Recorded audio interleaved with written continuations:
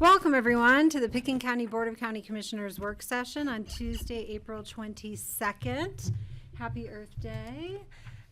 We are going to kick off our work session today with an update on Pickens County's Vision 2050 process, and this is very exciting. So I will turn it over to Deputy County Manager Garris Libernovo. Is that the right order here? And you'll pass it off. Thank you. Thank you. As Kelly shared, today we are going to give an update on Vision 2050. We have not been in front of the board since October to give you all an update when we really were kicking it off and talking about values, and staff and the team have been doing quite a bit of work, and so we're here to give you an update in all different aspects, as well as look ahead as action is about to pick up in Vision 2050 specifically for the board. So with me today, I'll let staff introduce themselves. Hannah Hunt-Wanger, Long Range Planner. Ellen Sassano, Long Range Planning Manager. And Suzanne Wolf, Community Development Director. And I believe Miles Graham with GBSM, who's part of our project team, is also on as well. All right. So an overview. Today we'll give an update. We'll go through the different stages. When we designed this process, we put it into 4 different stages as we're moving forward with comp plan, building code, energy code, and the CJC and caucus plan. So we put it into these 4 stages, and that's, sorry. And we'll be walking through what we've been up to. Next slide. Okay. So as a reminder, I think a lot of folks remember this, but we'll make sure we're grounded here always, is Vision 2050 really is the launching point from the Community Growth Advisory Committee recommendations from May of 2023. It really outlined a vast amount of policy changes, code updates, land use code changes as recommendations for addressing growth and intensity in Pickens County. As we took that report and figured out what was the approach to move into implementation, we have identified, again, these 4 stages and recognized that the first step is really an update to the comprehensive plan to set that policy direction. So I'm not going to go through this. It's just a fun graphic that we've created more for the public as we start to move out of how we even got here. So in 2019, the board declared a climate emergency. We can go back to the 1970s. I'm not going to do a full history of Pickens County land use and growth management. That will be in future meetings. 2019, the board declared an climate emergency, and really from that started to look at what is the future that you all want to see as we look at land use, those impacts, and really thinking about the climate as well as a new factor when we look at our land use patterns. So we went through the CJC process. They delivered their report in 2023, and we kicked off the Vision 2050 process. This process is really about weaving more community input with additional technical analysis, because that was identified through the growth committee process of we need additional information to test some of these assumptions and really inform this being, again, that value-driven, data-informed process to update the comp plan and lead into code development and code adoption.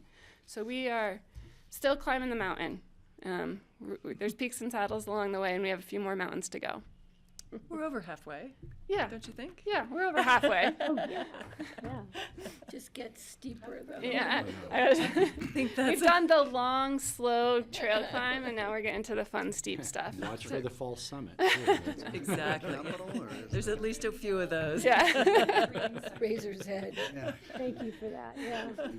That's great. So here's an update since 2024 September. What we've been up to. You all have seen some of these items. One, big kudos. Is that tomorrow? When does? The implementation of the building and energy Goes into code. effect on the 27th. 27th. So next week, those changes go into effect, which is a huge accomplishment. And the next step, we've also been working through quite a bit of technical data analysis. We're going to do a high-level summary today, but that is going to start to come out more publicly in the next couple of weeks, which is really exciting, and we'll bring that forward to the board. been working with focus groups on land use code amendments, so items specific to TDRs, growth management, FAR, some of the items that the growth committee really put a lot of emphasis in. And then the vast majority has been a lot of this work related to the comprehensive plan and working really closely with the Vision 2050 work group, the P&Z, stakeholders, staff, internal and external, and get a great update from the long range team. Next slide.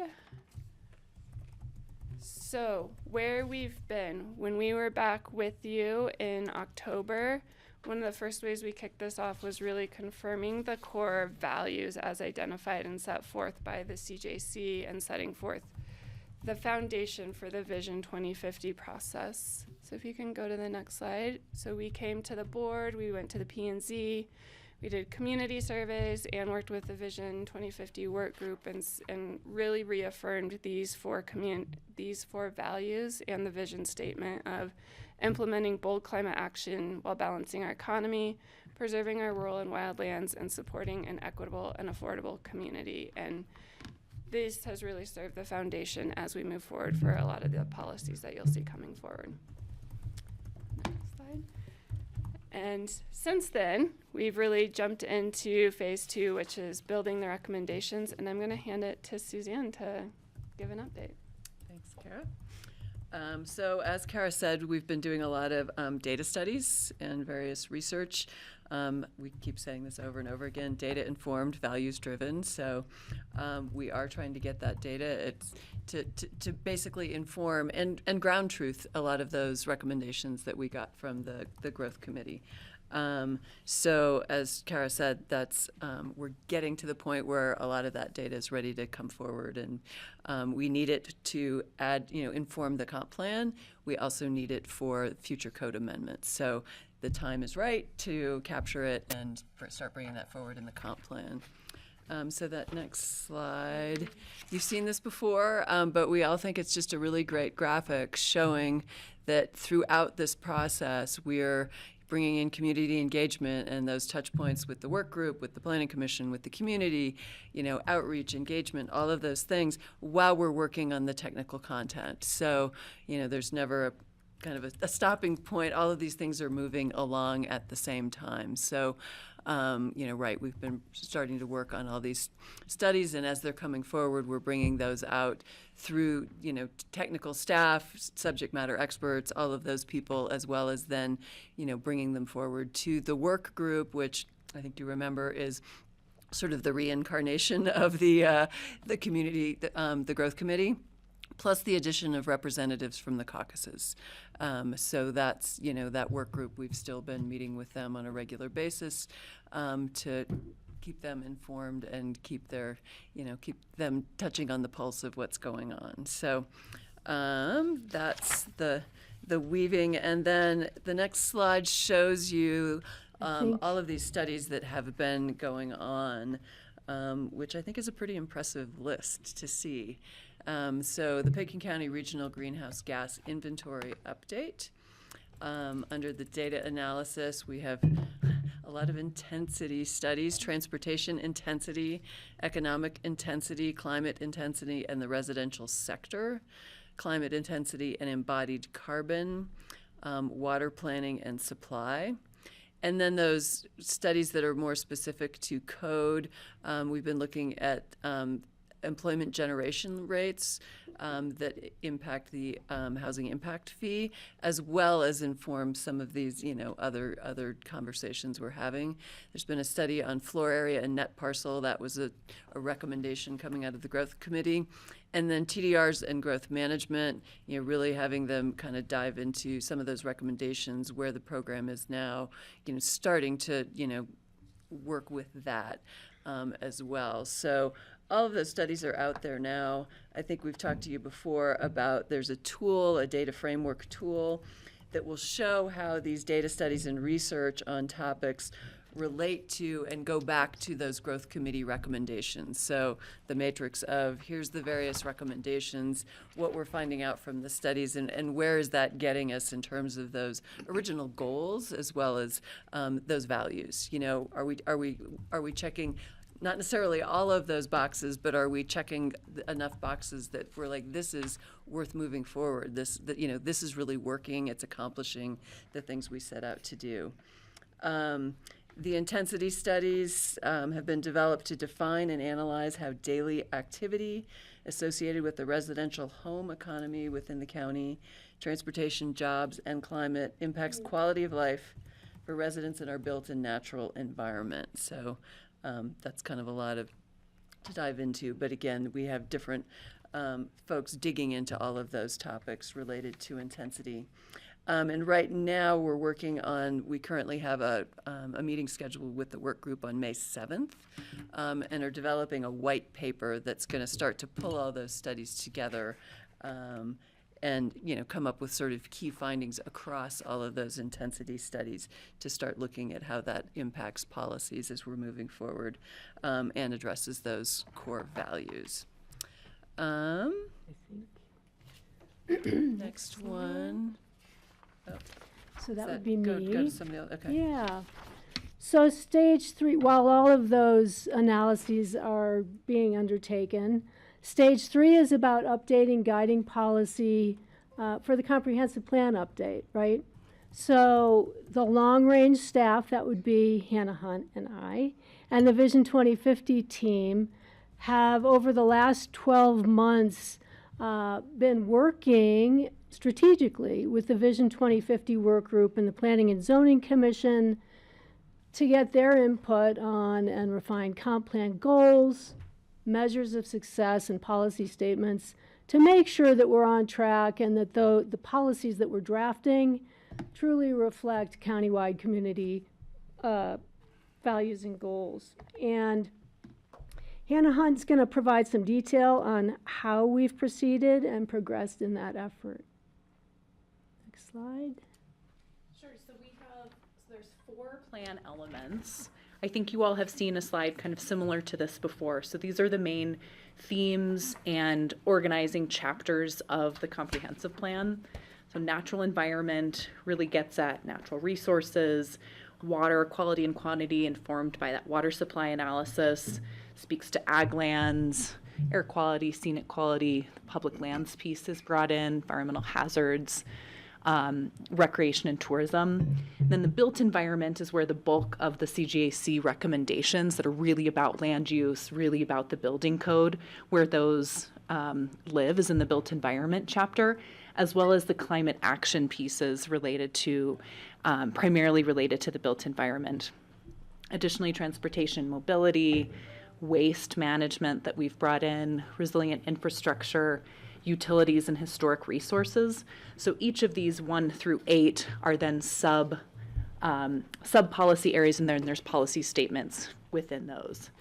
Community and economic health, this is really informed by a lot of the work being done by Health and Human Services, Public Health, the emergency management team with Pitkin County, but really looking at the community and economic health from more of a quality of life perspective, which was also bringing in a lot of the recommendations from the CGAC from more of a kind of holistic community perspective. And then regional approach is looking at many of these different facets, but how that plays out from a regional standpoint. So ultimately, the comp plan is providing the policy direction, which will set the stage for the land use and building code updates, many of that pulling through directly the recommendations from the CGAC, but incorporating also this real grounding in the values around balancing that economy, the social dynamics, and environmental factors. And the thinking here too is that this provides kind of a heuristic around decision making, both for the P&Z and also for the BoCC. So timeline and kind of process. 2024 was really digging into existing conditions broadly. doing initial conversations on topic area groundwork, moving forward with our policy direction, kind of honing.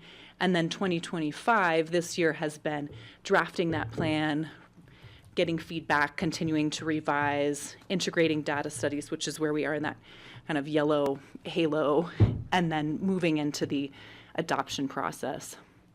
Just with a bit more detail, so that the work of the existing conditions, which was shared with you all, I believe, last September, which is kind of that, here's plans that we are infusing in that are informing this document. There was a data existing conditions report that's both the socioeconomic and demographic pieces. The presentation also that I shared with you all around the kind of community and economic data a few months ago, that's also informing this. And then we've been doing a lot of different types of outreach, and that's been one-on-one with subject matter experts.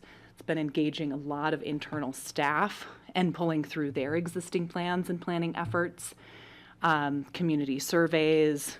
There was an open house that happened in the fall, and then continued follow-up, so a lot of small group discussions. Throughout this process, we've been meeting with the Vision 2050 work group, as Suzanne kind of described, and then with P&Z as well, as they're a part, their role as making and adopting this plan. So they've been very much along the way with us. This is kind of a high-level discussion, but really a lot of the fun and kind of deep dive is happening that we will be bringing forward around these intensity studies and around this data analysis that's really plugging into this. So that's the integrating data analysis will be that next meeting that we come to the BoCC to talk about. Part of that conversation is about the housing outside the UGB, and that's bringing in the water element as well as other factors into that discussion. And then through the summer, going into having that full draft plan presented to you all in a joint BoCC P&Z meeting, getting the go-ahead to initiate that public outreach. And then this summer will be public outreach period with broad variety of tools, leaning on our consultant team to help us as we do that outreach period this summer. And then concurrently working with P&Z, kind of, again, keeping them informed. And then ultimately in the fall, a P&Z plan adoption, and then to the approval of the BoCC, which is the current statutory language. So that's kind of a big picture of the process and timeline and where we are sequence-wise within this time frame. And as I'm not sure if you wanted to take this, but I can just say, really setting the stage, the policy work, updating the guiding policy, which is in the light sage, is setting the stage for us to adopt the code. And part of the effort of moving some of these data studies together concurrently is that we are setting a policy with some ideas in mind of how that will be implemented in the code, which is really helpful to have that be working concurrently. But ultimately, the comprehensive plan will be adopted, and then we will move right into the land use amendments and code adoption process. And go ahead. Oh, no. I was just going to say, and I might just clarify, we anticipate this is it's one little block that this will be a long process too, because it will require auditing the code, integrating those datas, and then working on the rewrites. So I don't think we yet even have an idea of how long that will take. I just want to clarify, it will not be done by winter of 2025. Yeah, that pink arrow might be stretched out a little bit. Not enough room on the slide, yeah.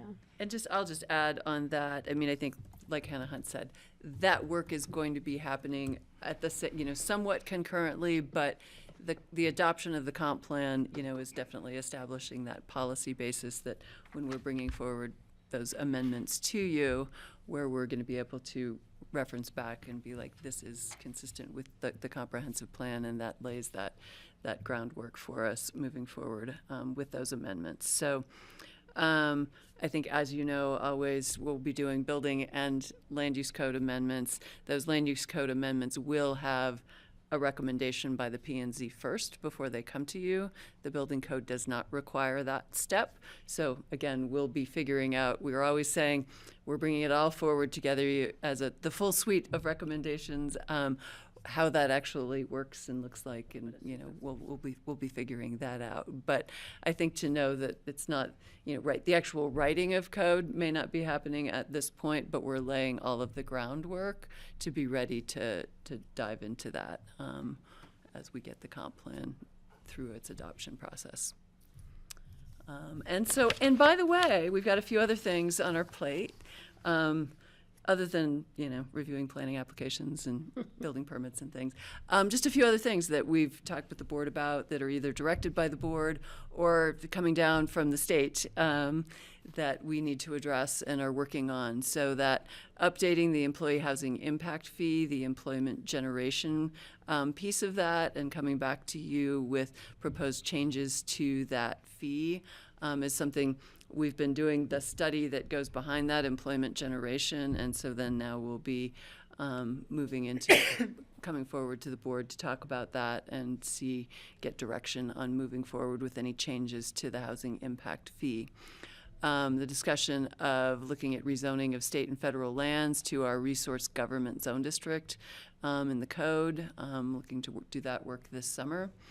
The wildfire resiliency code that Jeffrey knows the most about of any of us, but that is coming down from the state as something we will have to adopt. I don't know if we've heard if it's going to be the 3-month or the 6-month yet time frame for that to be adopted. For us, that also means looking at what we have in our land use code today versus what would be in this more of a building type code, and basically amending both, adopting a wildfire code as well as concurrently amending the land use code, so those don't overlap or are clear about what needs to be where. And then we also have the short-term rental impact study that we have gone out to bid, got a consultant on board, so that is getting started now. So again, just more work that's occurring in community development at the same time that we have Vision 20 going on. So just thought it's helpful to touch on those pieces.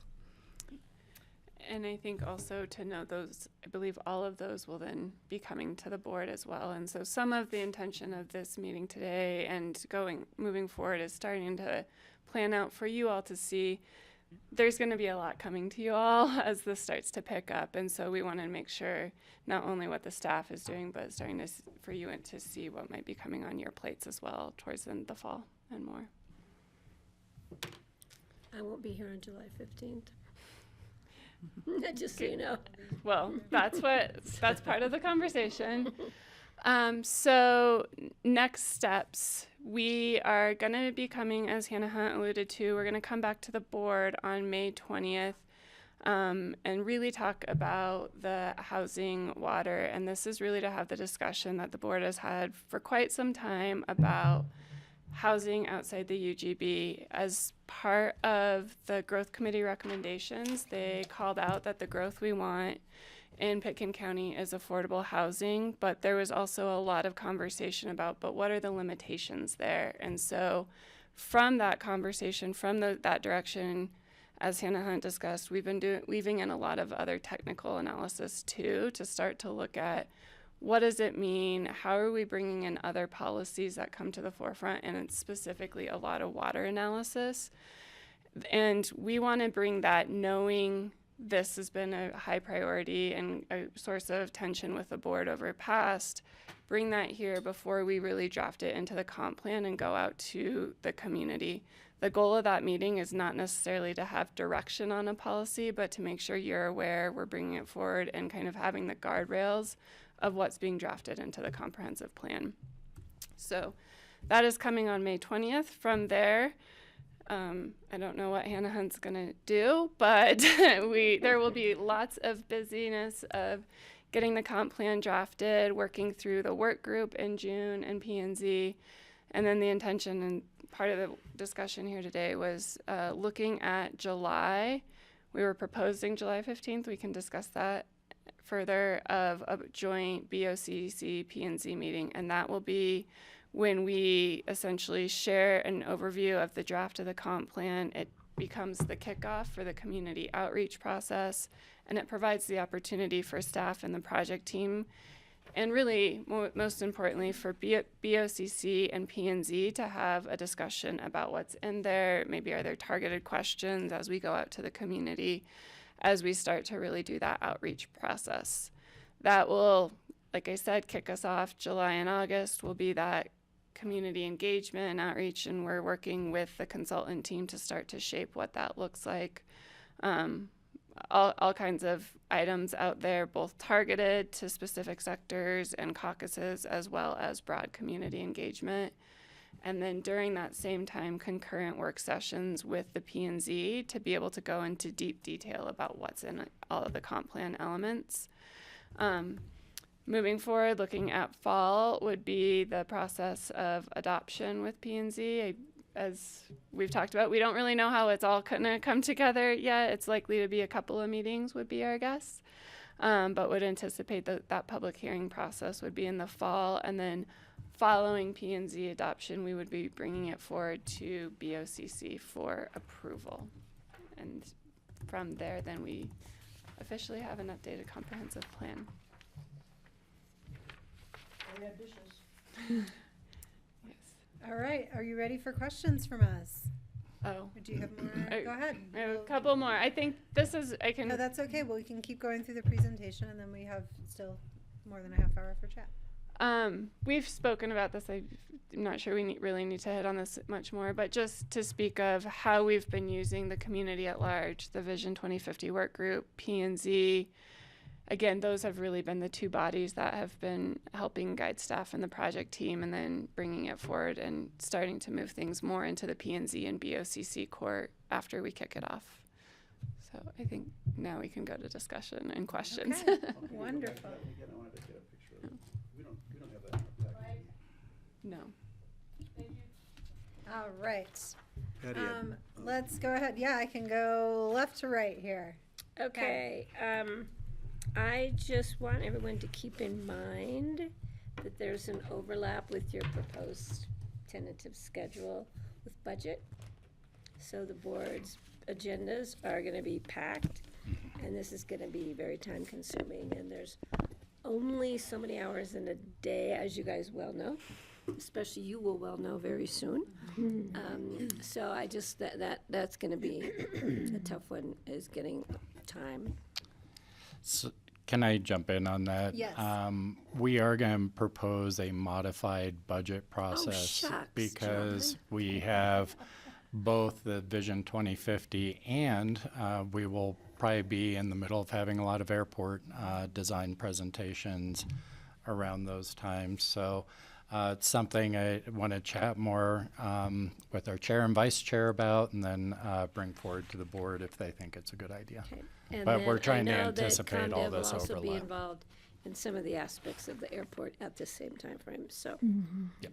Yeah, and then my other is more kind of a, in reading the information, going back through the other information from the past, we're really focusing, I understand, on residential impacts and intensities, but I don't think we can forget in this community that even though we don't have a lot of commercial on the ground in Pickens County, unincorporated Pickens County, we are impacted by the intensity of tourism, and that contributes to congestion, the transportation, water, everything that we're talking about for residential.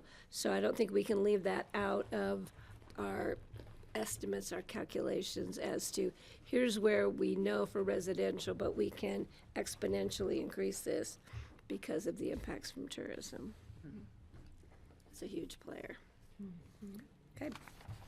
And I was wondering about the 20th. I'm like, I'm going to be here today. Jeffrey and I were going, what are they coming back on the 20th? Didn't we just have it? Yeah. So you're bringing us something new on the 20th. We didn't feel like doing both an overview of what we've done and diving into housing was going to be a lot in one meeting, so broke it up for you all. I'm glad that you reserved it. Well, or Or theirs. ours. Or ours. So Done thank that you. already.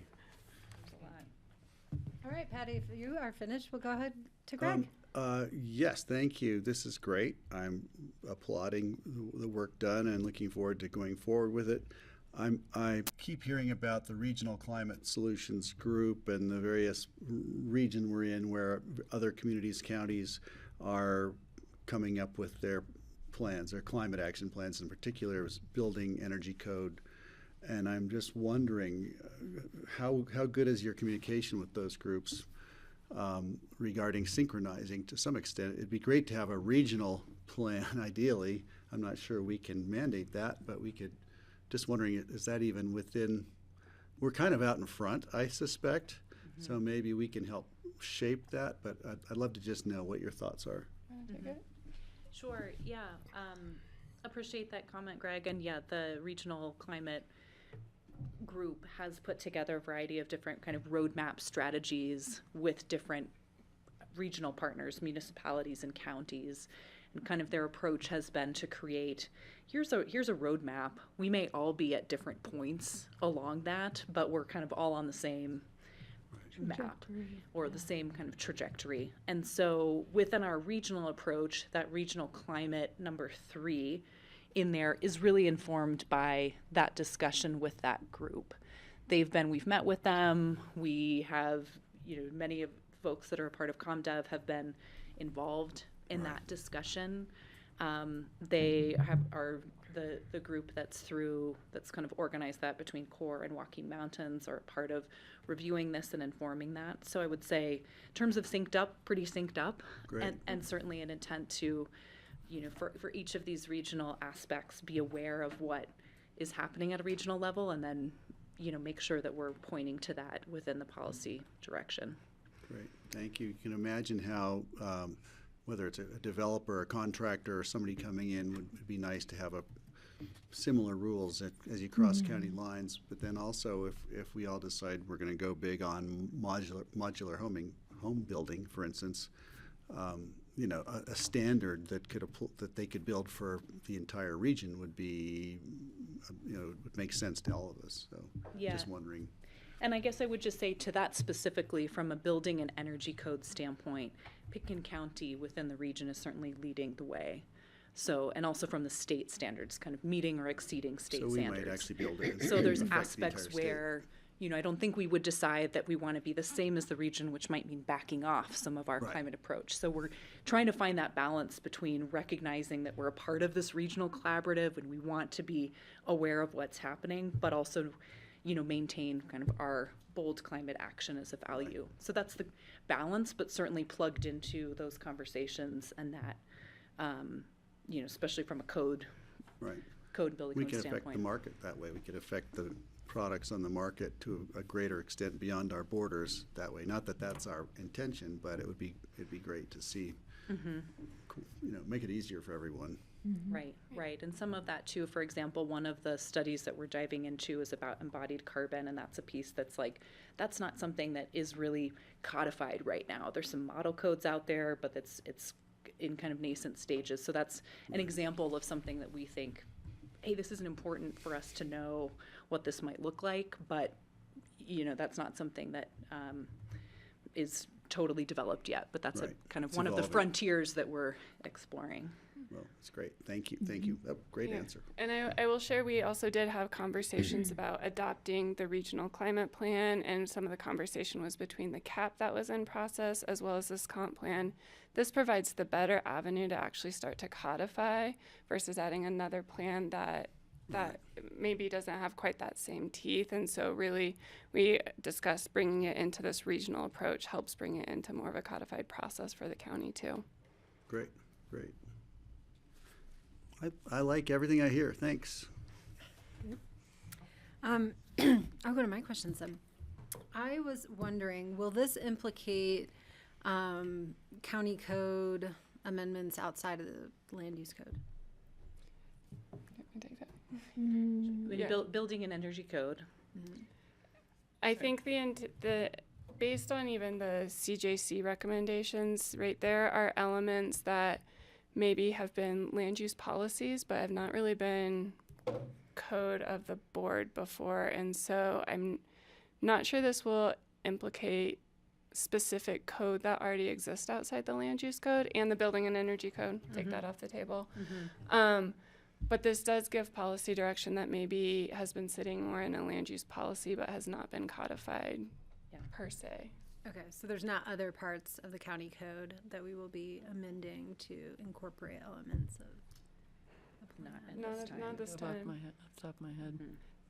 There may be things that, as you all come up, especially in more that regional community and economic, if the board chose to move a policy, but I think as we've talked with the attorney, and it's just having it in this, and especially now having that BoCC approval process, even though this is still an advisory document, it's still coming before the board for that discussion too.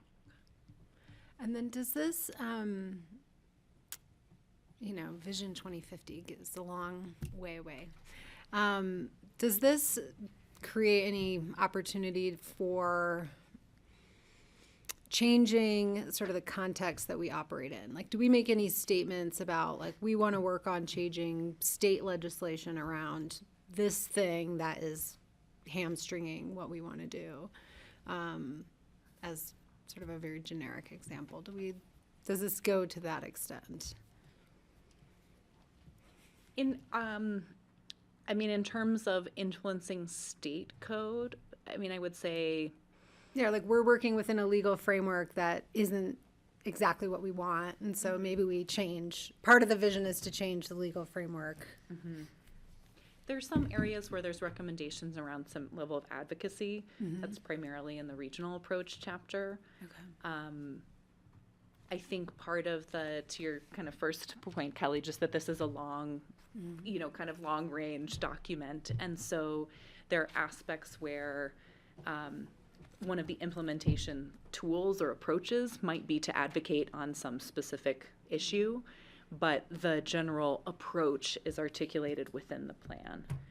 So one piece that we didn't speak to specifically here, but there will be an implementation plan or kind of matrix that will live as an appendix to this, which is looking at, whereas this document is kind of Vision 2050, a longer term plan, the implementation that's looking at more of the 5-year. So kind of how do we take this policy direction, and what are some of those immediate or nearer term next steps? Some of that's directly code updates, some of that may be some level of policy advocacy that could happen at a variety of different levels. Some of that may be programmatic. Does that kind of get at that question a bit? Yeah, it does, definitely. And I might share, I think the hope is maybe at that joint BoCC and P&Z, that's the opportunity for some of what you all want to see out of it as it goes forward. So if that's a place where you as a board or you board and P&Z want to see some goals specific to advocacy, it definitely is still the opportunity within there's the just framework. some of like the obvious ones, right? Like 35 acre zoning, exempt well permits, GMQS, those quotas, like there's some of those that are very obvious, I think, but I wonder what is less obvious that would help us kind of really move into shape the kind of community that we want, is a little bit of where my thinking goes on some of this. And like carbon fees, carbon tax, like at this point, I just feel like we should just do it and like see if we get in trouble. It seems like no one cares if what the law says anymore, So those are just sort of a couple of ideas that I'm wondering how they're gonna show up in the plan a little bit. And then I was wondering a little bit about specifically the embodied carbon stuff. I just could use some clarification, because when I was reading it, the language around, I don't have it pulled up right now, but eliminating or reducing embodied carbon, and it wasn't language that made sense to me necessarily. Like I was like, oh, I've never thought of embodied carbon this way. So I'm curious how you guys are thinking about it. Like I always thought of embodied carbon as like, it's almost like a sunk cost that we're trying to turn into something more productive. But I think the way that you guys have framed it makes me confused if I'm thinking about it correctly. So No, I'm maybe really educate confused. Yeah. you want to? I can start. I mean, I think that Trying you to know, pull, I look at the website and the website keeps crashing on me, so I can't pull it up right now. yeah, I mean, I think that in terms of thinking about carbon, there's kind of operational carbon, which is like turning on the lights and, making the building function. And then it's similar to the idea of a sunk cost or embodied carbon, the kind of process that it takes to create, to kind of going back into the supply chain of what different components are part of that building or structure, product, whatever. And so a part of that is that the kind of recognition that a lot of the development, which is predominantly residential development, there are extended and kind of a deep supply chain that leads to significant amount of embodied carbon that's going into a lot of development that's happening, especially when there's quick turnover of properties, especially when there's a lot of custom fabrication that goes into some of these kind of high level of finishes. And so kind of a variety of ways where that's recognizing that from building code can really address the building envelope. You can really address how much energy, kind of energy consumption and energy efficiency. And that's really getting at kind of the operational carbon piece of it. But that kind of before aspect around the embodied carbon is an aspect that we recognize contributes to the overall carbon footprint, but is a little bit harder to regulate, quantify, kind of understand.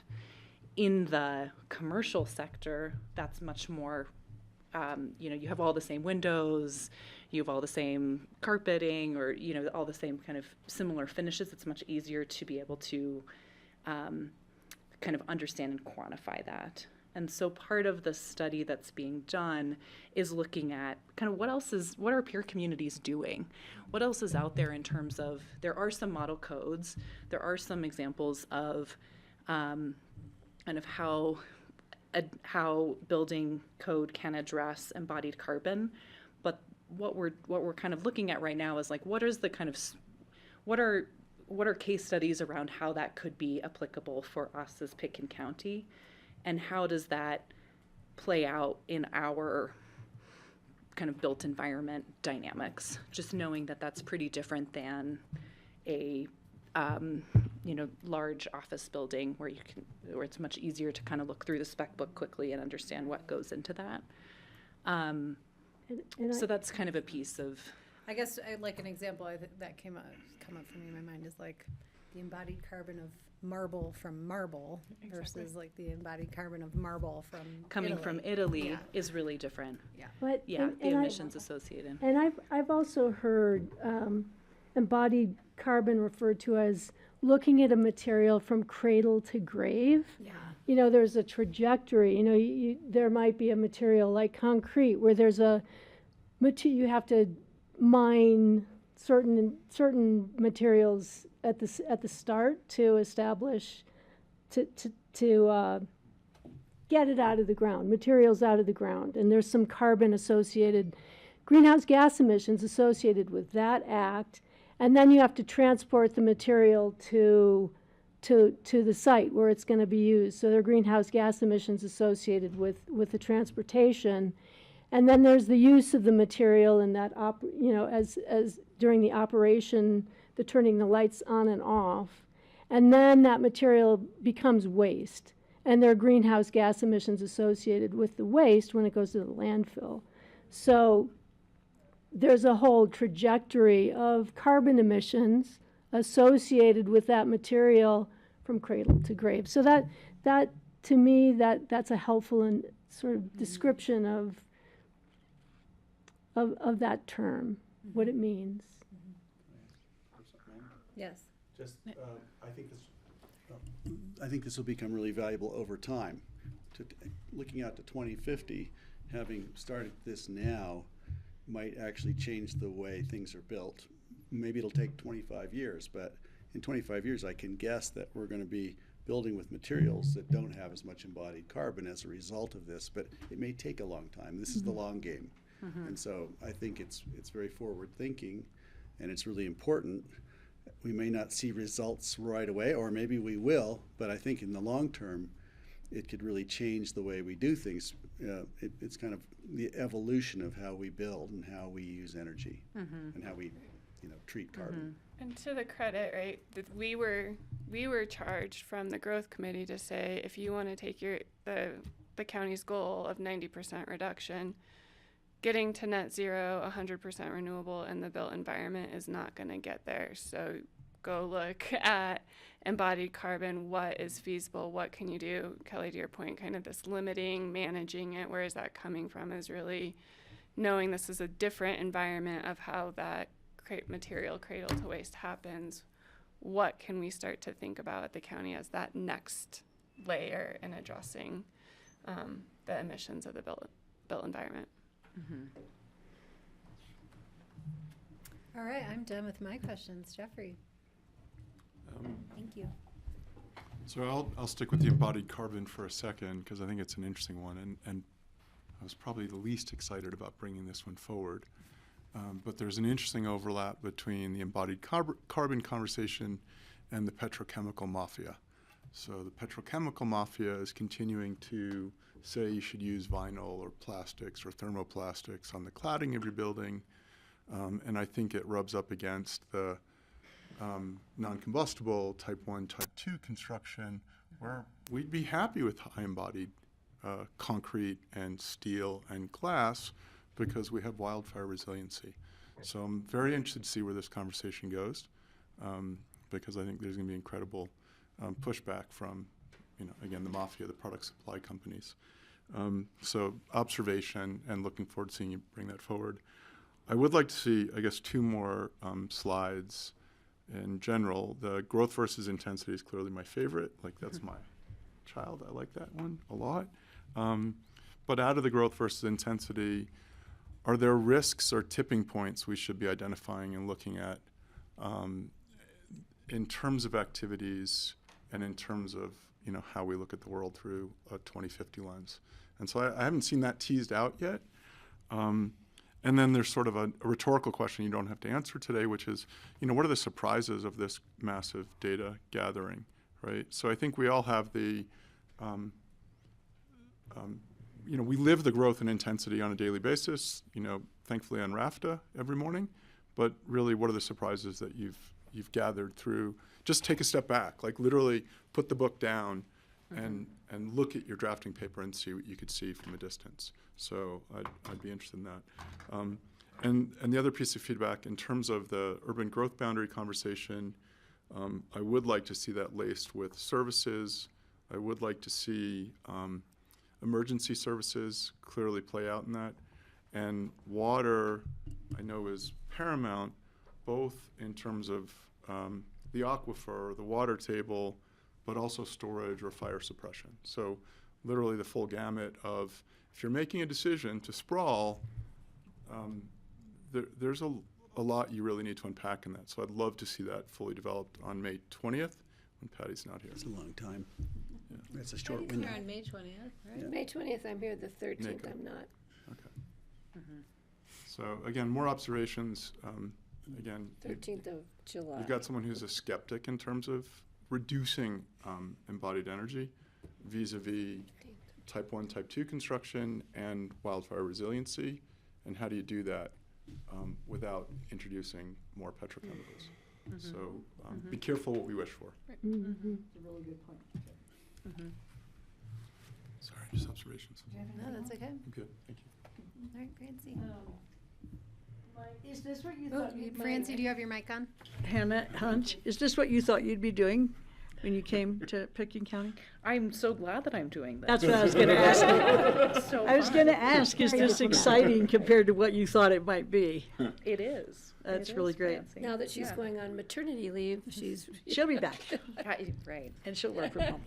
right. Well, it's really Community great. It will engagement, I'll still gone. be It's pertinent, right? really great you're involved, because I'm always impressed by the way you handle statistics and just all of the math components of what you guys are doing. It's really impressive. Thanks.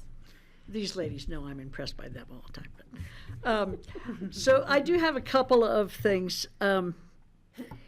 a lot of them have already been asked, but like outside of our region, who else is doing this kind of intense, forward-thinking, environmentally based as well as character-based work? Are we aware of any other communities that are doing this work?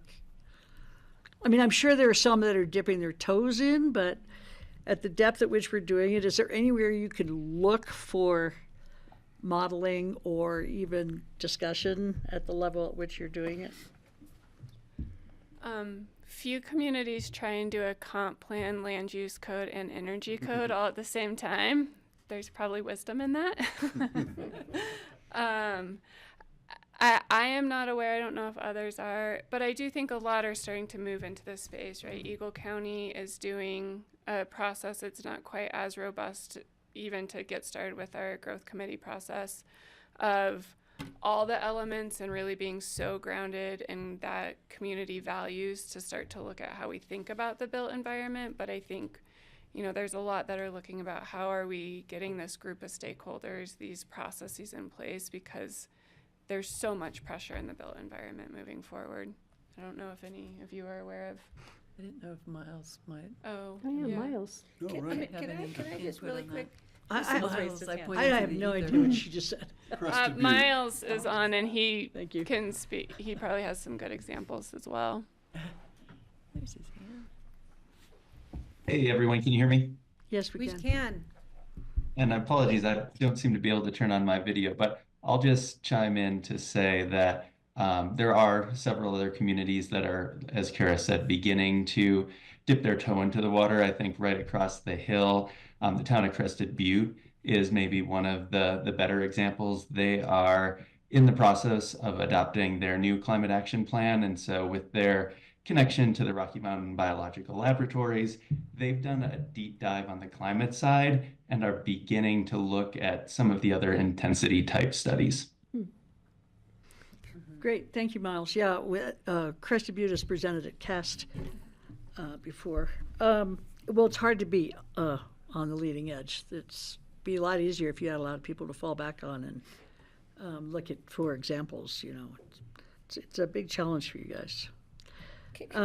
Francie, can I just jump, because that's a really good idea, what you brought up with CAST, having a presentation.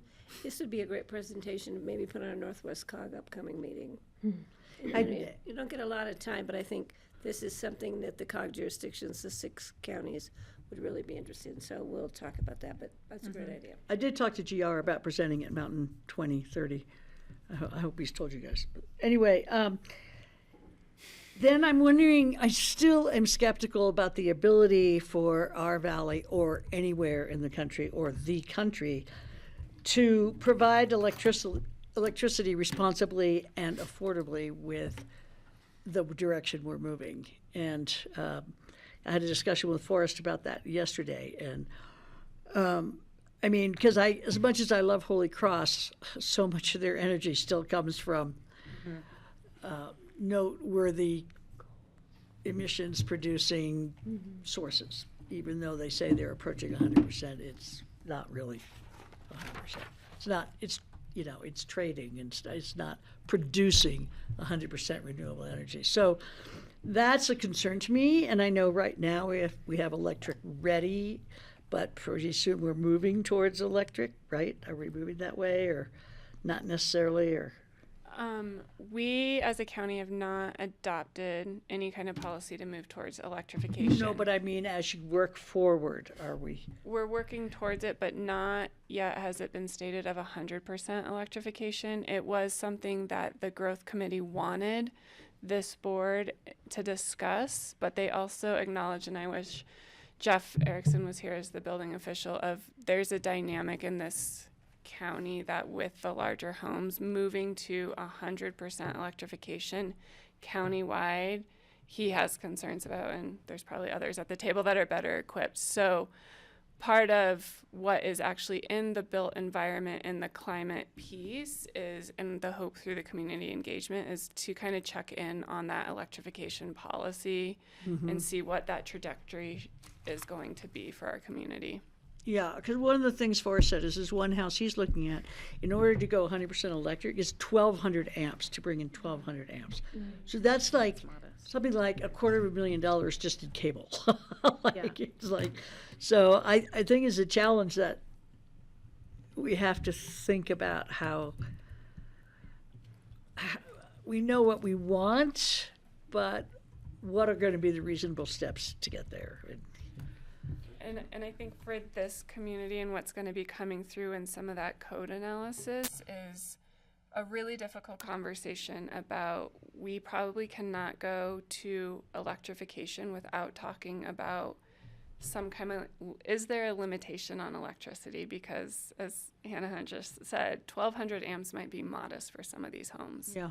And so I know that's part of looking at the next phase in those building and energy codes is what is even possible, right? We're getting into territory that's out there for sure. And so we're doing, case studies to see what's even possible to think about to bring these really difficult policy conversations forward to you all. Well, and the other part of that conversation was how many of the bigger houses are doing complete remodels, which actually goes against our whole thing of 9,250 square feet and the amount of energy consumed. And so I hope that's something we're looking at, is that whole destruction and rebuild thing, because that right now, that's where people are going because they know they can't build 15,000 square feet anymore. So that's a pretty big concern that we figure out how to get a handle on that before we get too much further down the road. Thank you, guys. And maybe just a few comments on that, Francie, is that the energy code that's adopted, that's come before you, that has those different tiers, is looking at incentivizing electrification in those smaller square footage where that total amp size might be lower. So you're looking at more of a 200, 400 service as opposed to, upwards of 12 or beyond. Yeah, I mean, seriously, some of these sizes are pretty insane. And I would just say, I think that kind of approach of being values driven. Okay, we want bold climate action, but data informed. Like, what's enabling, what's limiting of this? What does this look like when we think about this from the logistics and feasibility? Just that's kind of an example of how this process has been moving forward, thinking like, what's this big picture goal, but then let's do our homework to make sure that we're actually putting something forward as a recommendation or ultimately a code that achieves both the values but also feasibly can be implemented. All right, we have a few more minutes for more discussion. Greg? Just going to say that's where it seems like the embodied carbon discussion becomes more important, because all these questions end up remodels and replacements and trying to skirt one rule. Embodied carbon plays a huge role in a remodel and that discussion. And also, as we look toward how we're going to build things in the future, I was thinking about scale. Like somebody just brought up Carrara marble versus marble, and which has the better, which has the lower carbon marble. And you think, well, if it's scaled up and Carrara can do it super efficiently, it might actually be lower carbon and cheaper. Just brings scalable amounts of it from there rather than reopening or opening a new mine 30 miles from here. Those are the interesting questions. And when you go to scale, it's like what Amazon has done so well. They're able to get things done much more efficiently and charge less for them, and brings all the problems that come with that. But I'm just thinking this is an important conversation, and by beginning this now, we're shaping something that could really be significant, and maybe it will be 25 years. In fact, it will be 25 years as we see how this plays out. Well, this is a lot of fun. Can we just keep going? And you can see, thank you for pointing out how much fun they're having. They didn't reveal it at first, but now I see them smiling. Well, it is pretty exciting. I do want to tell a little funny story about this conversation last night, because when I was having it with Forrest, his son Brody was there. Well, Brody is in the 6th grade.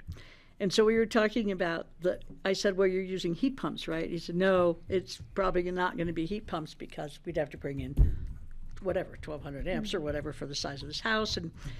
And his son said, oh, well, the smartest thing to do now is put in a gas boiler now, and then in 2 years, when you have to go electric, you can have the job back again and do it again. Smartest thing for Dad. I thought it was really cute. Yeah, and then I want to wrap I'm up gonna do with it one real thing. quick. Increases in staff to accommodate this. Do you guys need help? Yes, can I just jump in on that? If Patty's offering, I'll say yes. I knew that was gonna be the answer, because I think we need, if we're actually gonna move this forward with everything else that's going on in the county outside of your department, that's gonna be actually coming into your department at some level, I think we need to talk about that coming up. If she's advocating for I an know. FTE, you're more than halfway there. That's why I said I'll say is. yes if she's asking. It's really term good. limited, remember? I'm okay with term limited Can we FTEs. poach from other departments? To do land use planning, I don't know if, Well, yeah, I think there's, so there's I gonna, wasn't suggesting that. there's gonna be a couple of impacts, you know, obviously we have this major initiative. We also have the airport initiative, which is gonna significantly impact both, you know, land use review and approval, which a lot of our staff is involved with, in building inspections. So we're gonna be bringing a lot of those resource needs, both in terms of internal resources and contracted resources, to the board for consideration. Not to mention my continual request for more help in the community development, just getting applications through. There's that. You It's just only- need 2 more, This Francie. is only the 5th year. Francie, if people were out there who could do the job, they would be in here, but there is nobody out there that can do the job for us to even Well, bring in. since you brought it up, I'll call out, oh no, Hallie left, she walked away. Our newest planner, who started yesterday. Oh, great. Is in the back of the room, and that was in a. She was. I saw that. I'm like, who is that? Yep, she was in the back of the room, but changed yes, her so mind. that's, She's running out the door. she went to move her car, that's our famous story. Well, that is good news. So yes, I mean, we have been working on trying to build that capacity and, you know, bring on the additional staff, and, but yeah, we'll have more conversations with you about FTEs, I'm sure. I had to bring that up. Well, and I'll just close up because I want to point out, you know, back on Earth Day in 2019, you know, the proposal to declare a climate emergency came to us from a couple of children. Was one of them your daughter? I don't My remember kids your were daughter's part of that friends. group, yeah, it was their group. And, you know, I hope this is a message for young people to feel encouraged that their approach to their electeds can really result in very meaningful, tangible change on the ground and in the futures of their communities, because that is what this Vision 2050 is drawing off of and being inspired by. Can I And just so, touch to your conclusion? If they're out there, and I hope they hear this and, you know, will. should feel proud of their efforts 6 years ago. I love that point. Just a quick add-on, the New York Times right now is doing, in honor of Earth Day and in opposition to some other things, they're doing a story of small projects all over the place, like countywide or one business-wide or farm-wide. They're really awesome stories, and they have a link on the front page every day, so I really recommend you look at some of those. They're like the oyster shells were created by New York restaurants are like overwhelming, so they've come up with a plan to return them to the bay so that blah blah blah, that kind of thing. Anyway, so this is sort of like that. I was thinking on the way in when I was listening to it on NPR was reporting on what the New York Times is doing, and so I was thinking about this. And read it quickly because it could be gone tomorrow, the newspaper and NPR. Do you plan to present on this in any of your upcoming professional? So we did Conferences or present anything? on this at ICMA, the International City County Manager Association, last fall. We did also submit a joint one with Crested Butte, actually, to talk about at the APA conference. That was not accepted, unfortunately, but we should be thinking about that again in the Remind future me rounds. about COG too. Yeah. I mean, I definitely think in the next, 12 months, we should invite any of the gubernatorial candidates to hear about this as they start to think about oversight of local land use in We Colorado. can do that maybe this week. All right. Fantastic. Can I leave one Nice work. for the Yes. board to discuss? So it sounds like Patty is out on July 15th. You all do not need to discuss it now, but as you look at future dates, it'd be helpful. We want to know what is a date that we can have the full board, and then we will work with the P&Z to try and find that. So Starting when? we're hoping sometime in July, which I know is going to be fun. So that might be multiple meetings. I'll put it out there for you all to discuss later All on. right, we'll talk about that. Thank you. Thank you. Thanks, all. Thank you, everyone. We're working on Thank you, money for guys. your other job at the airport, so sorry. All right, let's invite up Levi Borst, our management analyst, who keeps track of all the actions of the legislature.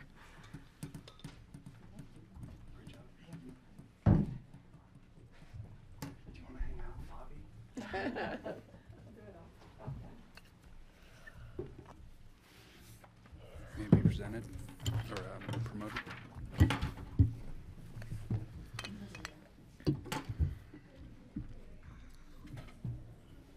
Howdy, Levi. Oh, hey, good afternoon. How are you? Happy Earth Day. Likewise. It's my grandmother's 93-year-old birthday today. Oh, wow. Well, happy birthday to her. Yeah, surprisingly good spirits. Was she out cleaning up trails and parks and? No, she was cooing over her toy pet dog, so she's taking it pretty easy today.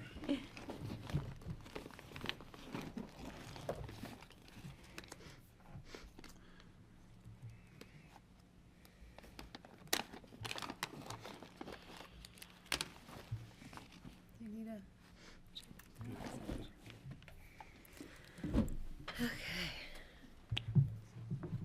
Grab some water, I'll be right back. Okey doke. Don't wait for me. Kelly, while Levi's gearing up here, Yes. can I ask you a question? Of course. 'Cause I know you know the answer. Ooh, I know. What does it mean when it says signed by the Speaker of the House rather than signed by the governor? Depends on what you're talking about. Is that a joint resolution? I don't know, I went through a lot of these and circled the ones that were signed, and I don't think I've ever seen that before. Well, Okay, don't that's know. the question of the day. yeah, so that would be my first guess. My second guess would be if they had to override a veto. That's what I was thinking, but I haven't heard of any of those, but. So there's one joint resolution that was signed by everybody that we'll talk about. It was the Protecting Colorado's Outdoors that came up last time we met. And that's just a joint resolution that went through the House and the Senate both. That gets sent to the governor, the AG, the delegation, and a lot of other folks. But it doesn't actually require any legislative action other than kind of a declaration. So I've got a note on that. It might be the one you're talking about here in just a It minute. could also designate where it's at in the process. Once a bill has been passed in the same form by the House and the Senate, it's signed by the Speaker of the House and the President of the Senate before going to the governor. So it could mean It's at that that it's passed stage. the legislature and has received that signature on its way to the governor's office. And Levi's right. In the event of overriding a veto, that would be the other circumstance. I circled the ones that have. But it, if so there's a when we get to lot of that. them, Patty, it probably means that it's still getting the signatures certifying the language of the bill to the governor's office for signature. These are at the back. That HB bill? But this one is repeated phone calls, obstruction of government operations. That's repeated phone calls to 911 that have no legitimate Yeah, purpose. but that was signed by the Speaker of the House. So I assume that one's waiting to get to the governor's desk. That would be my guess. We want to support that one. Is the bill number HB something? Yeah. That would be where it was initiated. No, it's a Senate bill. It has to be signed by both the Speaker of the House and President of the Senate before it's transmitted to the governor's office. Yeah, but for I've never signature. seen them put down on I this. don't know why that's The happening. other one is Senate Bill 151, measures to prevent youth from running away. And so this is a new software platform for this year So maybe as a that's bill why tracker. there's a little different. And they update it so often that it updates every day. And so once it's, it's kind of an interim step that they note instead of saying, Well, none have been on the signed by the, governor's desk. the President of the Senate. Only the two signed by the Wonder- Speaker of the House. I don't know if there's an order or a sequence that Yeah, I don't know, happens it's in or just not. something new I picked up on. And I want to know how you keep a youth from running away. That I don't know. Okay. All right, so I'll just jump in. I know we don't have a ton of time today. I only have a few new bills to talk about positions on. And then we've got just a couple of, I guess, potpourri type of legislative items to talk about. So I'll just jump in. Today's day 105 of the session. It ends 2 weeks from tomorrow. And we're at 635 bills. And the session ends May 7th. So as a general highlight, the budget is through the House third reading and through the conference committee as of April 17th. So that's getting really close to being finalized. The amendment that came up, I think, from Francie and Mark Caitlin's newsletter was about J071. And that has not been amended out, so that's still in, which designates $11 million to HCPF. So just as a quick follow-up, that amendment passed and it's still in. So that's good news. And then the joint resolution 25009 is protecting public lands, and this is just what you asked about. So this is a joint Senate and House resolution that basically talks about protecting Colorado's public lands and being stewards of our environment and things like that. So SJR stands for Senate Joint Resolution. Mm-hmm. And so that gets sent to the governor, the attorney general, the delegation, and it's a letter writing campaign. It's and a HCPF position. is HICPF? Mm-hmm. A new position bill idea. Data Center Development and Grid Modernization Act. So we may remember this, you probably remember this from last session. There was some incentivization measures proposed for data centers. And this is another crack at that same egg. It's a sales and use tax credit.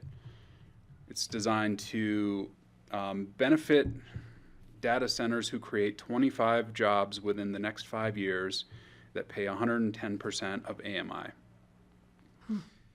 So if you read the bill description, it has a lot more limitations than the actual bill language. So there's a lot of really concerning hiccups in there. There are almost no environmental concerns listed. It talks about being part of a water stewardship program, which is also not defined in the bill language. It talks about 50% of the power that they use needs to come from renewable sources, but that's also not in the bill language, it's only in the summary. And then, of course, we're talking about where does the water come from that these sort of centers require for their cooling and all of those things. So very few climate protections, no ratepayer and consumer protections. This is a pretty big step back in all likelihood of Colorado's energy goals, and we don't know where the water is supposed to come from. So this looks to be a pretty unnecessary subsidization of big business data center sort of corporate interests, and there are too many concerns so far for me to in good faith support it. So CCAT, CC4CA both oppose it as written, and I would recommend we do the same. I agree. I agree. Questions on that? I know Jeffrey was involved in that discussion. I think one of my biggest concerns is the discrepancy between the bill description and the actual bill language. That just rubs me the wrong way. Thanks for pointing that out. The increased access to homeowners insurance enterprises. And we spoke about this months ago when it was first introduced, and we just had a lot of questions about where the amendments would land and what this would actually mean. So this bill creates two enterprise funds. The first is the Wildfire Catastrophe Reinsurance Enterprise, 0.5% fee on policies who haven't conducted wildfire mitigation in, quote, high-risk areas. I had to look this up, so you need a certificate from the Insurance Institute for Business and Home Safety in wildfire prepared property in order to be exempt from this 0.5% fee. How do you get that? That's what is that? I don't know what that is. Jeffrey hopefully knows. So IBHS it is a defined program. So either through, sounds like either through your insurer or through IBHS, you would get a certification. Mm-hmm. And there's clearly differences between what IBHS wants and, for example, what the state and the state wildfire code board want. They're not one and the same. As the name implies, it is an insurance institute. So it's I'll leave it at that. Do the insurance But companies? they do something called the wildfire prepared home, that talks about home hardening and site. Do the insurance companies have any incentive to actually respond when you call them or write them or apply for this? Or is it going to be kind of opaque and hard to get? I mean, what incentive do they have to help us get that discount or reduce the fee? I'm just wondering, that's the thing that scares me. I love this, but Looks good, but you devil's can't in get the it. details. Right, yeah, sorry, you can't have that, or, it doesn't work unless everyone in the neighborhood does it. Right, yeah, but they just charge an extra Yeah. 0.5%. I would hope that the Division of Insurance would be regulating Yeah. Michael. I would hope. industry, and then, because they're the ones I think that collect the fee Michael. from the companies. Yeah. Yeah, exactly. Yeah, I mean, I honestly, I wouldn't question IBHS. Think that it is a defined program, either through your insurer or directly through IBHS. You should be able to certify your home. Can you define that? Institute for Building and Home Safety. Building Institute for Building and Is there any Business and Home Safety. Any Right, other yeah. criteria for them to reach out to homeowners, or is this something homeowners have to discover and track down? I think You have to it's- get the bill. It's listed as a separate item when you get your policy renewal, and so I would assume it's the consumer's responsibility to reach out and figure out how to get that fee removed. Right, boy, that And sounds is, Kelly May, onerous. is there any idea as to how much it costs you to get this waiver, to go through this process? I mean, in some cases, it might be cheaper, easier, whatever, just to pay the 0.5%. I'm sure it depends on how your home was Yeah. built to begin with, because if your home was built in accordance with this initially, then you might not have to do anything. That I don't know. Yeah, IBHS does publish studies. IBHS does publish studies, and it gives you the delta on what a wildfire prepared home would cost. So here's the cost of a Class A roof, or non-combustible siding, or creating Right, defensible I'm not space. talking about that cost. I'm talking about the cost of getting the piece of paper you need or whatever Yeah. to submit to your insurance company. There's, I've never heard of a cost for the IBHS certification. but we don't know if there is one or isn't. I don't believe there is one for the certification with IBHS, and we can double check. Yeah, there may be one coming. Business Francie? opportunity. Is there any way to use this to your benefit if your house is already fireproof? I would assume the only benefit is that you don't have to pay the fee. You don't get your insurance reduced by having a certain classification? I Unless, see what you mean. well, there's a different, the another other bill. the other Thank you. wildfire bill that we're already in support of speaks to that. Okay, So not in this bill. okay. And then, ultimately on a macro scale, I think one of the benefits is that the more we do this across the state, the more likely we are to preserve the availability of insurance in higher risk areas. Right. So I think that's one I kind mean, of, reinsurance is a proven approach for high insurance issues. I mean, it's been a success in health insurance in Colorado.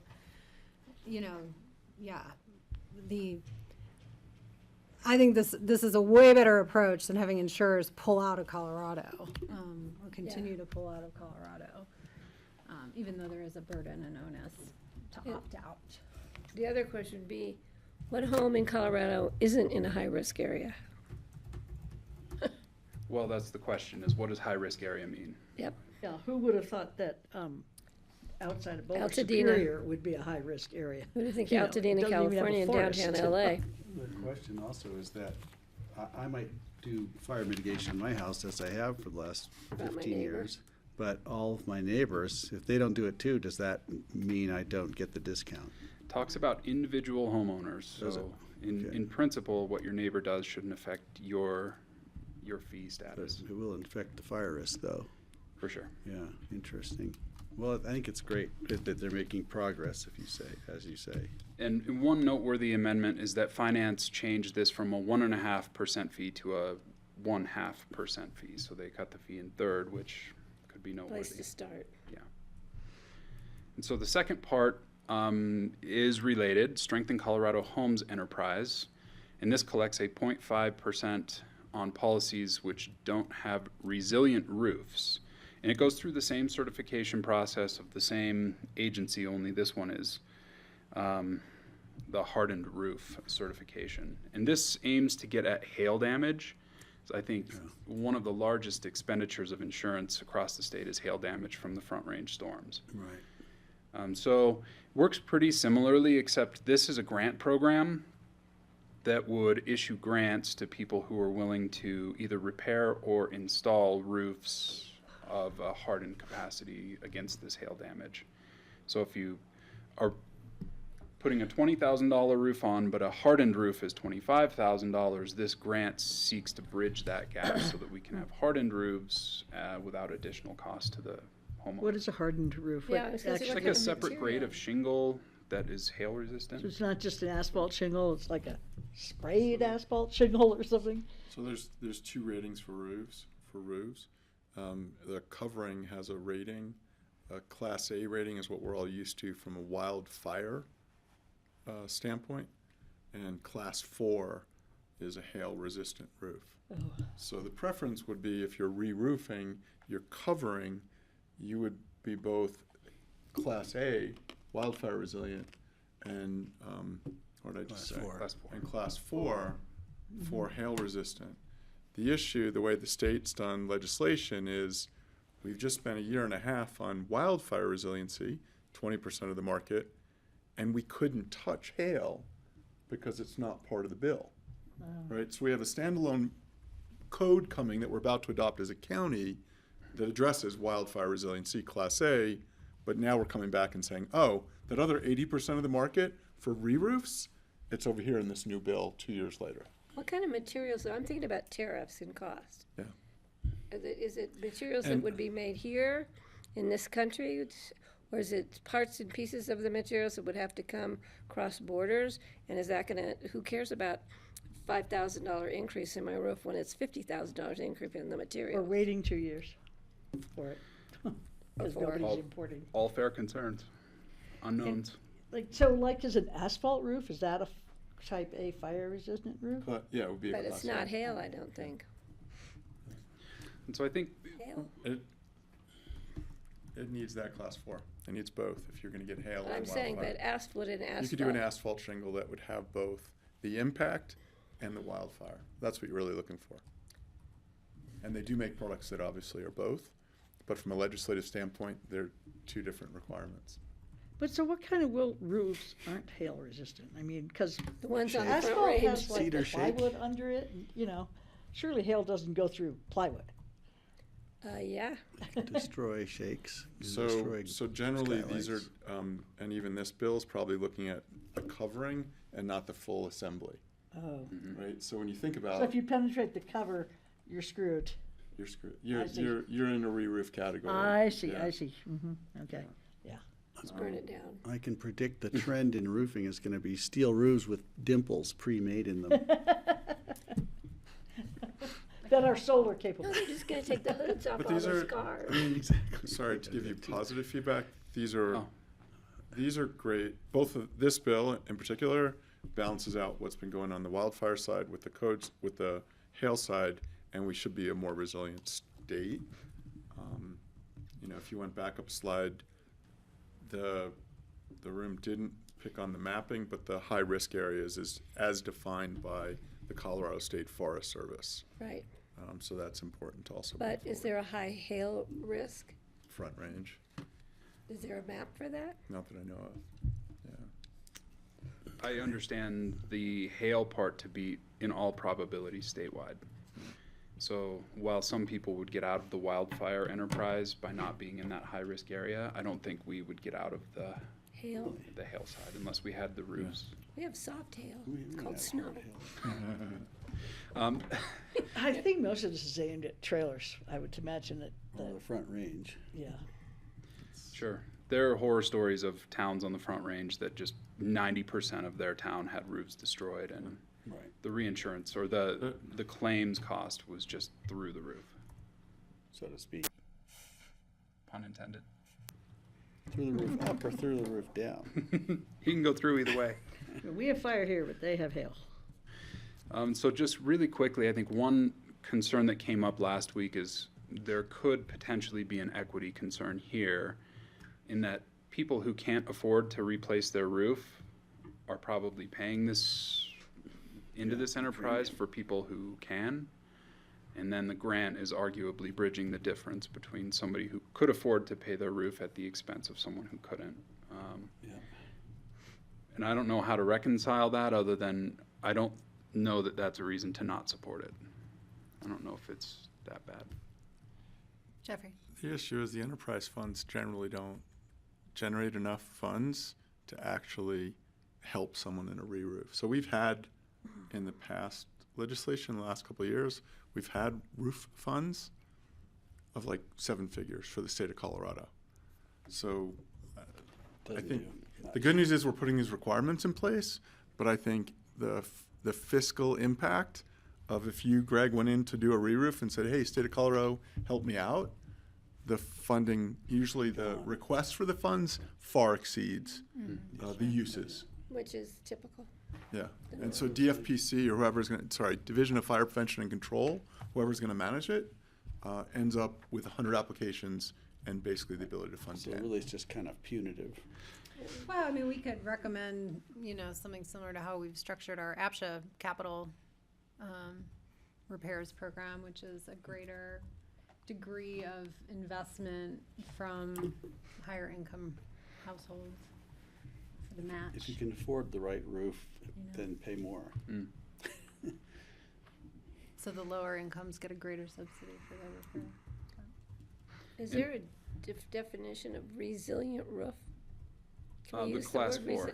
I think it's the class 4. Can we use the word resilient? Sorry, that's I that's don't been ask those sorts scratched of out. questions. Yeah. And I think both, On the list. because it creates 2 separate enterprises, they're both capped at 100 million over 5 years. So that's their goal, is to raise somewhere around that in each enterprise fund, 20 million a year. I haven't seen the math on how they arrived at what percentage of 0.5% will fill. I honestly don't know that. Just trying to get a foot in the door. It's a start. Sometimes it's cheaper just not to insure your house. So I guess big picture, we're trying to encourage the insurers to stabilize our insurance costs, prevent rate hikes, and hopefully inspire some positive change in terms of wildfire and hail damage resiliency. So CCAT, CC4CA both support this. Kind of from what I've read, I would recommend that we support as well. I don't see the harm in supporting it. Yeah, I'd Where it'll support it. go, we don't know. Where it'll go, yeah. It's through appropriations to the committee of the whole, so they just passed it through appropriations this morning. It's a way forward toward returning insurance to those who are already losing it. I worry about losing insurance every year. Yeah. I think everyone is. And what is COW? The committee of the whole. So it went through appropriations and back to the floor. What happens to your mortgage if you lose your insurance? You have to pay it in full within like 90 days. Oh, great. Yeah, I got a threatening letter from my bank a while back about that. What if you don't have a mortgage? I think we actually talked about that in the car one. What if you don't have the money to pay the mortgage in 90 days? Then I would assume they sell your house to collect their mortgage and you get the balance. And put on a new roof with it and let you buy it back for a lot more money. Well, at current market value. All right. This one's a little more fun, I think. So, support against adverse federal action. This basically creates, I don't want to say a retainer, but kind of a $4 million retainer fund to be used should we need to challenge federal government actions, disbursements, grants, contracts, money received by or transferred to the state, as well as to protect us from any legal proceedings, inquiries, hearings, threatened by the federal government. So as Greg very wisely pointed out, this is probably nowhere near enough, but I think it's a pretty interesting idea to set aside some money in the event we need to advocate for ourselves or our employees legally at the state level. I'd recommend a local match. Local come back in budget season and Get in line, right? So I recommend we support that one. I think that's a pretty good idea. And where, This may have been introduced after I printed that form. 13, 13, no, 20. 21 is the bottom of the page. House second reading, special or laid over? Yeah, so they just lay it over and haven't taken the next vote on it yet. So they've heard their committee testimony, but they haven't voted. Where do you think it might go? I like its chances, given the makeup of our House and Senate. Legislature. Yeah. I think we should definitely support it. See what happens next. Agreed. Boy, CC4CA has a sign-on letter. They're hoping that as many local electeds can sign on to as possible. And this is just sort of encouraging our state's sort of leadership in the climate space and trying to make sure we're protected from the administration's sort of different opinion on that. So it's just a letter that would be sent to the governor, the attorney general, and our delegation. I put a link to, it's just a Google form. They're asking for electeds to sign on. Of course, I'll share this presentation with you, but I wanted to just mention it, that they're looking to drum up support and see about protecting all the good climate work that we've done and hopefully not undoing it in the next 3 years and 8 months. But who's counting? I'll join that one. So this came, air quality control, this came from Brian Pettit and Tyler at the landfill. Apparently CDPHE and the AQCC are talking about methane emissions rulemaking from landfills. And this is just kind of a heads up. I'm definitely not the expert on anything involving this, but I wanted to flag it for you all because we're going to see a rulemaking procedure sometime in August. And it has a lot to do with methane emissions from smaller landfills. And I think the concern being it's going to have some huge impacts on smaller regional landfills, kind of like ours, in terms of gas collection and control system, well monitoring, staffing, all sorts of things like that. I just mentioned to Brian I would flag it for you all so it's not the first time that you see it when they come back with more details once we've got kind of a more finalized draft. So more good news. You guys are going to stop letting me come in here if I keep bringing bad news. Actually, think how much happier we are with the bills than Garfield County or Mason County or those guys. So your news is not so bad. On the plus side, they might not be paying attention in Garfield. So DOJ visited AmeriCorps last week, and that led to a pretty immediate demobilization of AmeriCorps, the NCCC, which is National Civilian Community Corps, and FEMA Corps. So the immediate concern is this could be a path to completely dismantle AmeriCorps as part of the government shrinking efforts that we're seeing from the White House. So locally, our concern is if this leads to Youth Corps and things like the federal funding or the federal staffing shortage, we've got some concerns about, you know, what might happen at places like the Maroon Bells or some other places where we rely on some support from AmeriCorps. So I wish Kara was here. She is a very proud participant in the AmeriCorps program, and I know that she's pretty concerned that a lot of future government leaders and a lot of folks would really never get into the space if it weren't for programs like these. Aside from that, I think as a personal opinion, if we're looking at efficiency, I don't know that AmeriCorps is really hemorrhaging in inefficiency. I think they're like they don't so pay underpaid. they don't pay people anything and rely on volunteers, but Yeah. that's just my It's opinion. silly. Let's save money, let's fire the volunteers. Exactly. It's genius. So there are all sorts of calls, requesting calls to action to our delegation in support of AmeriCorps. There's a link to a suggested script and then another kind of sign-on Google form. I'm happy to get with you all later and organize whatever we need to, but I think this is just ridiculous that this would be suggested, and I really pull it up and read more. So yeah, I'll share this with you all once I'm out of here. My only concern, this sort of falls in that group of like, do we weigh in on every small policy thing, or do we like weigh in and sort of the big policy statement, you know, I don't know. Like flood the zone, like what do you know, what's the better, more effective Respond. Yeah, and um, there's just such a scattered shotgun approach to these issues that I'm afraid if we don't Well, keep track, then And that was nobody my does reaction to anything. this, was like, I'd rather we have a comprehensive response about the concerns of our, you know, federal recreation land management for this and coming seasons, you know, this being one element of that. But I'm not sure we've Yeah, I quite need more developed that information as yet. to how much we depend upon that. I think Gary Tannenbaum sent us all something, so. I No, but my think, feeling was like, Gary, we need like a comprehensive approach here, you know, we need to like know what the plan is, you know, this is being one aspect of it. Yeah, and part of it is us understanding like what has been conveyed to us is that they will know more actually this week, and so we're hoping to know more next week about the actual impacts on Forest Service. So we're going to be bringing localized plans to you, but that's not the big picture. Yeah.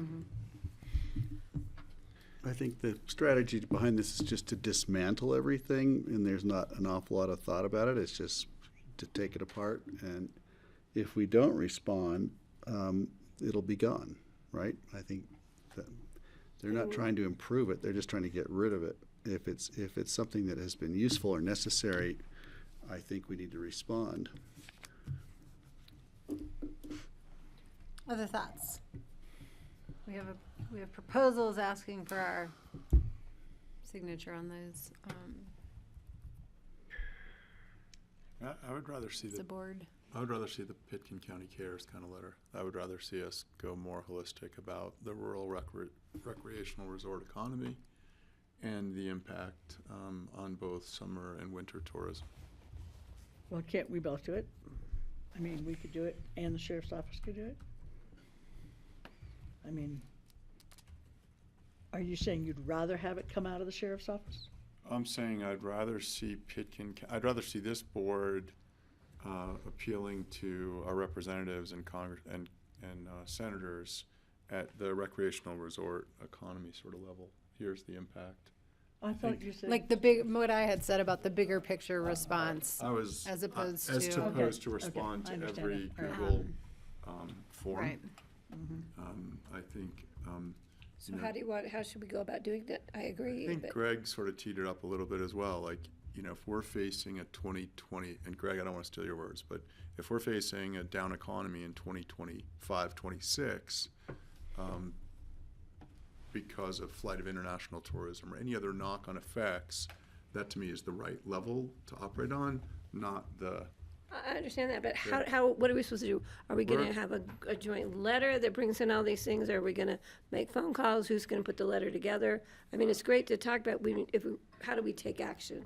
Yes to all of the above. I would say BoCC. I would say. Thank you so much for helping. I'm going to look to John, but I would be happy with Kara to take a first stab. I'm also happy to work with anyone else here on a Wednesday morning before our 11 a.m. But and it's an iterative letter. It's And from send it everyone. to whom?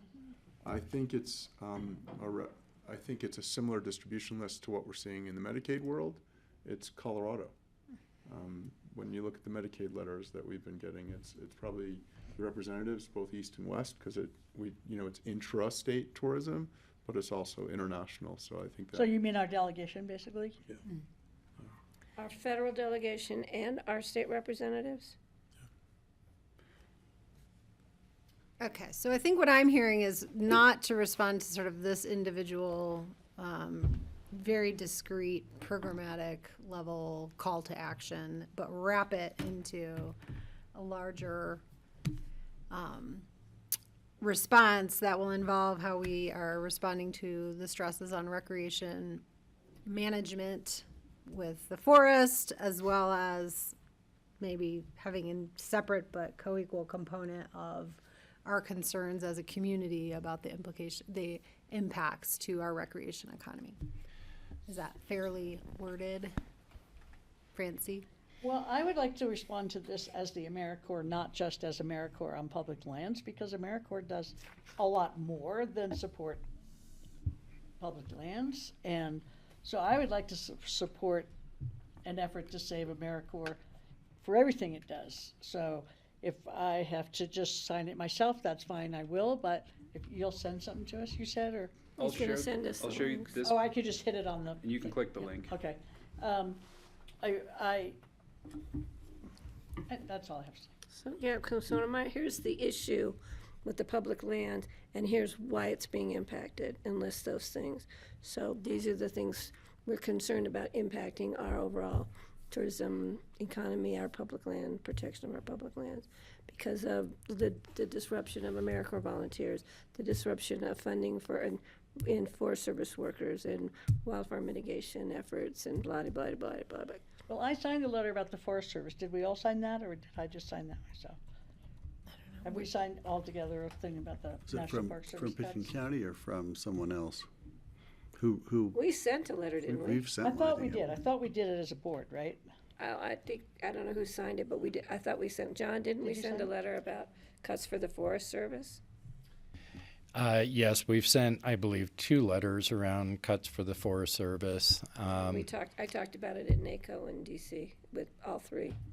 However, I think there have been a lot more cuts to the Forest Service since the last time we did send a letter. And I think what I'm hearing, well, I think y'all need to discuss a little bit more because you're going a little bit back and forth between doing a big picture and maybe focusing on particular topics. So I guess I need to see where y'all are landing. I would also just further split out that we have had some interest in how are we going to deal with the recreation management components for the upcoming recreation season. What are all those programs that have been cut, how it's affecting us, plans to mitigate that as one thing. And then emerging, I know from Greg, has also been interest in federal policies that affect our economy, with the implications on tourism, people getting stopped trying to cross into the U.S., Europeans canceling their vacations. What does that separate set of policies look like in terms of impacts in our community? We have not talked about that broadly as a board. We have not directed staff to do any further research or reflection on our concerns about that topic. And I think I just want to either commingle them if we're going to commingle them or not commingle them, Suggestion? I mean, my suggestion is I think they're already doing and having the discussion and doing the research relative to the public lands impacts that we're going to be faced with, and we should wrap that.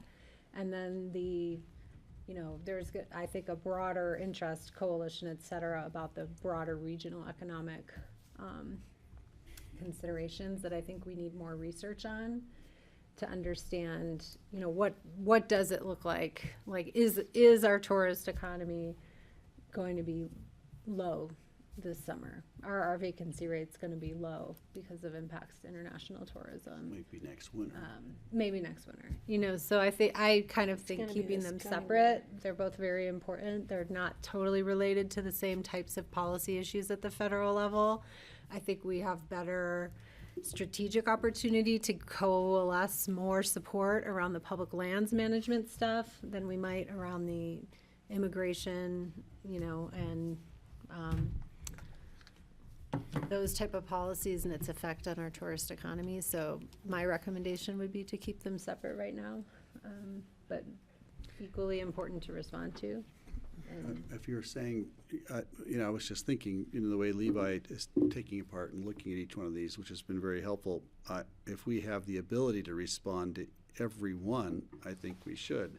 But we should also be able to have some boilerplate, because it's the same answer all over again.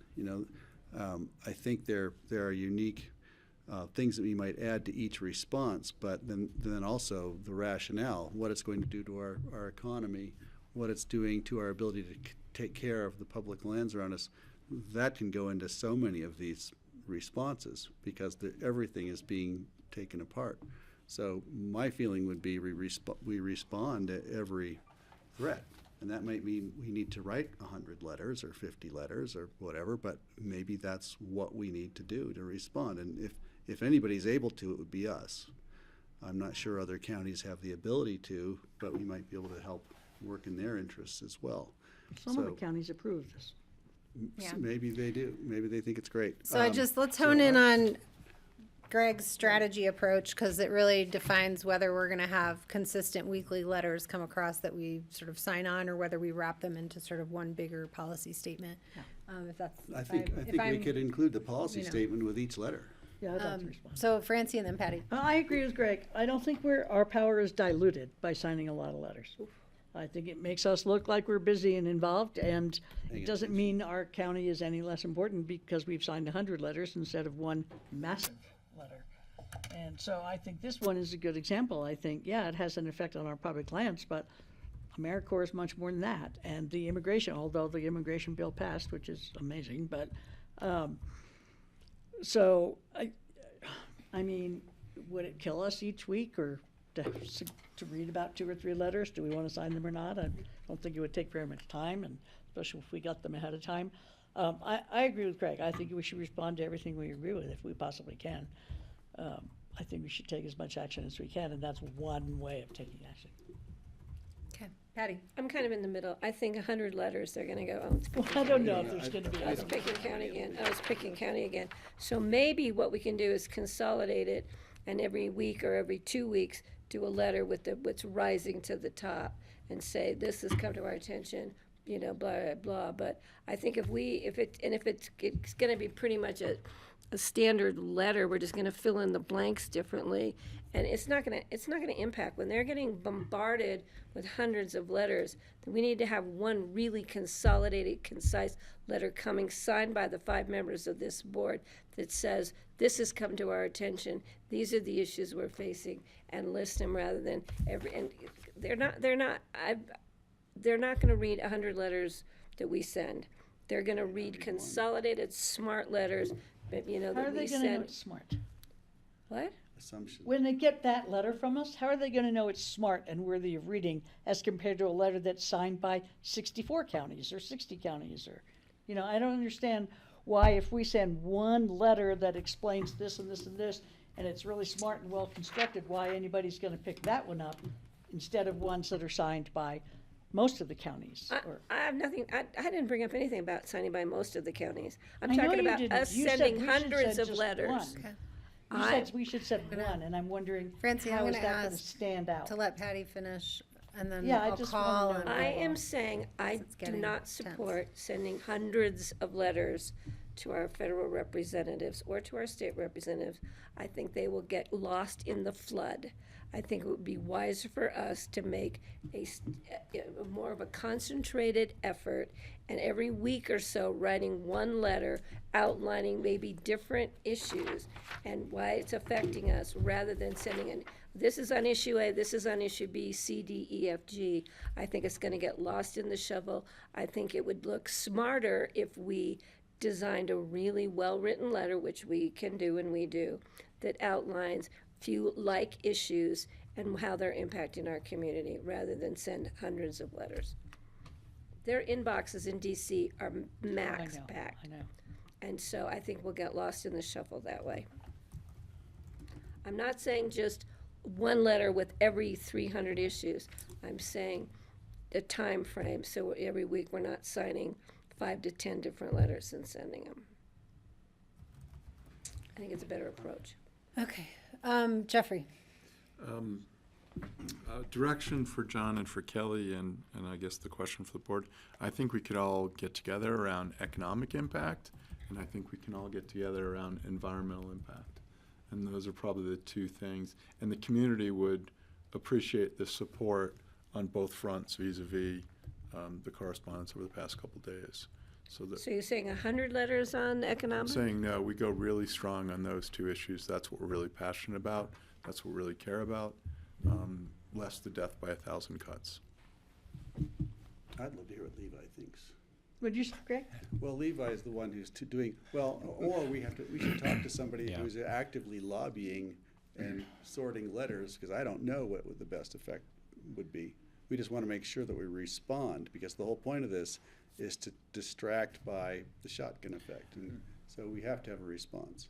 Can I interrupt Levi? Yes, Thank you. You're welcome. He was looking bewildered there. Yeah, there's also potentially a yes and approach here that gets away from, because Patty, I think you're right. If we're flooding the same offices with a large number of letters, eventually they're overwhelmed too. If you do have a core issue, I think us developing a that kind of letter that addresses these core issues that we can send out and use as almost a core platform. But it doesn't prevent the board from also sending individual letters on key issues that, if the AmeriCorps issue really is like a deeply held value, you can sign on to a letter, but I would try and limit, you don't want to respond to everything. I think you want to respond to the things that are most important. And if we are most concerned about, kind of what's happening with natural environment and tourism here with the various impacts, staff can try and draft a core letter there that addresses those issues. That kind of becomes a standard talking point for the board when you're in front of the delegation and a letter that you send. And then I would suggest you choose your issues a little bit more carefully. Yes. Not just sending a letter on everything, because we will, I do think flooding the zone, in this case, the zone is so flooded, we want to have our voice amplified. But that would be my recommendation. I think if the board wants us to do something along those lines, we can develop a letter to bring back and maybe let the board edit instead of trying to originate from the DS. I think Jeffrey's idea of the economic impacts, the public lands impact, and I'd also bring in climate. But what about social services? Yeah. And what about immigration? Transit. And how do we We'll do choose it. our Airport. most, just because Jeffrey said two, doesn't mean to me Education, So- that that's what our Yeah. top values are. So, Do you want to? Hold on. I think we have to Let's- discuss that. Let's start by not talking over each other. We'll start there. How's that? I'm going to go back to John to finish his thought. So one of the things that we could do as staff is focus on the key areas where we see potential workforce impact.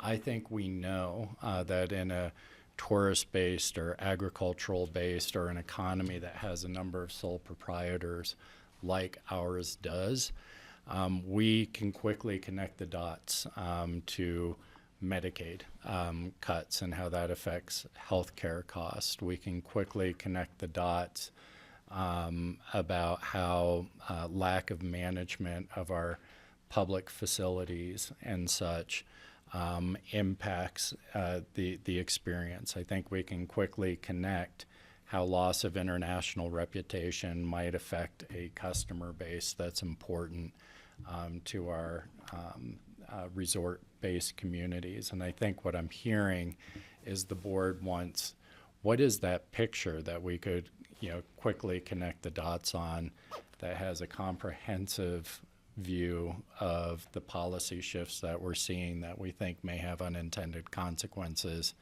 for our economy, our workforce, and our natural environment here. It will be a challenge to make that a one-pager, but I think we can connect broader dots. And what I'd encourage the board is give us direction to look at where we see kind of the big changes, the big impacts, draft a letter and bring it back to you. And then you can decide, gosh, it seems to really be missing this point that's important to us, or we think you added in too much over here. It might be an easier exercise for you to edit than to try and originate here right now. Great idea. And I think that's great. I would offer, I guess for me, the way to look at this is advocacy from our core community priorities as opposed to reacting to decisions at the national level that may have some effect to our community in, you know, whether a big or small way. Like we're choosing to sort of ground our advocacy in the things that we know to be priorities, that we know to be very impacted, and that we're pushing out from that place rather than just being sort of the receptor and reactive, you know. And that doesn't preclude any commissioner from signing on in your personal capacity as a commissioner on a letter of your choosing, you know, or I think even from our board sort of adding our name to a list. I think it's more of like, are we putting this on our own letterhead, you know, as in that way. So I don't think, I guess that's how I would offer to thread the needle, if that works. Greg, then Patty. Tiers makes total sense. If it's something that rises to the top, but if we were all to make a list right now of the things we thought we should respond on, there'll probably be more than 2 or 3 things. We're talking about losing funding for public health, transit, mobility, environment, Medicaid, labor. You know, so it's like so many things are being taken apart right now. And if we don't at least weigh in, then our voice won't be counted. And I'm not sure how they count letters that come in. You know, maybe it's like lottery tickets. The more you buy, the more often you're heard. I don't know. But the question I would have is, if we're going to prioritize it, fine. The county decides we're going to just send letters on 2 or 3 or 4 or 5 topics, and we can all respond to all of the other ones individually. That's fine. I think it's a strategy, and I would try that. And if things need to rise to the top, they will. Sure. Yeah, we're flexible, I think, here. Does that resolve this? Yes, So I I think Patty wanted to say something, then I'd Yeah, like to- no, and I think that when you're talking the broader topics, the economic impacts, the failure to fund transportation, Medicaid comes into that catch. So it's not like we would lose it, but that's part of the economic hit we're taking, is in with the economy based on tourism. When we don't have people visiting here, we don't have sales taxes, we don't have all those revenue sources that we need if we are to maintain any level of things like public health and some of the environmental things. And climate could also come in under environment, so we're covering them under those broader topics. But I think having staff draft us up some stuff with some bullet points and then let us edit and add. But again, and when you buy a lot of lottery tickets, you also have a lot to lose at the end of the day if you buy too many tickets. I had to throw that in, Greg. You Okay. never win if you don't play. I know, I don't win I'm about broke even on scratch-offs, I think. Francie. Yeah, And I'm let's okay wrap this with up your 'cause we're running proposal, behind. Kelly. I do wonder about how conspicuous we'll be in our absence if we have organizations that have worked hard to come up with a letter that expresses our concerns as well as their concerns, and they've asking for everybody to sign on. I think we might be conspicuous in our absence. So I think, I guess if we sign on as individuals, as Pickens County Commissioners, at least we're somewhat present. But that's my concern about not supporting people and organizations and stuff that are trying to reach out. So That's different than us writing 100 letters. I think No, we I can was never sign talking on to about these writing things. Shouldn't have said 100. She's stuck on it. I'm not, I heard 100. I'm going out and buying. I will say, I do think there's a difference between just adding our name on a list of 60, which is fine, as opposed to us putting on letterhead to our delegation, just from the Board of Commissioners. Well, yes, That all I was indicates ever sort of a talking separate about- level of priority. He was all I talking was about ever 100 talking letters. about was signing on to letters that we're asked to sign on to when they represent our beliefs. 88. I was never talking about our writing 100 letters. So- You said Well, you we get agreed with both Greg. requests, so it's helpful to distinguish, I think. Levi, You thank know. This is great. Well, we needed to have this conversation, I think, because it's been coming up quite a bit on how to respond to a lot of these. And, we didn't sort of carve it out a specific time to figure out our strategy on, So you our know. session, the state session ends on the 7th. 2 weeks from Does the tomorrow. federal session end ever? I know so little about that. I'll have to get back to you. I don't think it Okay. does. Do you have more, Levi? Yes, but I know that I'm way over time. Yeah. We just took it all Are off. there, So we talked the about the this. following slides are just updates on positions that the board has already taken. So I'm happy to just send this to you, and you can read it at your leisure and kind of see where the bills that you've already taken positions on are in the legislative process. So I don't need to Can I take your ask time about to this do one? that. Yes, go ahead. What about dredge and fill? Do you have anything on dredge and fill? On dredge and fill from last session, From the dredge and fill that's going on now? I don't think I've seen a new bill Okay. on that yet. All right. Is there one? Yes, so it was brought up at the River District, and there was a lot of talk about it. I mean, it may have been passed last time, and now they're working on making changes to it. Okay. So, I'd imagine it's probably somewhere lost in rulemaking, yeah, okay, great, thanks. but I'll follow up and let you know. Sorry to run over. I took an hour from my 30 Well, minutes. we took, Wasn't we you. took your hour. Thank Do you that every for time you choose. I know. enduring with us. Such Okay. a disappointment. Board, we were supposed to have a break, and I think we can make up some time in the next two items. Would folks like to take a few minutes? 5 to 10? Yeah, I could use a break. Thank you. Yeah, great. Thank you, Levi. All right, let's do a 10-minute Sorry break, to be please. bearer of On that, news. Levi? What's that?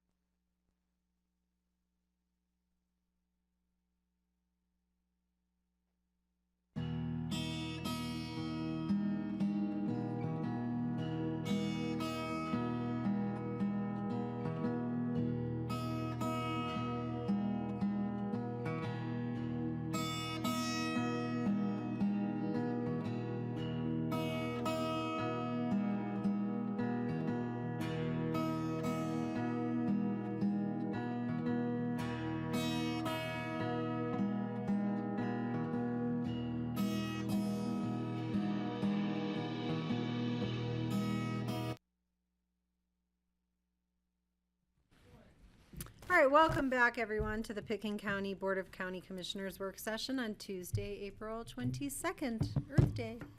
We are going to do prep for our upcoming joint meeting with Eagle County, who will be joining us here, I believe, in person. Is that right? On May 6th. We'll host them for lunch and several hour discussion. I did chatted with the chair, who is Jeannie McQueenie over there, and we sort of brainstormed some ideas, which I'm happy to share with you all. And then let's figure out what we would prioritize, I think, for that, and then there might be some staff prep. Does that sound good? Did you chat with your counterpart over there as well? We got all kinds What's of his name, boring- Jeff? Yep, Okay. Jeff. Yep, Okay. Jeff Schroll. Jeff Schroll. Is he Okay. coming over? I believe Jeff is coming. Oh, yeah. good. Haven't Yep. seen him in a while. Dang it. Is anyone else having issues with this website crashing constantly? No, The agenda? I think it's you. no, I- but I look at the agenda differently than you do. You've been targeted. Did you open it on Civic Clerk? It's from the website, Oh, it is? Yeah, no, mine's not and crashing. it's crashing I'm constantly. having internet problems. For the last 2 days. Sorry, I'm trying to pull up future agendas. I'm and trouble with it's- mine. Okay. Yeah.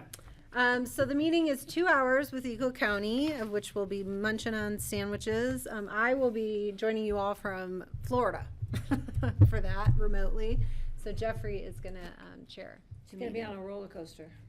Well, we'll be done at Disney by then, so we'll be at the beach, and I will join because I missed our ski day with Eagle County, and it would be nice to catch up with them.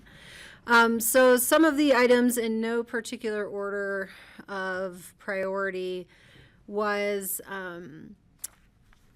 talking about building codes, and this was in relation to the statewide process that is, I don't know if it's been signed already, but creating like a roadmap for alignment on regional building codes is how I understand it. And so, I had told Jeannie that we've just done all these updates to the building codes, and we'd be happy to share with them where we're at on those. So that was one idea. And it'd be mostly us, and I can ask for Yes. clarification Yes. later, just giving an update on what we've done. I in think that that's case. what, and Okay. maybe what they're thinking about if this regional requirement comes into play. Can I ask a question? Yes. I'm sorry, go ahead. So the one the only building code we really made substantial was the energy code, part of the building codes. But a lot of that was in alignment with but part of it was in alignment with what the state was asking us to do, correct? On the electric ready piece, yes.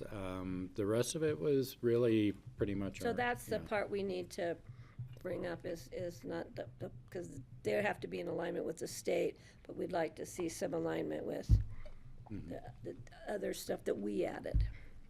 Okay. Which is all of the limits on the number of outside amps, BTUs. Turn your microphone on, please, Francie. Your mic's not on. Good, they won't hear me interrupting. So I thought that thing about aligning our codes was only about modular homes. Maybe you're talking about something different than I was thinking about, where we're trying to have somebody out in southern Colorado on the plains have the same roof requirements as a modular house in Aspen, so they were doing it by region. Are you talking about something else? Yes. Okay, what are you And talking about? again, this was sort of coming from Eagle, some of Oh. this. A regional roadmap related to building code alignment where Pickens, Garfield, Eagle were grouped together. Do you know more? So I would That was modular house. I would describe that potentially. My feedback would be if you look at the International Code Council and what we've adopted versus Garfield and Eagle, each jurisdiction's got a different building code currently adopted. Right. So we're on 2021. Garfield's on 2015, except for energy. So if you're doing business as a contractor in 3 jurisdictions, you've got 3 sets of codes. And Pitkin would be the most restrictive, and Garfield would be the least restrictive. My input would be I understand that because we tried to do that with just the city of Aspen and Snowmass Village. Yeah. But for me, it's not so much the ease for people to get through the building code process. It's the fact that if we do X here, they're not doing X in Garfield or Eagle. Is it like totally not making our doing X any good? You know, if, in other words, if, so that's where my alignment would be, is that we need to be, it's more of a philosophical than it is a practical. Does that make sense? But I think we should definitely have Jeff Erickson maybe, or somebody, John, who you would Well, do, or maybe do a let's get brief. through the list and see if Okay. we have some priorities. Okay, good of idea. Sorry, yeah, I think interest, it'll be and faster then, that way. I found I this, don't know. by the way, what you're talking about. Okay. Does it make more sense to you? Maybe you can help make more sense for the rest of us. One of the things that also came up, I was asking Jeannie about if they were clued into this Transportation Coalition conversation that we are set to get more information on at 4:00 today. If it involves Eagle County at all, or goes down as far as Eagle County at all. There was some interest from her, if it did, that they would like to learn more about it. As far as I'm reading in their stuff, it does not. But that does not mean that they shouldn't be involved if basalt's involved. I can't understand what you're saying, I'm sorry. It does not mean that we shouldn't involve them, even though they're not listed. But if basalt is part of it, why would Eagle County not be part of it? But I don't think they reached out to Eagle County as a county. And we should ask that of George later today. Another one was an update on the Forest Service right of first refusal that we co-jointly own with Eagle County on the Elgibel property, John. And getting an update on that, because I know our board hasn't gotten an update. It sounded like Jeannie's board hasn't, so it might be a good So, for us I to mean, talk we about. could do it then. That's one I did talk to Jeff about, and it may be better for us to just as staff give both boards an update. It is not going anywhere right now, so Jeff was thinking if there are other topics, we may just update y'all. Well, or we individually. can wrap it in, because she thought it would be great to hear about our housing tax and the, you know, what was passed and the different Oh, I think that would be buckets of great. funding and what we've sort of envisioning relative to partnerships and things Yeah, like as that. long as it would probably be a pretty quick update, because it just hasn't really gone anywhere for a couple of years now. Okay. No, we're talking about the childcare tax now. No, I'm talking about housing, our housing tax, I mean, the presenting to hou- them the our housing. housing tax, but it could be a good opportunity for us to So get an an update overall, on maybe that affordable housing housing. project, yeah. Okay. I was thinking, do they have they don't have a sales tax for childcare, but Summit County does?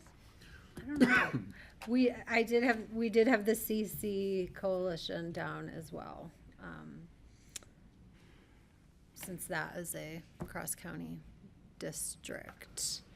And then again, some conversation about how both of our boards are thinking about the impacts on public lands for the summer season. And talking about what we're planning and hearing from them what they're planning, I think would be good use of time. So those were the ideas that Jeannie and I came up with together. I don't know if John wants to throw some more in the mix, and then we can figure out I have one what we're quick one. missing.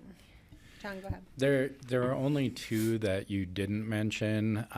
One could be a fairly quick update. I think there's going to be some interest from Eagle County on at least what our projected timing is on our airport project, particularly runway closure, because that will likely impact their airport. And then the second is, Eagle County is continuing to look at improvements to Cottonwood Pass, particularly accommodate traffic when Glenwood Canyon closes, and they may like to update us on that. Those are big ones. Okay. A couple small ones. Yeah, Greg, did you have more ideas? Well, one, I just wanted to acknowledge and thank and celebrate our partnership on Three Meadows, which is a huge win for both of us, I think, and we've never really had a chance to talk to them about that. The other Should thing, eat at lunch with us. well, yeah, right, maybe you did it at lunch. The other thing is with RAFTA, they're a huge partner in RAFTA and have been very helpful. Jeannie was the chair last year, and RAFT is embarking on it's part of the RAFT report, but as you all probably know, RAFT is going to do 2 months of free fare this fall as an experiment, as a pilot. If we can fund it. Well, it'll get funded. And I think we should talk to them about that as well, because they play a role in that. Okay. That's the only two I can think of presently. The others seem more urgent. Airport, those conversations, clearly, public lands, those are higher on my list, but I think they're still worthy of a sentence or two of thanks. Great. Okay. Patty. Yeah, the airport I think would be key because the impacts to them, not just from more people flying in there, but rental cars and hopefully bus transportation or shuttle transportation system we might, John, be looking at to shuttle people from Eagle over here. Shuttle service or it'll impact their terminal in Eagle. So I think that's an important discussion to have with them. We're not ready to talk about any details. No, I'm just saying these are issues that may come up. The other one is, or if maybe we don't have any interest, is do they have any thoughts about what might be on the ballot in 2005, 2006? What, 2025 ballot? Yeah, that might affect people on this side in Eagle County when we're looking at the child care thing and all those. Yeah, that's the nexus. Are you talking about the closure in May or the long closure when we do the new runway? The residency of Eagle County residents in our watershed, I think last I heard was about 10,000 people. That includes Eagle residents. Well, no, it's just Eagle County in our watershed. That's huge. 10,000? That's what I'm told. And Is that possible? that's a good question, but that's a significant. Willits. Missouri Heights. Not McLean Flats. It'd be interesting. That's We knew what you meant. It's a Did they significant annex? number of people, and I think that's helps me understand the importance of the relationship, because it's so easy to forget that they're even there, right? Until you pass through that little narrow section. Yeah, really. Jeffrey, you had another suggestion? I have a small addition potentially, which is vis-a-vis the Three Meadows conversation. We just did the 2 ag leases on Glacier, and we're also doing the improvements to the facilities for housing. And so maybe that leads into the Three Meadows conversation. Part of our cooperation. And I'm pretty sure our open space and board is in front of their board, if not this week, in the coming week. So it'd be good to touch base with Gary, like, here's a success, joint manage, Glacier, how does that, look in terms of Three Meadows? We worked together so well before. AI agrees with you. It's 20% of 55,000. Right, 20% of their population's over there. Wow. Okay. 11,000. I have a question Yes. about that day. Go ahead. Is lunch here or are we going out? Here. Here. And We're having a Boring. working lunch. It's a working lunch. Okay, so I heard some coalescence around the Forest Service, the public lands impacts, the Aspen Airport project and impacts. And I think we should see where there's energy on the other ones. Again, building code roadmap, Cottonwood Pass, Transportation Coalition, if it's relevant. RAFTA, free fare, open space collaboration, housing tax collaborations, and ballot issues, and the CC Ballot coalition issues would be really are quick. the other ones. that's a full day. Well, I don't think we need to talk about, I don't know if we'll talk about all of them. I'm looking for priorities. So the priorities I've heard so far, public land impacts for the summer and the airport project. And I'm looking for energy from I'm fine with that. Some of those could be shorter than we think. I'm not sure how long the conversation has to be, but it'd be nice to touch on. I mean, I'd several of like these. them to hear about our housing tax and our sort of open for partnership, How what about that just looks like. introductions, follow up later? We can introduce topics here to be followed up on. Because Yeah. if we hash one out, we won't get through the meeting before. Well, I don't so- think, I mean, a presentation from us on what the housing tax did, I think is pretty short, 15 minutes. Right. 15-minute blocks. Is that okay for folks? Okay, so that's 3 topics. Patty? I think just a really quick, because if we're gonna start looking at what we might wanna put on the ballots in 2025 or 26, it'd be nice to know if they have anything that might be impacting the valley that could be an issue. Okay. Francie? When Kathy and I talked at the River District, we did talk about she and I getting together and having this discussion, but maybe we want to discuss it with the board over there now. Kathy, Chandler Henry, who used to be a commissioner. I was gonna over there. say she's not on the No, board she's anymore. not anymore. But she is their River District rep. Right. So, talking about how we can act united against some of the basic assaults that are coming. So I would imagine that'll come up, even if it's not on our agenda. And during open discussion, I do have something to share with you that she sent me from Montrose, with what was shocking. So I do think that's a conversation we might end up having, just a heads up that, you know, we're pretty aligned on most topics, and so maybe there's, I don't know, I think we can frame know it that we in, support each other, maybe. I think we can frame it in more benign terms, but yes, Yeah. I agree. Here comes John Bennett. Okay. Trouble. And then Cottonwood Pass, I think it'd be great to get an That's update from important. I them. think that's an important one. Are we worried they'll do too little or too much? I don't know. Okay, so we'll have impacts on public lands during the summer season. Our airport project, their Cottonwood Pass project, presentation on housing tax with an update on the tree farm, and Can I ask them about discussion of wolves? ballot sorry. issues. Thought you were done, I'm sorry. Nope. Those are 5 things. We have 2 hours. Some of those will not take a long time. Some of those will take a little more time. John? The only other thing I thought I heard was just a quick celebration of our open space cooperation on Glacier and Three Meadows. I think that can be really, that can be a Very great way to kick it off, Very and, quick. Yeah. Party to follow. yeah. I would like to ask them what's going on with wolves over there. How about we'll put wolves and RAFTA in the if we have time Okay. categories. Does that work? Yeah, This it's just gonna be opens pretty a tight, I wound, think. I'd say. Let that one heal for a while. Well, but if Okay, we're I active don't looking hear a for whole lot of funding- energy around this building code. Oh, I think. That could that's be a whole important. meeting. I think that's an important one to bring up as well. We're talking about coordination. When I read it online just now, when I looked it up, it seemed like it was mostly about the goals of 2030 and 2050 and aligning our goals along those lines rather than specifics about building codes, at least as much as I read. It was a quick read. What are you reading? And I mean, I'm honestly not doing a roadmap good job for reporting out building what code. Jeannie wanted. Alignment in Are you- picking Oh, are you with talking the- about what you it- talked about? With the Well, state? just in terms No, of the bullet. in picking Garfield and I think these are just what's the other place, introductions. Eagle, and I don't know what document. Draft is pretty important. that's what she was talking about at the very beginning. Yeah, and again, that's my fault of not writing clear notes on what Jeannie had proposed to us. So I don't know if it came up with John at all in your staff, if that has risen into your staff.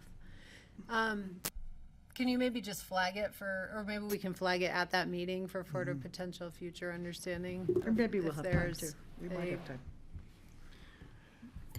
something. Okay, you caught me multitasking, Oh, so okay. am I? I'm talking about the building code roadmap thing. Oh, yes. I'm not okay. clear on what they want to do, and so maybe at the meeting we get clarity on what goals they might have for regional alignment around building codes, as opposed to actually like discussing that topic. You can frame the topic for future collaborative conversation. I like that. I hope they take the bait on that. And I was just wondering, are we going to invite open space or Eagle Open Space or Walking Mountains or, to be in the room to I mean, monitor? we were just They talking can about a come in. very quick, acknowledgement of that collaboration, not making it one of the main. You mean in general? I'm just thinking in general to have them, open the invitation, whoever wants to come over. Maybe they don't, but They're welcome to Will come our over. open I don't space be think they'll there? have a big, I don't think It's a they'll have long big drive for a role. 2-minute discussion. Thank you very much for working with it. based on what I've heard for the priorities Is for the Gary meeting. planning to be there? I don't think so.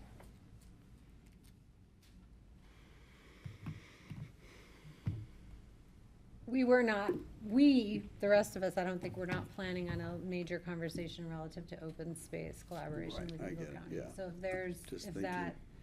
you want to propose that for consideration here, but that was my takeaway. Okay.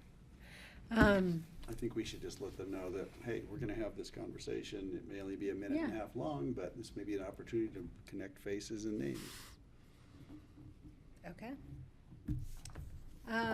We can ask our staffs to do that.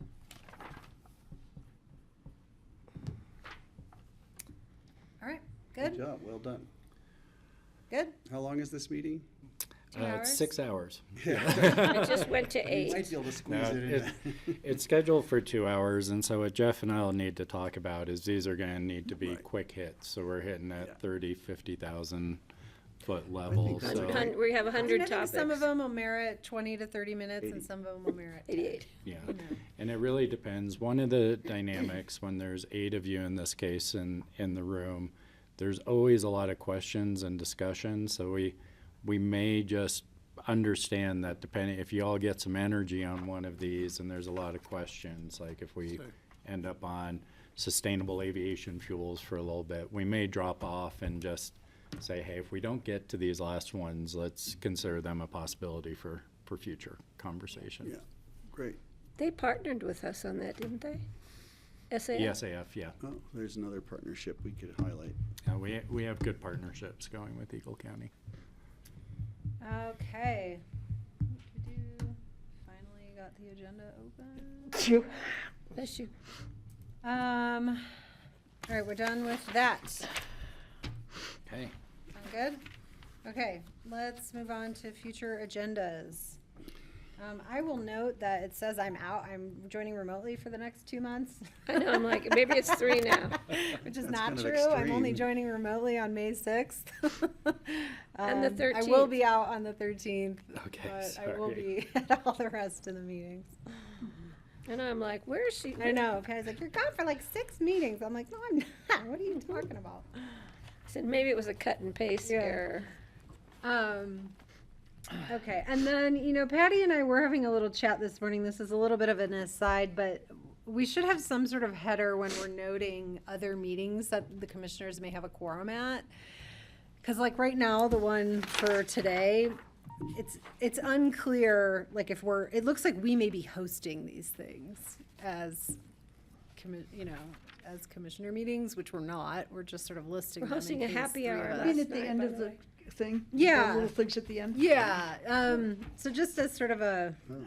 procedural aside, and I'm happy to get with Other Sam meetings. and talk Yeah, about it, we'll but, see what we can do in this. but I just think it would make more sense if we just had some sort of header, like meetings commissioners Other may attend as events a or- quorum. yeah. Yeah, other Meetings slash events, events. other BYOB. events required to be noticed under open meetings laws or something. And Speaking- list them, because Cash it does bar. look like we're Right. like hosting. Well, speaking of those meetings, is anybody going to the Explorer this evening? Yes, Me too. I'm not, That's 2 of us. enjoy. Okay, so that's 2 out of 5, we're okay.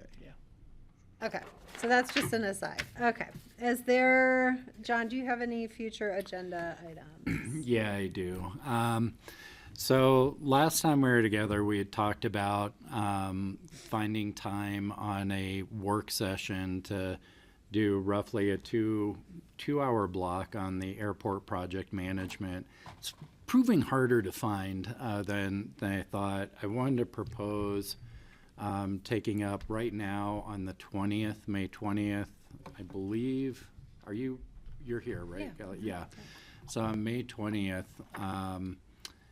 if we take the morning right now from 10 till noon, we could do that, but it'll eat into exec time. I have, I just got confirmation from Rye that, he wasn't concerned about that overlap. So what I'd like to suggest is doing the airport project management kind of overview and resource needs discussion that morning, which the board wanted in a public discussion. And then we had talked about doing more of a retreat oriented, a mini retreat, just around the following up on the working agreements, and more though talking about our different styles and communication styles and that sort of thing, doing more teamwork on that front, maybe if it's available, going up to Toclot. We had identified the 22nd or the 29th, which would be a Thursday for that. We think the disc exercise, sorry. Go ahead. Oh, Washington DC. yeah, we're gonna have to look at that. We'll take roughly 2 to 3 hours, and then if there's another conversation we want to add on to that. So it'd be a morning? It'd either be a morning or an afternoon, whatever Yeah, I the think we're board planning wants. lunch, so maybe mid-morning to early afternoon. Yeah, we could do something On like the that, do it over 22nd? lunch. So 22nd we or the had talked 29th. about the 22nd, that'd be the same week as the airport, or the following week, the 29th. We wanted to get some clarity so that when Charlotte's back, she can start to see what's available. I'm better on the, There's no raft? Either day is Either of fine. those I can do days? either day. Okay, so we'll look at is everyone good on both days, the 22nd and the 29th? We'll look and see what the availability at Toclot is, If it's morning. and we'll probably have a facilitator for that conversation. Lovely. 29th would be better. Why? To do the DISC assessment, the training. It's like in our community listens training, if you've heard of those. Oh, John, we weren't, okay, never mind. I think that sounds great. Thank you. Do you, Patty, any feedback on that, or do you want to? Yeah, John, when we that talked, offline? it wasn't gonna be a facilitator and a whole community listens thing. It was gonna be the board just talking about our stuff. I didn't know we were going that deep into this warm and fuzzy stuff. Well, You changed your mind, John. You pulled the wool, warm and fuzzy, over my eyes. I'm sorry, Patty, if it came across that way, but the DISC assessment is usually something that you have to have somebody who's certified in, that comes and just talks you through the process, and then you have time to Well, I kind may of or may talk not about be it there. yourselves. Come on, He's Patty. showing her behavioral dominance. No, I'm not. I'm showing I that find this that on is, this list somewhere. this is not what John and I, what I thought we were going when I suggested this mini retreat at Ashcroft. Now she's showing her influence. No, now I'm Okay. showing I mean, my I always was shock of the and dismay. impression that it was like a training style. Yeah. Yeah, Do we need to be trained? but it's Yes, not we do. it's not something that do. I would do for the board. It wouldn't be as high quality if I did it, quite frankly. But Patty, I do think it will accomplish what you're talking about. Just caught me off guard. Okay, I Totally did not mean I thought sidetracked that me was where I thought we were going, and I'm I kind thought of, that was understood. I apologize. no. So 29th or 22nd, morning of. Is that what we're thinking? Yeah, so we'll look at what availability of the facility is. and Might I such. suggest that you come back with a proposed agenda for that, Yeah, so that we If can Toclot's have not available, clear by all means, let's go down to management of the expectations around it. Holiday Inn down there you used last time. The airport hotel.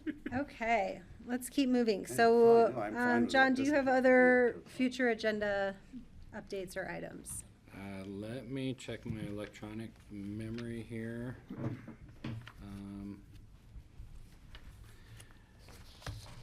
Okay, we do have an applicant for the Healthy Rivers and Streams Board, but we are having a scheduling challenge as he's a teacher, so we are looking at, he would be available on a Wednesday, and so we're looking at incorporating that maybe into one of our Wednesday I meetings. see, okay. That makes sense. They get out early Wednesday afternoons. Like Yes, ma'am. incorporating into our regular meeting? It'd be, they're just not available to interview on Tuesday, but they are Oh, no, on but- Wednesdays. But we were talking about early Nice use of release on pronouns. Wednesdays, but that's in the afternoon. So we couldn't, if we had a regular meeting, we wouldn't interrupt our regular meeting to do a board interview, would we? We could. I think that's the accommodation. We that's would being either look requested. at it at the beginning or end, depending on what the schedule's looking like that day. So it may be a little bit of an early start, but it wouldn't be incorporated into the regular agenda. When would this be? Right now, we're looking at May 14th or May 28th. Oh, way out there. Okay. And Other, that's all I have on future agendas. okay. Are there other future agenda I have input from people? something. Francie? I'm gonna go with my son up to Sandpoint somewhere in the first week of June or week and a half of June. And I can be fairly flexible depending on how our schedule lines up and stuff. So just letting you know that it'll probably include one meeting somewhere in there, and I'll be flexible. We don't have those agendas yet, so maybe Yeah. you won't see the next agendas until May 6th. Is that a problem? No, For your planning? It's not a problem. Okay. Well, the regular meeting will be on the second Wednesday anyway, so if you do the first week of June, you're good. Yeah. I'll just miss a Tuesday. I'll try not to miss a Wednesday. I think I can make that work. Thank you for the heads up. Other future agenda items?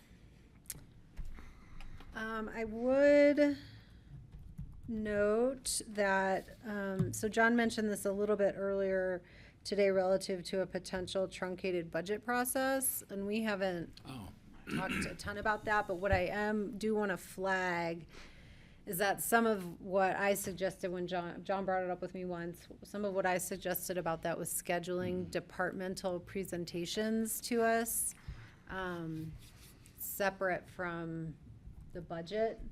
And so maybe starting to build some of those in our summer schedule so that when we get to budget time, we're not hearing kind of all the updates from the departments at the same time. We've already gotten an overview on their strategic plans and their goals and all of that. I think we and then can talked just about that focus on- last year. Okay. I think it's a So great idea. I just want to Sounds check good. in because I think we need to start building those into our future agendas if that is how you want to move forward, John. Yeah, so when we are together for our next agenda review, which won't be this week, we wanted to just run some ideas. But basically for the board, what we've been talking with Connie and Ann about is exactly this kind of thing, maybe focusing some work sessions in key areas to get departmental updates. I don't know that we'd do all departments like we typically do, because that is a lot of time, and we're going to be filling up, I think, a lot of those agendas. But trying to find key departmental updates that the board wants to hear that we'd schedule over the summer, and then schedule really probably the initial budget presentation that's required, and then looking at one or two just half-day kind of opportunities to do the numbers, really focus on the numbers. We may not even need two, but you know, we tend to take 6 to 8 half days to go over the budget. So we're going to try and focus more just on the numbers and the changes, go more into an incremental budgeting process because we have such big priorities that are already set. We're not going to be changing those that much. We're going to be responding to changing economic conditions and making incremental adjustments, that we focus on those numbers for the board into like either longer work sessions or off regular work session days where the board really gets to take an opportunity to dive in on what's changing and give direction, and then move to our December 15th from there. So it's more of a deep dive on the numbers. Kelly, I agree, it would be nice, because I love it when staff does have the opportunity to show us what they've done and what their plans are. But when we add it with the numbers, we spend all of our time hearing and we don't discuss the numbers. But I also am concerned that if we have 5 to 6 hours, you lose us after so many hours, John, you know that. When we are bombarded with numbers that are all over the place, it's not a healthy environment for us to be thinking. So I think we need to keep that in mind when we're scheduling special meetings of long days of just deep dive in numbers. it's great for the finance department, but for us, we kind of view it a little differently. And I've seen it happen for many years, and I would rather us be on top of it than say, we want to get through this, so let's do it all in 3 days, because you'll lose us. So let's kind of try and remember that when we're scheduling. I think it's important. Other thoughts? Other input? Does that sound okay? Sounds fine to me. Yep. That's Okay. fine. All right, great. We'll start. John, will you come back to us with sort of a proposal of the targeted departments, and then we'll just give some feedback if anyone's missing their favorites? Yeah, that's a good idea, Kel. Well, we won't say favorites, Okay. Kelly. Yeah. All right, thank you. Thanks for letting me bring that up. And I think that, again, we sort of have our running list of things we want to see on the agendas. I'm starting to see some of those fill in relative to our conversation about the Forest Service stuff. Looks like that's coming up, so that's great. And then CPW joint meetings with other offices. I'll just continue to reiterate those as we move into the summer. Anyone else? No. Okay. Let's move. We are shortened on our board reports, so we can give it a little bit of extra time if necessary, and that's my apologies for not keeping us to schedule. But Patty, I'll turn to I'll be you first. really quick. ACRA, nothing new. We're planning Food and Wine. I'll let you guys know when the tickets become available for the Food and Wine Luncheon, because that's always a great event. NACO, I'm following up with transportation, attending their meetings that are on Zoom. The first one I went to was really great, and moving that forward. Northwest COG, we didn't have a meeting this month, but we do have the Economic Development District Symposium on May 1st over in Silverthorne. Jeff is going to be coming over. And we're going to meet ahead of time the night before, Jeff, with Rachel, just to get keyed up for the next day's events, which is a great event. So I'll bring back hopefully some brilliant new information for everyone and share it when that event is finished. And then the TPR is not on here, but I've still touched base with Brian on their transportation priority region. He fills me in if there's any issues come up. And it looks like the effort to split the mountain region TPR did not go anywhere, which I think is in the best interest of the people within the Intermountain TPR. So that's my updates quickly. Thank That was you. fast. All right, Francie. Okay, River District catch-up. We talked a lot about Wolford Dam, or Richard Dam at Wolford Reservoir. And, you know, there's been some reports that there was some damage in the dam, and so Denver Water wants us to repair it. But we did a long study into it, and repairing it is not necessary and would be probably worse than leaving it, because it has to do with these structures that catch anything coming through the dam, and then it blocks it itself, so it's self-repairing. It was a really interesting presentation. So we also got a report on soil water monitoring. There's some new monitors, particularly up in the Steamboat area, and I'll talk about what that told in just a minute. We talked about dredge and fill. There's a lot of opposition among the more rural counties that don't have ski resorts, opposition to dredge and fill legislation, and then so, you know, there was Kathy and I and Gary from Summit. And these are the permits to fill in the Clean Water Air Act rollback from the... Yes, since Sackett. Yeah. Yeah. Okay. So there was a lot of talk about the, you know, the post-Sackett rules compared to the pre-Sackett rules. Anyway, we talked about the mussels. We talk about the mussels all the time, and CPW has done a lot of work to control the mussels, and that there was some really successful cloud seeding in Gunnison this year. And so then we had our report on the rivers and Lake Mead and Lake Powell. It's really bad. We're now, before this last storm, we were at about 74%, but they're a little concerned about the soil water content. And so we're expecting a short runoff, especially with the high temperatures we had just before this storm. And that's pretty true across our region. It's worse when you get down south, and Arizona is at less than 20%. So Arizona's in really, really bad shape. And, we had some pretty extensive graphs presented to us about what that means and where it's going and what it means for Lake Mead and Lake Powell. And so that was sort of a depressing part, but it was really thorough and really amazing. And not dissimilar to what we saw at the State of the River. I can't remember if any of you were at the State of the River meeting in Carbondale. Are any of you there? No. Okay, so that was the River District. CAST, we have some upcoming meetings. I don't have anything to say about that until after those meetings. CPW, I have a meeting with Matt coming up, but I haven't had it yet because he was gone all last week. Club 20, I'm going on Friday. We're doing our committee legislative response things and policy meetings. I'm on the Agriculture Committee. And that's it. All right. Can I thanks, just ask for a Nancy. quick, Yes, were go we ahead. not trying to set up a meeting with CPW here? We did talk about that.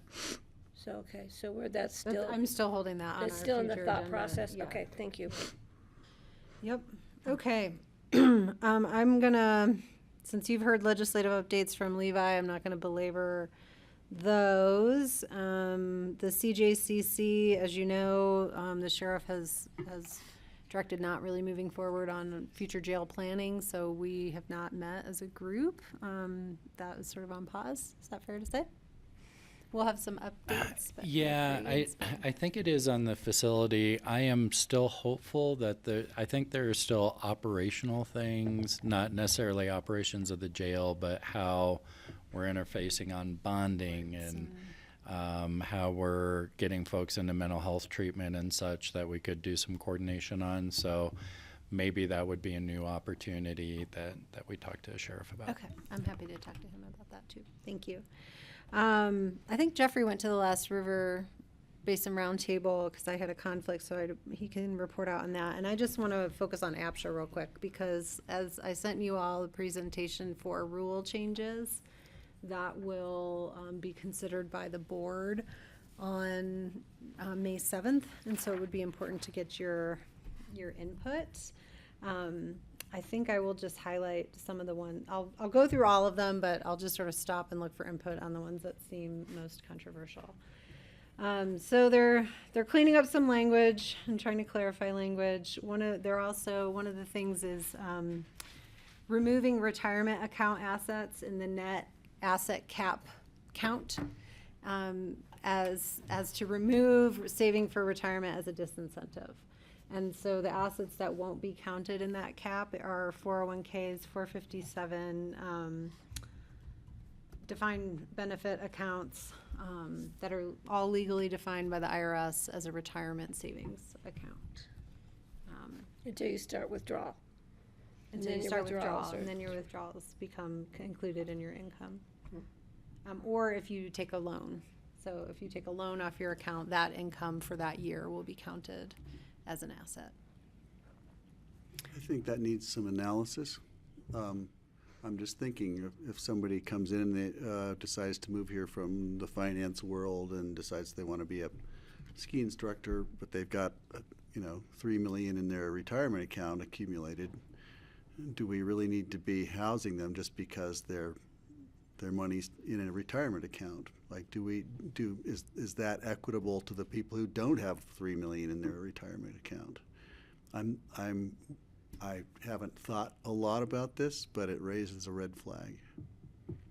Okay, I don't think that that's what the APSHA staff has experienced in their qualification reviews. Have to live here 4 years before you can apply for housing, so.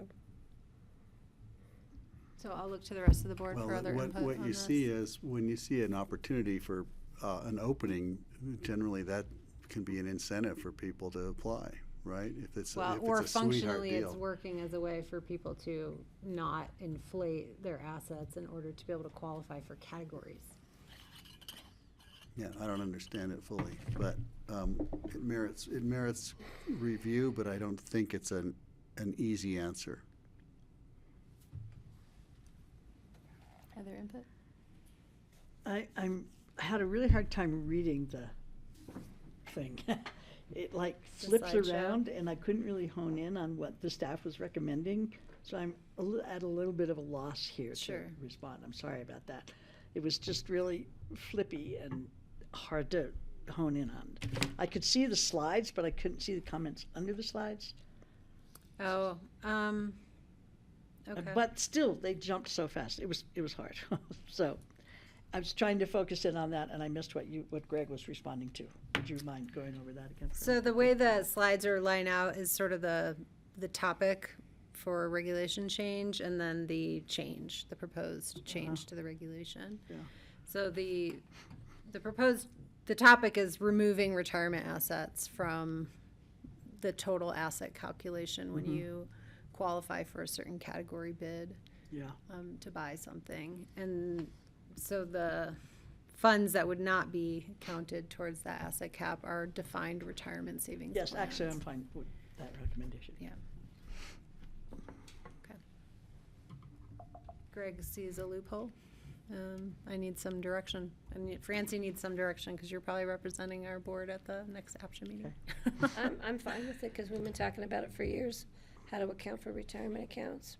And not disincentivize. I People I have see retirement accounts. possible unintended consequences, but I don't have enough bandwidth to figure that out right now. Or processing ability. Well, I read the packet and I'm fine with it. The next one, this is a very administrative sort of customer service oriented update about qualification packets. So right now, a person would have to update their packet potentially 3 times a year to keep it current, which is, quite a lot of significant work for staff for what they see as very little changes in people's qualifications, because they'll qualify somebody at the end of the year, and then they'll qualify somebody when their W-2 is issued, and then they'll qualify somebody when their taxes are completed. A person can request a requalification and pay the fee for that if their situation has merited enough change in their qualification. If they've lost a job, or if they've gotten a raise and they want to be able to qualify to bid on a higher category, their incentive is to requalify. And so that is what the staff is requesting. I think it's a better use of time on both sides. Yeah, me too. I mean, I can't tell you when Burlingame 3 was bidding how pissed people were to qualify in January and then have to qualify again in February and then have to qualify again, because then the bids kept getting, the times kept getting pushed out. Yeah. It was. Yeah, I'm fine with it. It was frustrating. People were frustrated. Bid price, eliminating barriers to the system. Normally, people pay $5 to submit a bid for a lottery after they've gotten a qualified packet, reviewed and confirmed. Last year, APSHA collected $5,800, and they had received feedback in our strategic plan, community outreach process, that we should try to lower bids to entry into the program, and this was one way to do that. Probably more staff time than it's worth $5. Okay. I mean, Okay. the first 2 are very customer friendly, very homeowner friendly. The third one's kind of like, why are we bothering collecting $5? It probably doesn't cover. I mean, It probably doesn't was, cover Probably their- was there to cover no. the cost of the software at one point that you Yeah. bought to do it, and today it's like. And there is discussion about increasing the qualification packet fee by a little bit, which would help absorb some of that. And then again, when someone goes to closing, they're paying a, I think it's 1 or 2% fee to APSHA for processing the closing. So that is sort of the opportunity to collect fees on the service that APSHA provides for someone who makes it to closing. I think it's, the $5 isn't worth the time and energy. Probably not. Okay, and then the similar thing with the capital improvements, people have to apply to APSHA to get their capital improvements approved ahead of time, and then submit their receipts to show what they paid for qualified capital improvements, and that also has an application fee that APSHA collected. They said on average $1,500 to $3,000 a year, Is income, but how big is the fee? $50. So I'm fine with eliminating it. I agree. I think That it's a could be barrier. eliminated. That seems like a I unnecessary. mean, the the logic for that is that we submit to both Holy Cross and to CORE, and neither of them charge us to get rebates. So Right. we have incentive programs in the valley, and that seems To be in alignment. right. It's aligned with CORE and Holy Cross are there to get you that money back, and you should feel the same way. I Because mean, part of it's encourage it, we want to encourage people to make capital improvements. yeah, I'm a good steward of my property, and you're charging me to submit seems incongruous to other providers. This next one relative to the right sizing program. So as you know, we have a right sizing pilot program, which basically lets people sign up and try to match with another person who wants to either downsize or upsize. Right, I forget exactly there's some limits on the way the program is right now relative to being able to move up or down into certain categories. The discussion was that anyone who's trying to downsize should be able to move into any category unit On a trade. as long as they're the downsizing party. But the upsizing party should still, the board presented, or the staff presented to the board to get rid of any qualification in the trade. So you could have someone moving from a category 5, who's a category 5 income household, into a category 2 upsize. The board took issue with that and said, no, the downsizing party can move into any category, but the upsizing party needs to meet the Qualify. category qualification. I agree. Or one up, because they'd be able to bid one up. And what was the reason for that?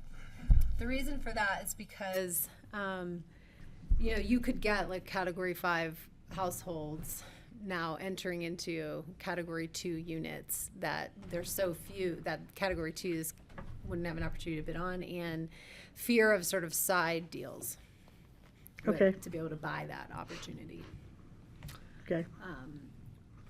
So we're okay with that, guys? There was a bit of a mixed opinion on the board. Staff was sort of like, you guys have hardly done any of these. You should make it as open as possible to let anybody do any of these. Regardless If of you're their- going down, I think you should be able to go wherever you want. If you're going up, you gotta qualify.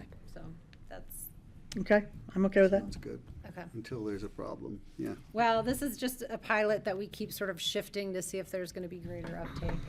Part of it are the people who are downsizing are like, I only wanna move into this building in this unit. Right, yeah, you've got their eye on it. And I wanna move on a Wednesday. Yeah, exactly. Changes to the capital improvements program. Right now, you have a max capital improvement increase of up to 10% over the lifetime of your ownership. They are proposing 10% every 5 or 10 years. It's proposed as 10 years, but the discussion was 5 years. Again, these capital assets will depreciate, so you only get that 10% on day one. It starts to depreciate over time. But that was something to consider. It could push up the cost of the unit over time, if they get, if they make the repair and then move out quickly thereafter, is sort of the concern. But I think it's a good idea. it might incent people to do more capital. I think that's a good idea too. We And talked, it's the net benefit of the buyer, sorry, if they do move out quickly. yeah, they don't have to pay for those repairs, they're already done, and they'll pay for them when they buy it. Lottery chances, this was reported in the paper about whether to remove the additional chances that an individual gets with every additional 4 years of work history, up to 20 years. And the discussion around that was that, the average age, they ran recent lotteries, removing the additional lottery chances. The current average age for winners is 42 years, and I think 16 to 20 years of work history. Taking those extra chances moves that down to 37 years with lesser years of work history, though still in the double digits, if I remember correctly. So I want to figure out this is a little contentious, so. Yeah. I support keeping it, allowing them to get some reward for the fact they've worked here for X amount of years. And then if it's 37 to 42, at 42 you still have another, 20 years you can work. And that's, that's 20 years. 20 years you have to work, you can't retire That's what I before mean, that's what I 60. mean, Yes. at least Yeah. 20 You years. have to work. Well, the APSHA rules won't You allow have you to, to yeah, retire. so I'm saying it's, and I understand they wanna get more younger people into the community, but I don't wanna be, you know, not honoring people who have spent a lot of time working here and trying to stay in this community. And this is why this is contentious. The Great. median age of Colorado's workforce is 37.5 years. The average age is 46.8 years. We've got an aging populace and an aging demographic. That's kind of interesting to look at those numbers in comparison. I certainly don't want to discriminate against people based on their age, and I think there may be other ways we can incentivize or create a balance within that system. And there are several different mechanisms. We've talked about a few. I wouldn't support that change now until we've looked at it more thoroughly, because I think there ought to be a way to be fair, yet still reach for the desired outcome. Okay. I don't support the change. Okay. That was That was a majority. what Well Francie done. said. Another change being proposed currently to remain in your unit if you have become a disabled, qualified under disability. You have had to have worked for 4 years. The proposal was to move this up to 10 years in order to align with what the retirement rules, because the retirement and disability rules used to be the same. 4 years of work history, 4 years of work history before you can stay in your unit. And we moved retirement to 10, and so staff wants to remove disability to 10. I think they're somewhat unrelated personally, but Yeah, how do you board. time your disability? Yeah. I mean, on having lived with a disabled person, he was still able to work. He wasn't able to work that amount of hours, but he still contributed to the community. And so to say, sorry, you have to be disabled 10 years before you get to be, I can't go there. Well, it's really about the work history prior to your Right. disability. I mean, we're assuming this person's not working, correct? Right. Yeah. We're I think not it's working mean. the I do 1,500 too. hours. And a lot of disabled people work. They just don't work the same job, and they may not work the amount of hours. But, oh, shoot, I should have gotten disabled 6 months from now because then I would have qualified. So, yeah, And I don't can't see the go with that. nexus with the retirement age thing. Yeah, either. no. So is that a no from our board? Yes, we'll keep it at 4 Yes, that's a years. no. I Aye. like that. At least I'll bring it back to the board that way, or you will, and Yeah. we'll see what the majority of the I've action got my board notes thinks. here. Fight for that one, Francie. I'm sorry, should I?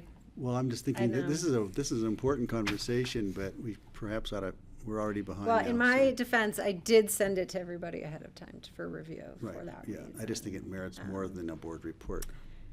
So, I'm happy to revisit the last 3 items in open discussion if we want to. Just do it now. Okay. The next one is a removal of 6-month leave of absence for retirees. I think they've said this is happening in 2 instances where retirees are allowed to take 6 months of leave every year. They're also required to rent their place out during that 6 months.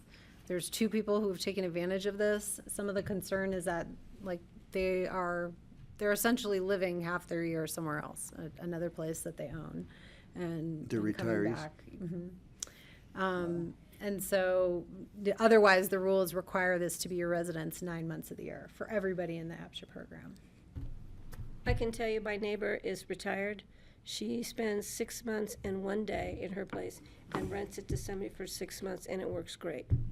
And I think doing 9 months, it makes it harder just to rent for that shorter period of time. For the 3 months. Yeah, I think it needs to be left at 6 months and 1 day. And she signs the affidavit every year, and I monitor where her tenant is coming and going. And, yeah, and I think it should just be left the way it is. She provides a valuable Well, space for This came someone up to in live in. our If discussion. they're a retiree, they worked their career here, they, the whole point of being able to retire in your unit is to be able to retire. Exactly. That means split for 6 months. All power to them. Once you're in, You you're still in, have to right? live in your unit, though. Yeah, You don't have And to you show have up to to the rent post it. office every and day. you have to rent it to an APSHA qualified, so it's Right. still being used To for. qualify for this leave of absence. It's being used for affordable housing, and it seems that a 6-month rental's more attractive to APSHA than a 3-month rental. Yeah, So it seems counterproductive. Yeah. I'm okay with that one. Work requirements way for it is. Aspen Country Inn. So Aspen Country Inn is a LIHTC project, 50% AMI or below. We have had lots of trouble filling those units because of our own self-imposed problems at Aspen Country Inn.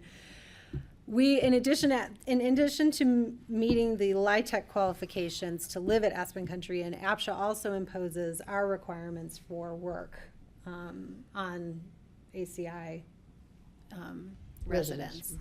So they have to meet the 1,500 hours, and the folks who live in Aspen Country Inn tend to be low income, they tend to be elderly, they tend to have some disability that prevents them from working full. So they're proposing to change APSHA's rules to lower the work requirement to 1,000 hours, with the hope that that's going to get more people in to meet these eligibility requirements. I think you should try it. If it doesn't work, bring it back, and if it's, Keep going, yeah. yeah. I mean, ultimately, we could just get rid of these rules for ACI and let the LIHTC program qualifications be what they meet, but that's not what's being proposed right now. The proposals to lower it to 1,000. Yes. Well, let's try it. Because right now we've had units sitting empty, Right, which nobody which wants. is crazy. And then the last one is the category eligibility in employer-owned units. So we have several units in the inventory that employers own and want to rent to their employees. A lot of them have assigned categories to them, and they can't put the employees, because they pay their employees too much, so they end up having to rent them to people who are not their own employees, and they want the flexibility to the category assignment to meet the wage that they pay the employee. They will have to charge the rent at that category level of the employee's income, which is very similar to what we do in I think our it's a good Pickens idea. County. I do too think it's a good idea, because we have some in the back row at the trailer court. And I'd rather, again, another situation, I would rather have people in some of these units. So, Okay. So Thank you. we're yes on all except for the disability and the lottery chances. Thank you. to fight for 'em. All right, and happy to talk more about the conversations. Okay. Thank you for your time. Sorry I took up so much time. I will look to Jeffrey for his updates. That was useful. And thank you, John Bennett, for your patience as we run over on our agenda. Hi, John Bennett. Thank you. And we pulled your security, just want you to know. You know how this works. Jeffrey? I'm here, I'm looking at what's interesting. Nothing to report in TRED, nothing to report in Transportation and Telecom. There's a railroad crossing bill that was signed by the governor. There's an interesting one in tax and finance. I know I'm not tax and finance, but it was tax exemption for first responders. And it was and I'll send you my notes on it, for more details. That one was really fascinating. Legislation would have, if it was voter approved, 50% of home value if they'd served for 30 years.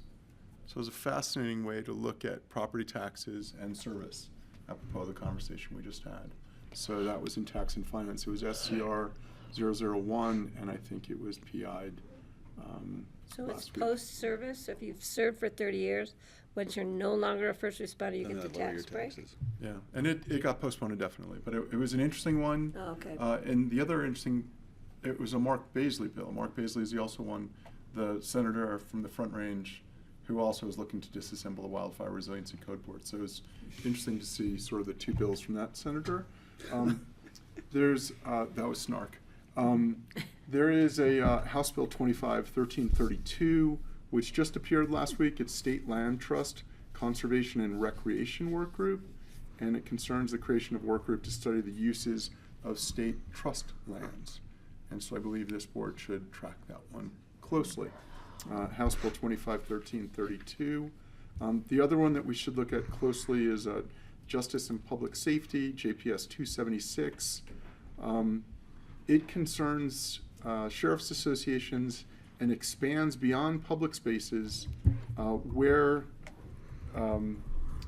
they're allowed to go within a jail. So it's specifically it's an immigration bill under Justice and Public Safety. So if you're being released or detained, and there's transitions taking place in man traps and other areas of the jail, it's basically describing where ICE could go. So this is happening at the state level. But another bill just passed that completely opposes that. The immigration just bill. yesterday. Yeah.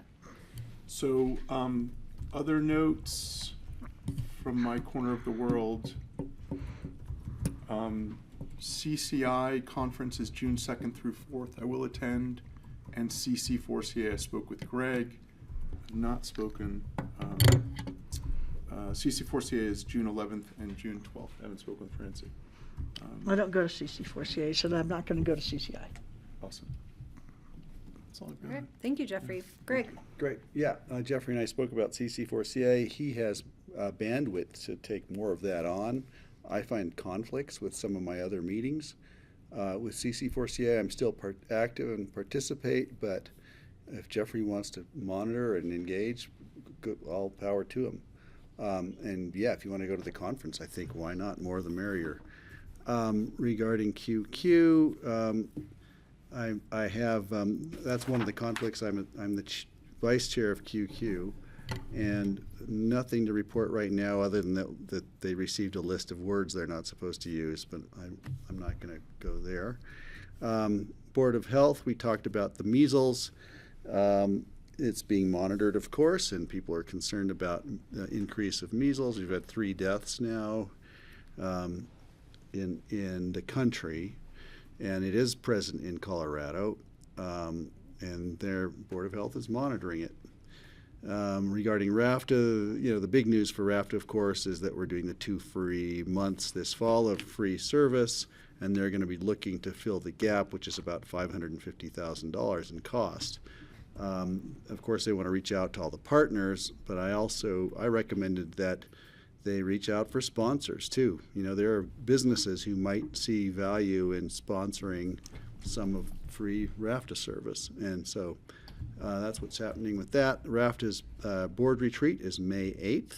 Did I say May 8th? Yes. Is that May 8th or June 8th? Sorry, I'm just blanked. It's June. Sorry, thank you. No, it's May. No, it's May. It's May 8th. You're right. It is May 8th. Yeah. I was right. So we're going to do our RAFTA board summit on May 8th. Stay tuned for that. I don't have an agenda quite yet for it. With RWAPA, I'm the chair of RWAPA, but things have been a little bit quiet lately. Expect more soon. And let's see if April had sent me anything. Isn't RWAPA the same thing as Rhode Island? It is. I Water know. and It's Power? spelled out. I know. It's So kinda, you go I get twice, credit or there's twice. 2 of you? I get credit twice for You that. and your AI He guy? does get credit. You're on twice. so many committees, Remember, Greg. he was chair, even though I was the appointee last year. I know. And we didn't know it That was or funny. something. Yeah. So. And Jeffrey goes to all of them, so. Yeah, just Jeffrey will be there if we're not. Jeffrey, are you going to RWAPA? Are you our? I am your alter ego on RWAPA. Excellent, good. Is there anything I have missed? not heard anything from RWAPA, and I'm in touch with April Long on occasion. Yeah, so RWAPA's fine for the time being. We did have a presentation on mussels the last meeting, which was fascinating, on the battle against the invasive nuisance species. And Colorado is bragging about how well we've done in the battle, but really the star is Rudi. Rudi has managed to keep them at bay while other reservoirs have not. So we're doing pretty well and looking forward to still moving forward. And that's it for me.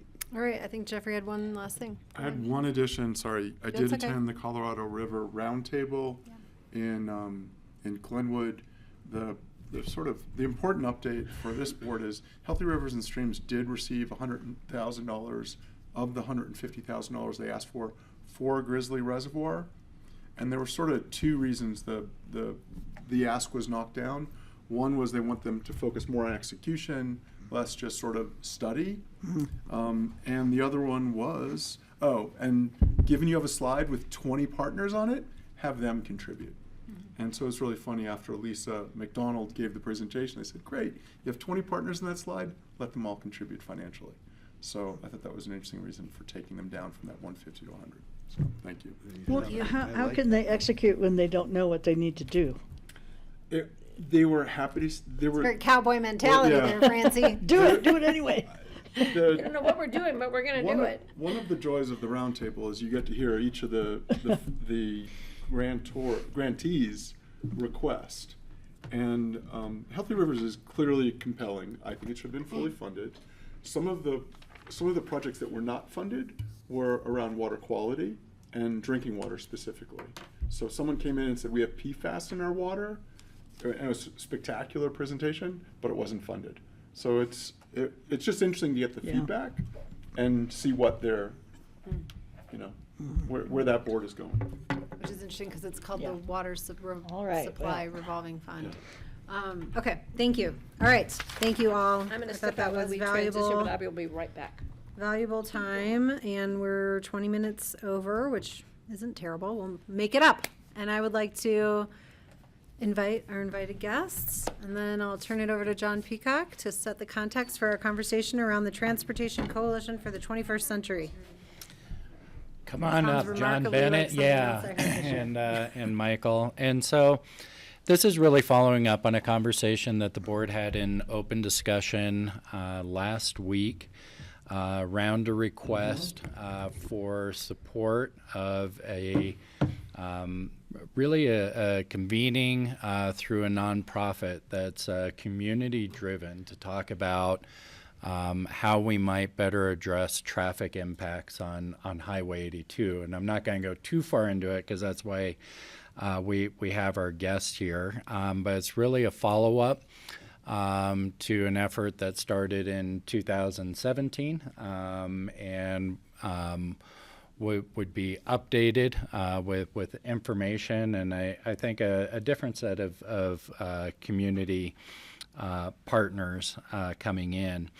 The board did ask, we did confirm that Aspen has appointed participants and funded the effort per the coalition's request. Snowmass has also appointed representatives and provided a funding commitment.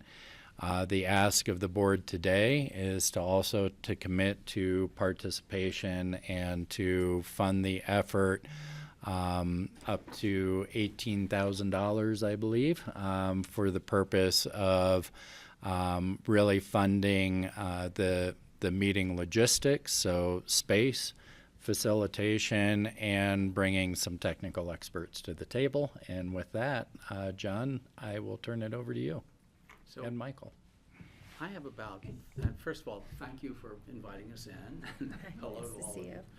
I have about 5 minutes worth of notes I could go through that begin to address. We listened to the discussion you guys had a week ago and wrote down, of course, some of the questions you raised. And I have notes that address those questions, which I can go through in 5 or 6 minutes, and then we'll just take your additional questions and discuss. Is that all right?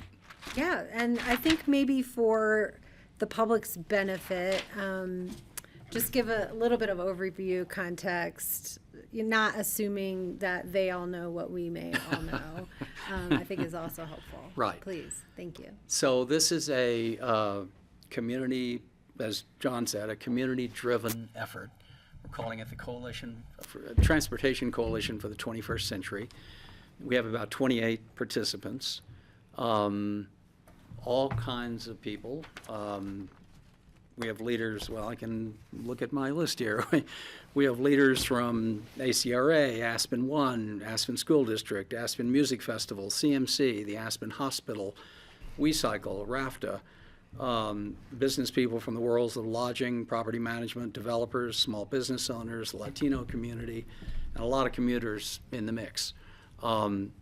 Plus, we're hoping 7 elected officials. 5 have already signed up from Basalt, Aspen, and Snowmass, and we're hoping that you guys will want 2 of your group to. And I'm saying you guys, and it doesn't have to be an official. We've just reached out and invited some elected officials, and they said yes, so now they're part of it. You have decided to sort of make it a thing that you're going to discuss among yourselves. That's totally fine. It doesn't matter to us. But we do hope that 2 county commissioners will join us. We have 7 current, hoping for 7 current with the 2 of you, 2 from you. But we also have a whole lot of previous county commissioners, previous city council members. Last count, I added up this morning and discovered, I didn't even know this, we have 5 current or past mayors in the group. So it's a lot of really interesting people, we think, at least. So is that enough? And the goals that we're going to go through, I mean, the goals that we're focusing on, actually, they're in my notes. So why don't I just go into those if I may? Okay, well, thank you. I think that's a helpful start. So we watched the video of you guys talking a week ago. And you asked a lot of questions, which I'll try to address as many as I can. One that came up several times was the quote, what lane are we in? What lane is the coalition in compared to the other governmental entities that are studying transportation in our valley? And are we duplicating efforts? Fair enough, it's a very good question. So we don't at all see ourselves in any particular lane. In fact, that's really important to our work, not to stay in a lane. And we certainly don't want to duplicate any work currently underway at the county, city, EOTC, or RAFTA. We know the county will be planning its new airport multimodal center and the transit connectivity that'll go with that. The city is looking at specific infrastructure issues, obviously the record of decision and a new Castle Creek Bridge. Snowmass has its own infrastructure and transit focus. The EOTC is looking at a variety of mostly if not all, transit-related and logistics-related to transit issues that they're focusing on. And RAFTA obviously is focusing on its extremely successful bus system and how to improve and enlarge that. The coalition, we look at our job as to our opportunity is to take a broad, comprehensive overview of all of Upper Valley transportation, which will have an effect, without any question whatsoever, on Lower Valley transportation as well. If we get it right in the Upper Valley, we're going to have a profound beneficial effect on the Lower Valley. But our focus is a broad overview of Upper Valley transportation and asking what would it take to achieve some really big, important community goals.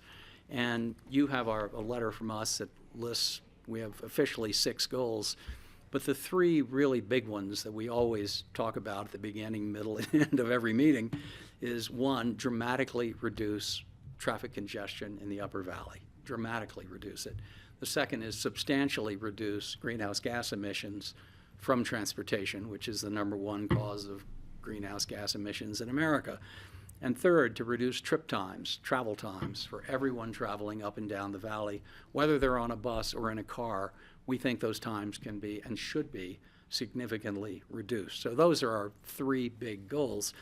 And we don't see another entity today focusing on a daily basis on those big 3 goals. And we think they're incredibly important, and that's kind of why we exist and why we, and I'll add, and you probably know this from the letter we sent you, but our current course is not a good one. Let's say all the great infrastructure ideas that are now being talked about are implemented. The city implements something dramatic, the record of decision, or something similar to the record of decision. You guys do an intermodal center at the airport. Snowmass does whatever Snowmass decides to do on its own transit issues, and the EOTC does its work.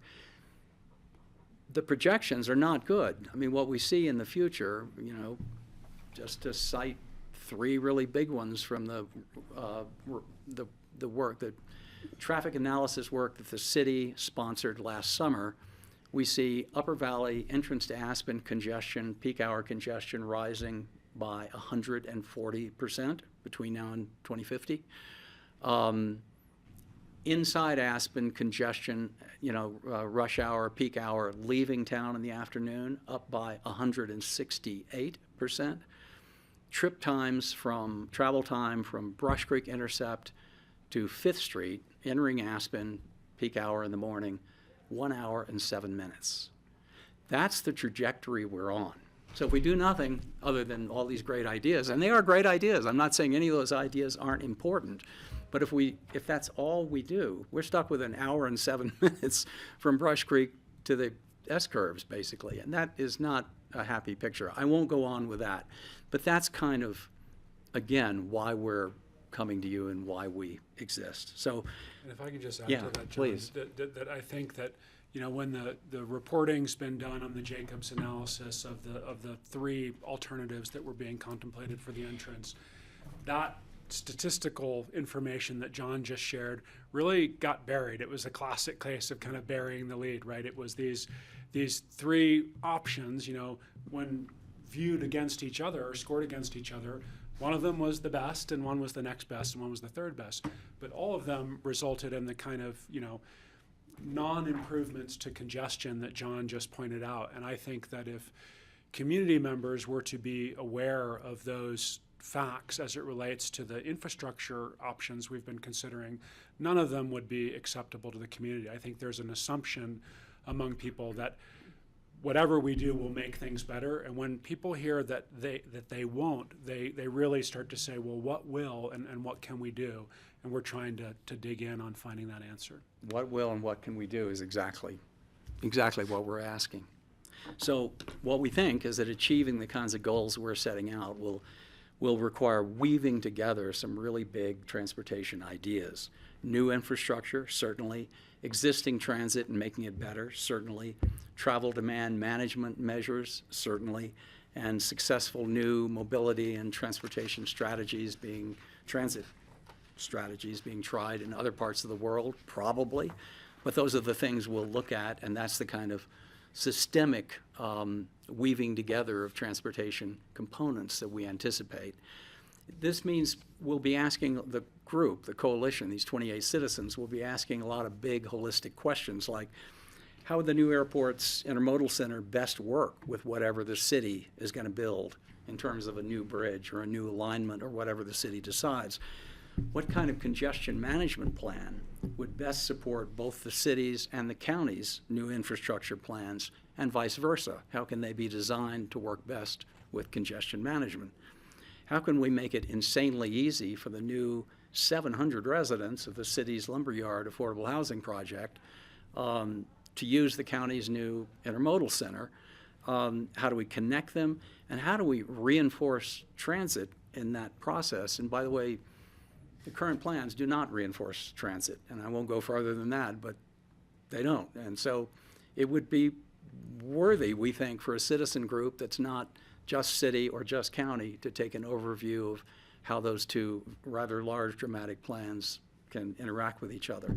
How could new forms of transit enhance airport connectivity and also help RAFTA move many more people today than they do without further overcrowding buses, which is already an issue? And how could what I will call a tapestry of mobility measures, that is woven together, how might that, for example, remove 4,000 or 5,000 cars a day from our highway and free us from today's congestion nightmare on Highway 82, which will get a whole lot worse if we don't do something like this? So these are huge questions. They're going to take a lot of work.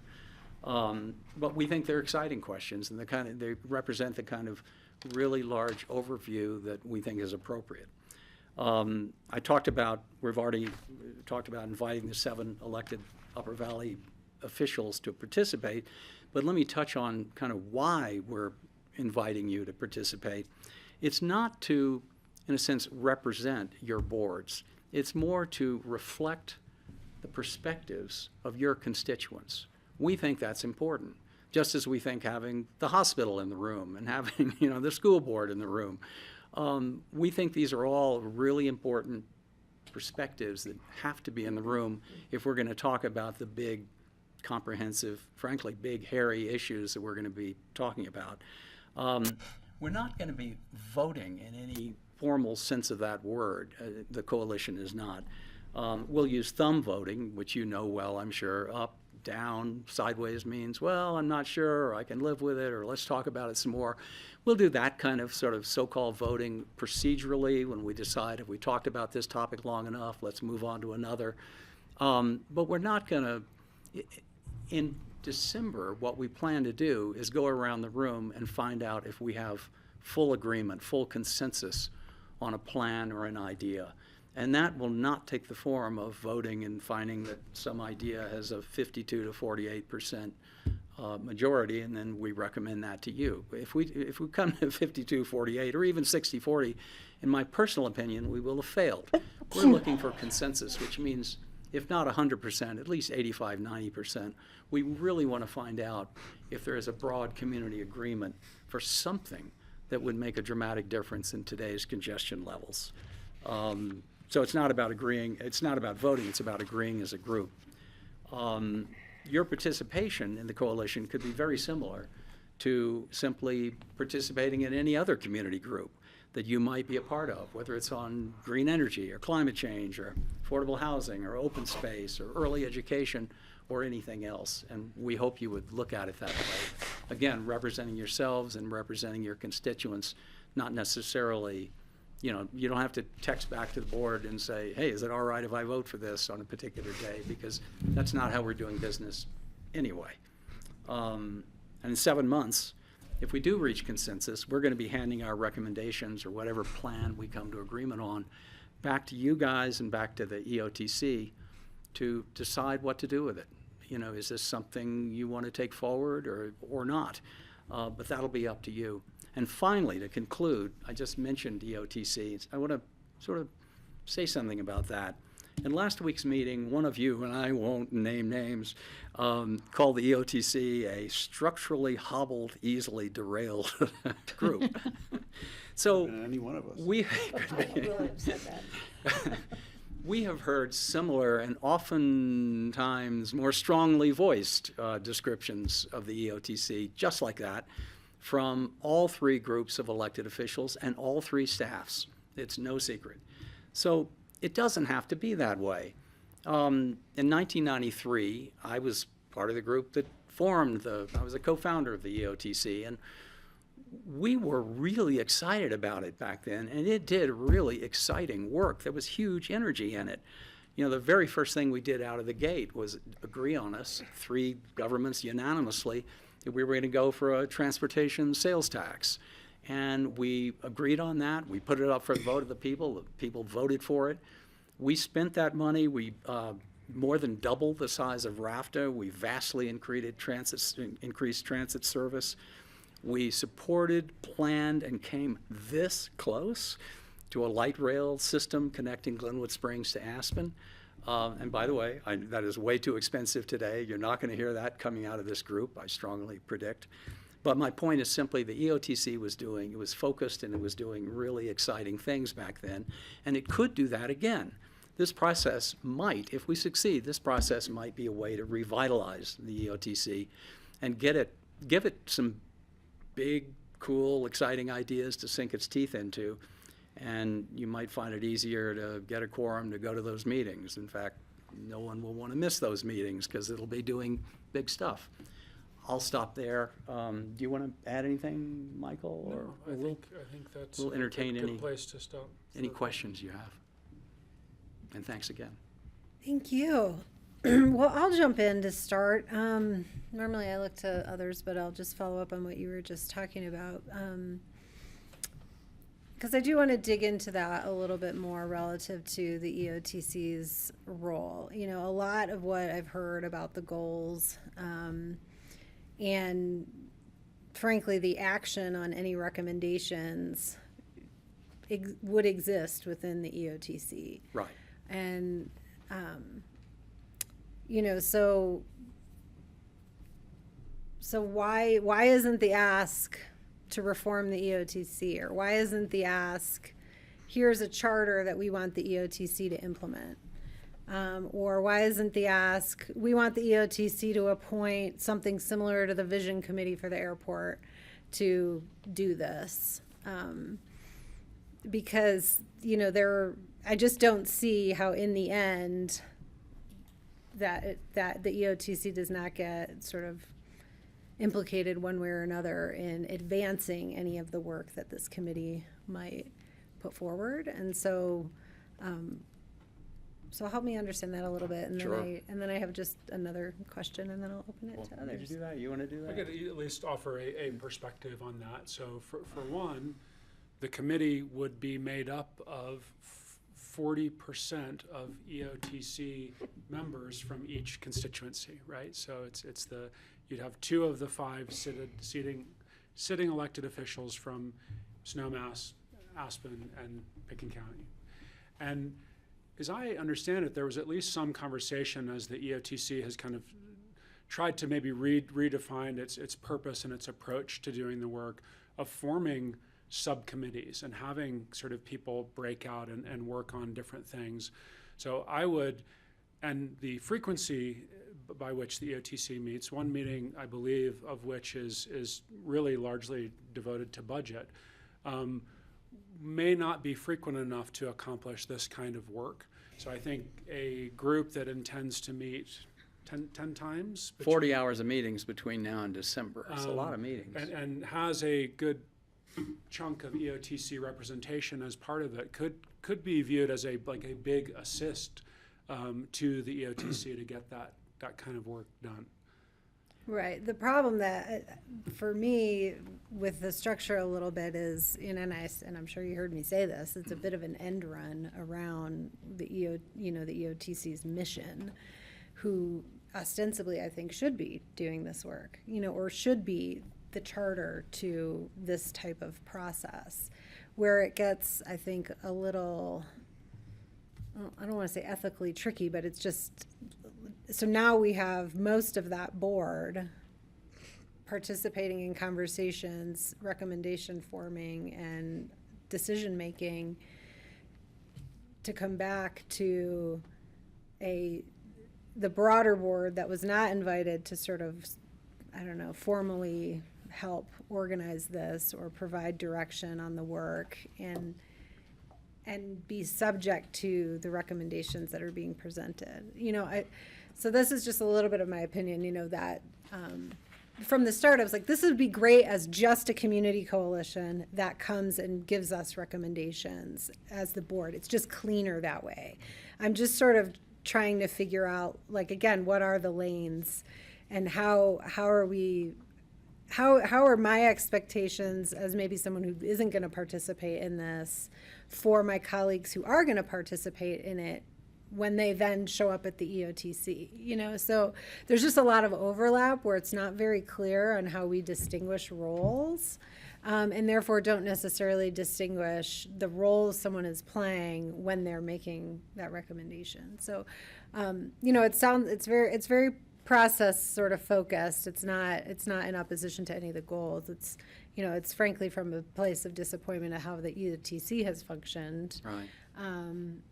So that's just some comment on that. But then another, I guess, how do you intend, or what do you expect to be distinguished from the upper Valley mobility study process that was produced, that the EOTC did sort of consider some of those recommendations and didn't find them to be, I guess, workable at that time. When they came out of the Institute? Yeah.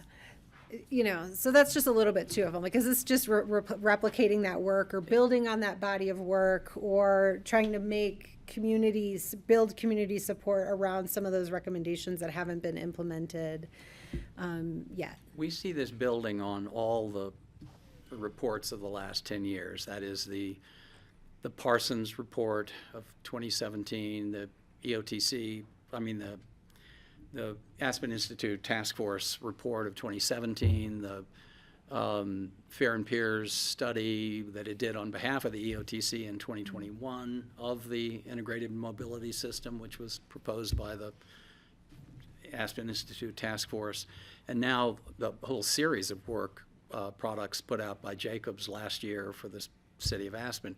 A whole lot of studies and a whole lot of work has been done. We see what we want to do is begin with all of that. We're not saying, by the way, for the future, it's very hard to sit here and look at you and see a 2-second delay on my face up there. It's so hard. I'll sit up, so maybe I'll block the TV. And Madam Chair, when you speak and you do your hands like this, there are hands all over the place. On a little echo. It's very off. It's off-putting. It's very off-putting. Where was I? So you were saying you're building on the studies, and we're building on those. We're certainly not wedded to those in any way, and we've put that in writing in our charter that we don't want to replicate work. We don't want to create any new studies, by the way. We want to review everything, and we want to have adult supervision in the form of really great mobility and transportation engineering in the room with us at all times to answer questions and help us steer the conversation in productive ways, so we don't go down rabbit holes and don't start exploring hovercraft that are never going to work, or light rail that would now be $1 billion. We're not going to go down those. So we see, a rich vein of discovery, of work ahead of us, to come up with whatever plan this group comes up with. And we cannot possibly predict whether it'll be a rehash of the 2017 IMS or something totally new. No one in the group in 2016, 2017 at the Aspen Institute, no one in that group had any clue what it was going to come up with. That was so far off the radar screen of the 31 people in that room. And they may well be things well off the radar screen this time as well. And back to your question, Kelly, about the EOTC, if we thought the EOTC would take up these kinds of questions, good Lord, we wouldn't go to the trouble we're going through. This is a ton of work. I'm not whining or complaining. I'm just observing. We have been meeting daily. I mean, this is a huge amount of work we're undertaking for free, and we wouldn't do it. But the EOTC meets 2, maybe 3 times a year. We hear stories of it sometimes not meeting because it doesn't have a quorum. It's not taking up these kinds of questions. If it did, I would say hallelujah. I would be the first to back off and say, we don't need it. We can call our 28 citizens and tell them, good news. You don't have to come to all 40 hours of meetings in the next 7 months. But we just don't see that happening. And we do feel a huge sense of urgency because, like I said before, the trajectory is not good. And the city has told us they're welcoming this work. They're being very, I'm sure some of them will watch it, so I'm stating this carefully. So far, they seem very welcoming and enthusiastic about the work we're doing, but certain members of the city have told us very directly, you guys got to get this done because we have decisions to make on the entrance to Aspen, and if you don't, you're going to, your work will come to nothing because we're marching ahead. So we originally said we were going to take 12 months to do this work, and we shortened that to 7 months, really to fit within the city's time frame. If we handed this over to the EOTC, I don't think it would be done in, well, you pick a number, but I think it would be years, not months. And it's the urgency that's driving us. Thank you. Yeah. And the kind of the critical decisions that are on the table and we think are being potentially made, absent some of the data that I mentioned from the Jacobs study that was, it's there, it's in the information, it's in the packet, but it's just not surfacing within the public conversation. And just another kind of just maybe data point on this, the list of, we think, fairly esteemed citizens that we've asked to be a part of this, they've all said yes, and there's maybe a message there too, that this list of folks has said, yeah, we're willing to give you 4+ hours out of our day, on an average of whatever it is, every 3 weeks, every month, to help try to solve this problem. They're willing to step into that role probably for a reason. All right, Francie. In response to your comments about the procedure and the board, I think a lot of boards, including ours, operate where we sort of have committee members who do this or do that. And I don't see that is a conflict with the integrity of the board or anything. I mean, But the difference is you come back and ask our positions on things and then represent that position to the board. That is not how this is being requested or structured. Ask your opinion to go back to their coalition or right. No, so like they we don't. represent boards that you're appointed to represent the when the county on the other commissioners. boards, that's what we do. I see what you're saying. So that's just a little bit of this. That's not how this is being structured. So it's We're a nonprofit, you're showing up as an individual citizen, but then you're gonna come to us. Are you gonna sit on that side of the table when you come back to the board with the coalition as an individual citizen to make the recommendation, or are you gonna sit on this side of the table and Well, make if we're that making decision? decisions, it would be on this side of the table. But do you see what I'm saying with the conflict? Yes, I see it as different than what we've done before, but I don't see that as an obstacle. And I think this is a really exciting opportunity for us to have a voice. I think we would be remiss to not have representatives on this group. I find it incredibly exciting. I really want to do it. I hope you guys will let me do it. I have the time, and I think being together with other people who find this incredibly compelling and interesting and needing of solution is really an exciting thing. And I think given that all of the other jurisdictions have joined willingly and welcoming, and I just can't imagine we wouldn't do it. I just can't imagine. Kelly, may I? Yeah, Fran, or sorry. Okay, I have a very different, 40% of the EOTC would already be on this new coalition. They're that's a stacked deck, because when the final decision has to come back to the ODC, you already have 40% of it doesn't take much to come to 3 in each jurisdiction. I can count to 3 to get anything passed. I'm concerned about that. I'm concerned that there's a conflict created by that. I'm concerned that the people, my members of my board we would be appointing to this would be representing this board. That's You know you don't have to do it that way. but that's how we are going. That's how I want it to be done.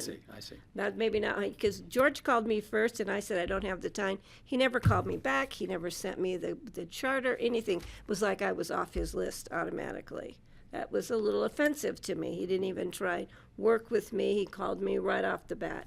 So I'm concerned about, already getting EOTC so involved in this that how are we going to say no at the end of the day? We're helping to fund this effort, and so therefore I think we have a responsibility with the use of county dollars.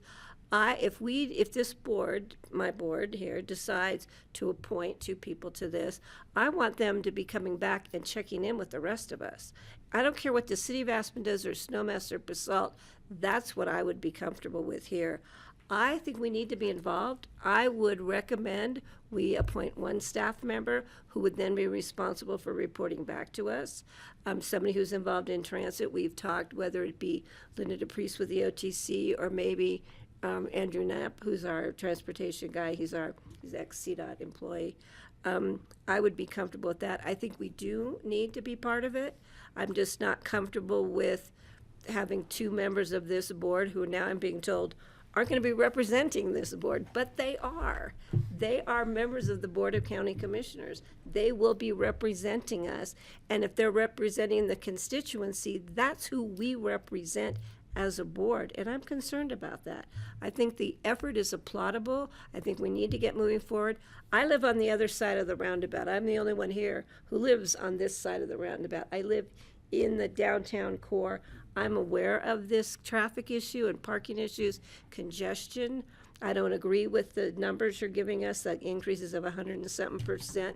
That's all based on development in future years. If we manage development and growth, we won't have those numbers, because that's where those numbers are coming from. We only have so much space, and if we continue to exacerbate the use of those spaces, then we're creating the problem ourselves. That's something that can be managed in a whole different framework.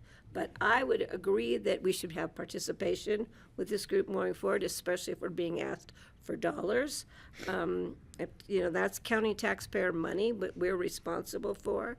I don't have a problem with that, but I do have a problem appointing 2 members of this board that also sit on EOTC, who at the end of the day, this will be coming back to either move forward with or not move forward with, and you already have 40% of EOTC members involved in the process. I would ask that 40% step out, and the rest of us get to make the decision, because I see it as a conflict. That's just where I stand. But I think this is a great effort, and I'm sorry that nobody got back to me to see, but I have other committees that I'm chair, vice chair of that meet on Thursdays. Okay, who else? Thank Greg you. or Jeffrey? Go ahead. I'd love to go back to your goals for a second, and specifically what I think you said versus what's in your goals. They don't line up, and so specifically on the. I mean, if I was going to say, Michael, what are your goals? He would say, hey, I want world-class transportation system equal to the recreational resort that we support. And I don't see that in here. I see, number 1, we'll go through it, reduce or eliminate entrance, Aspen and Brush Creek traffic congestion, And everyone that would say, if they've unpacked both the ROD and the DHR work, they would say, well, it doesn't do that, even with light rail. Right? We've only reduced ridership by 11% or something. So I'm worried that number one, You worried it's not a good goal, or you worried it's what do you help us understand? it's lofty. It's lofty. Yeah. But again, you're part of your argument was you're coming in with the existing research and the existing data, and I'm saying if we move forward with entrance to Aspen, number one's not met. We know that. That's our point. And So- that's kind of why we're. If So- that weren't true, we wouldn't be before you. So, and most of the work between the entrance to Aspen and Brush Creek has already been done as per the record of decision. You're talking infrastructure, yes, but the congestion management hasn't even been begun. Number two, I don't understand where it comes from relative to CAP and everything else that's going on. So is it just we need a goal that's No, environmental? no, fair enough. That's a very good question. That comes from the integrated mobility system that was proposed by that Aspen Institute 2017. Transportation Task Force. That task force, that plan that we call the IMS, or Integrated Mobility System, that group proposed that plan in 2017. About 2 years later, the group no longer existed, but a few of us who were still, enthusiastic about it, brought it back to the EOTC and said, guys, a couple of years have gone by, not much has happened. Would you at least be willing to study our plan further, hire your own engineering consultants, have them tell you whether our plan would work or not, and if it did work, have them tell you what would the outcomes be? And the outcomes were you would take 5,000 cars a day off the road, you would dramatically cut or maybe eliminate completely traffic congestion in the Upper Valley, and you would reduce greenhouse gas emissions by 25,500 tons a year, which is huge, really huge. So we figured if we're going to do a new plan, let's not lowball ourselves. Let's not go below what the last plan would have achieved. Let's figure out if we can do better than this, but we don't want to do worse than this because we know this is possible. I think the question for two is how does it align with county and municipality goals? So again, it's sort of going over here. It's obviously inextricably linked to transportation. I was just wondering how you got there. And so Yeah, 2017 is the answer. We got there through the study that the EOTC commissioned in 2021 is the answer. And then isn't number three just a reiteration of number one?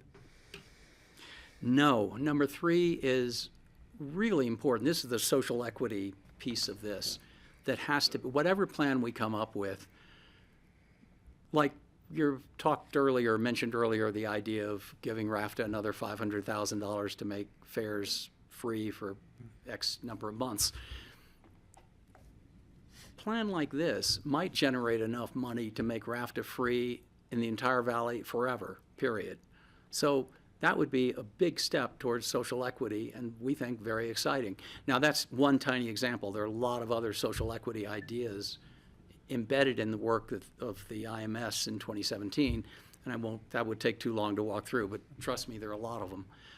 But that's an example of the kind of thing. We want to make sure whatever we come up with, if we come to consensus on a new plan, that it works really fairly for the person who's working in washing dishes in an Aspen restaurant and commuting from Carbondale, as well as it does for the realtor who's driving from Basalt to close a deal on a multi-million-dollar house. It has to work for everybody. Make them take the bus. So, And I'd say, Jeffrey, just if I can add to that, it's a really important question that you ask because there probably is a fair amount of overlap there, but if sort of congestion solutions involve trying to incentivize a mode shift into the Brush Creek lot, that does nothing for the towns down valley from that point. So that number three is kind of a way to emphasize that point, that a true congestion management plan that benefits Basalt, Carbondale, Glenwood Springs. I sat through the city's entrance to Aspen. They had a different title for it, but the stakeholder meeting a couple weeks ago, Andrew Knapp was there. And it was, there were some Down Valley folks there who really emphasized that point that like it's very easy for this conversation to become defined by reducing congestion from the airport in and maybe from Brush Creek in, but like a true congestion solution should benefit the full length of the valley. So, and then just John, same page. I Yeah. appreciate that there are distinct points, and I agree. On number 6, I mean, again, you're biting off a lot in 10 months and 14 meetings in 40 hours. I know. So you've also solved wildfire danger for the city of Aspen. Just in our spare time. Is that egress? Egress. What's, Well, so- no, so excuse it me. says wildfire danger. Yeah, I know, that's which those to me is carefully chosen words. No, to it me, is the includes Forest Service on your board? They will be. So after the Lake Christine fire, the Aspen Community Foundation asked me to come back because I'd worked for them previously directing their Cradle to Career initiative. They brought me back and gave me a surprising amount of money to work with. I mean, not for me, but to spend on something really good, some really good idea, because they had a lot of donors. Literally, they had a lot of donors come out of the woodwork to give them money to make this valley a safer place after the Lake Christine fire. So my charge was to figure out what do we do with this money and how can we really make a difference and not waste it? Let's do something really smart with it. Well, I didn't pretend to know what to do with it, but I did pretend to know who to talk to. So I got together groups, focus groups, basically, Aspen Fire, Roaring Fork Fire, Carbondale Fire, Glenwood Springs Fire, BLM, and the U.S. Forest Service. And we had some of them quiet meetings like this, and some of them big public meetings. We did a series of open houses up and down the valley talking about the measures that could be done to make all of our communities more wildfire resilient. And the net result was something called the WAFAC, the Wildfire Adapted Communities Project, which Aspen Fire has used, and you guys probably know this. I hope you know this. There's now a fire rating, safety rating for every single house in the Aspen Fire District, along with some of this is public. That much is public. What's not public on the website is you can now go inside that data, any homeowner can, and learn what are the 4 things or 8 things I can do to raise my house safety, wildfire safety level from green to yellow. I mean, yellow to green or red to yellow. My point is, this stuff is well known. This sounds like a big, audacious thing to add to the list. We could do this, I do believe, we could do this in about a day with all the right people in the room. That is, all the fire chiefs, all the Forest Service fire responders. There are top people from the region, and we know who they are, and they're in the Rolodex, and we can find them. We could put them together with the building officials of Aspen and Pitkin County, some of the land use officials, and I won't say elected officials because that might raise a different issue. I don't know. I would have said elected officials, but put them together in a room, and my strong belief, having watched those people work together in the past, is that in about a day, we could come up with a list of the top 12 things that the city of Aspen, for example, could do to dramatically increase the wildfire resiliency and decrease the wildfire danger through policy changes that would not be impossible to make. And one of those policy initiatives was highly likely to be a new bridge and a new emergency exit from Aspen. We're not putting that on the list because we would let that group decide, but that's just a personal kind of guess. But that's how we would tackle number 6 on this list. But you actually ask a really good question. You're not the only person who said, why is that thrown in here? It seems like a bird of a different feather. It is, but it's so conflated in the city. It's so conflated with transportation, for obvious reasons, that we felt we couldn't, with a straight face, saying we were going to answer all these questions without, by the way, also addressing wildfire danger, because it's in there. And it's the egress point, so it's the second bridge potentially. But at this presentation, the entrance stakeholder meeting, there was a safety and evacuation portion to it. And you've probably heard the 13.5-hour number that it would take the peak capacity community to get out of town. That is because of vehicle volume. It's as much as it is people volume. And one of the pieces of the Institute work, which may come to be a defining piece of this or not, depending on how it goes with the group, is making better use of the unused capacity in cars. So a congestion reduction measure, whatever that might look like, would reduce the vehicle volume that creates that 13.5-hour backlog. So just in terms of egress efficiency, this group could do something very important. And And let's I'm try to wrapping. wrap up here. I- Yes, thank you. I think number 6, I mean, I would say it's community level hardening through a transportation lens. Is what it's where you got to, the nexus between the two. And everything that we're doing with building code and site and area design is at the site and structural level, as you're describing in Right. your map. Right. And you're describing here the transit nexus. Correct. We don't do a lot at the community level in terms of hardening. I mean, vis-a-vis burning 900 acres, I would call community level hardening. Sure.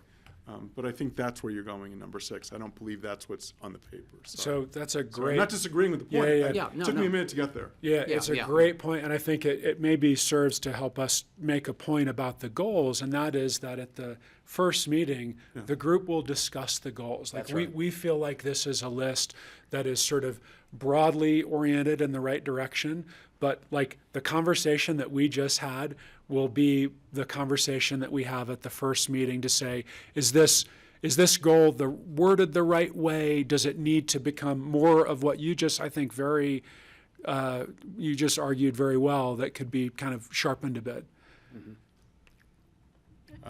And One more. I'm sorry, just to get the last word. That's okay. If you read the FEMA report, for example, after Marshall, or you read any of the after-action reports, whether it's Maui or Yeah. California or Marshall, they would inform number 6 better than I just did as well. Of course. And FEMA, because again, they're looking at community level egress and access. Point well taken. Totally agree. Yeah. Thanks for refining. Let's go to Greg, and then we do really have to wrap up here. in the Got next 10 minutes. I think that one, I would support fully funding this, and I wonder if it's enough money. I think there should be an espresso machine at all these meetings, or at least some sort of coffee service, because We it are sounds like they're talking going to be about long coffee and in Yeah, these tedious. meetings. Nespresso's Coffee. So I think I will fully support funding this. I also think that I'm going to try to audit as much as I can anyway. I want to participate in this because this is what my constituents want. And while I see that we have issues regarding and concerns regarding process on this board, I think this issue is the most important issue facing our community, and it's more important to me, and I would rather take a chance because I think we've got plenty of safeguards with staff and people paying attention. I don't think we're going to get ourselves in any sort of trouble. I think this is essential work, and I don't see EOTC or this board putting as much time into it as what you're offering with this August group of people. So I'm taking advantage of what I think is an incredible opportunity, and I intend to support it as best I can. So that's where I am. Patty? Yeah, I just have to wonder too, just again for the conflict issue, funding's gonna have to come from somewhere at the end of the day if we're gonna do anything. And it's probably gonna come back again to EOTC for a funding decision, not just an approval of the recommendations. Because it's great to approve the recommendations, but if you don't fund them, what are you doing? So that's my concern and why I would prefer to have staff represent Pickens County. And as far as funding, I think we should start with 18,000. I think that probably, regardless of coffee, might not be enough, but I think we need to get it kicked off because I think there's support within the community to do so. But I just, again, would rather it be a staff representative.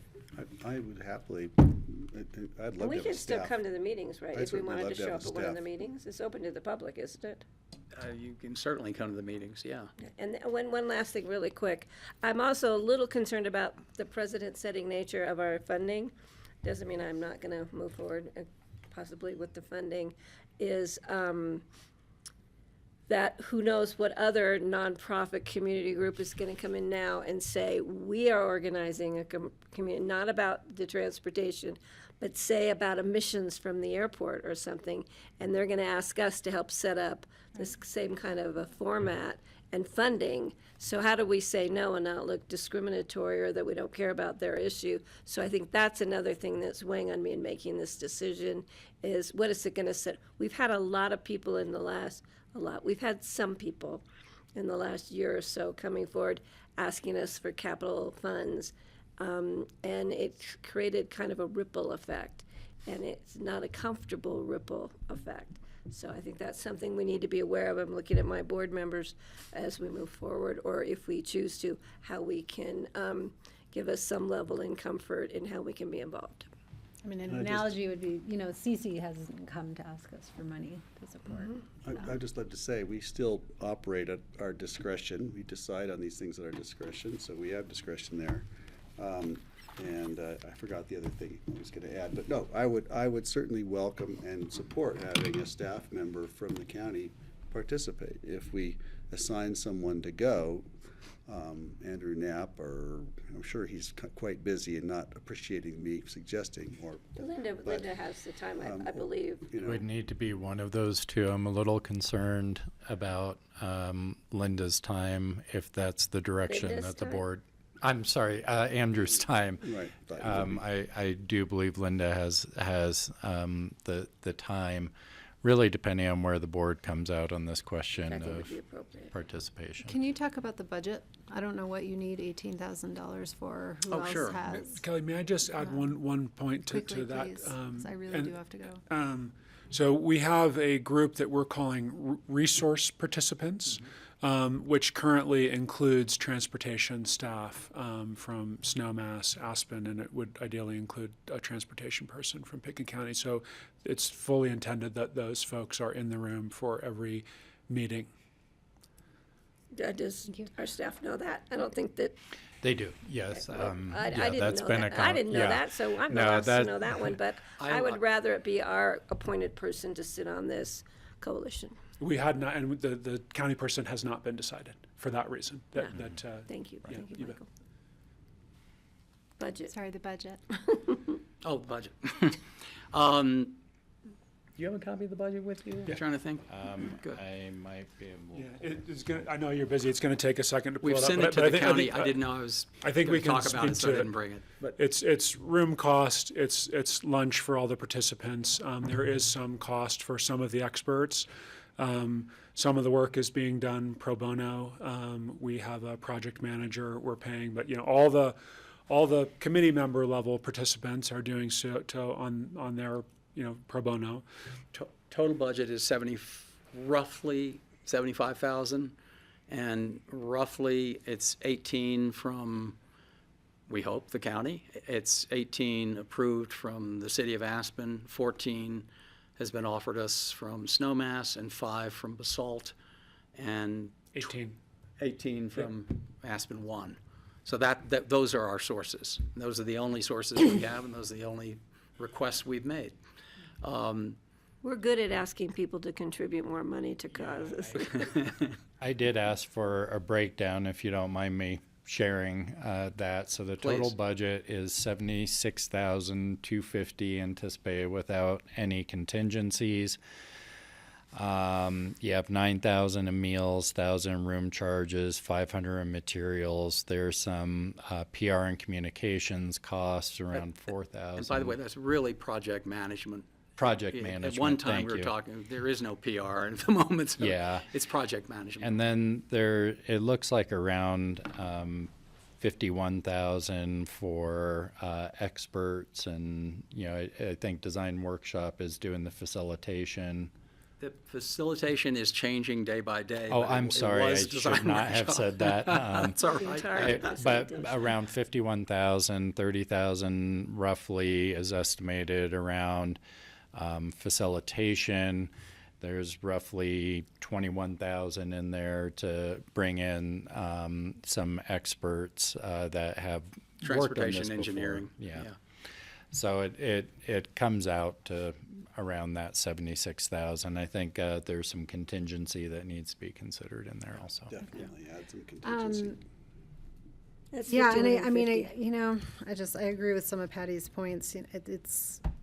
We know you guys, and the issue is a big, important issue, and you are all very esteemed people, so it's a little bit easier for you to walk into this room, lay out a plan, ask us for money, which is a lot harder for other people who are working on very important community issues to do or to assume and expect that kind of access from this board. And so I just want to name that a little.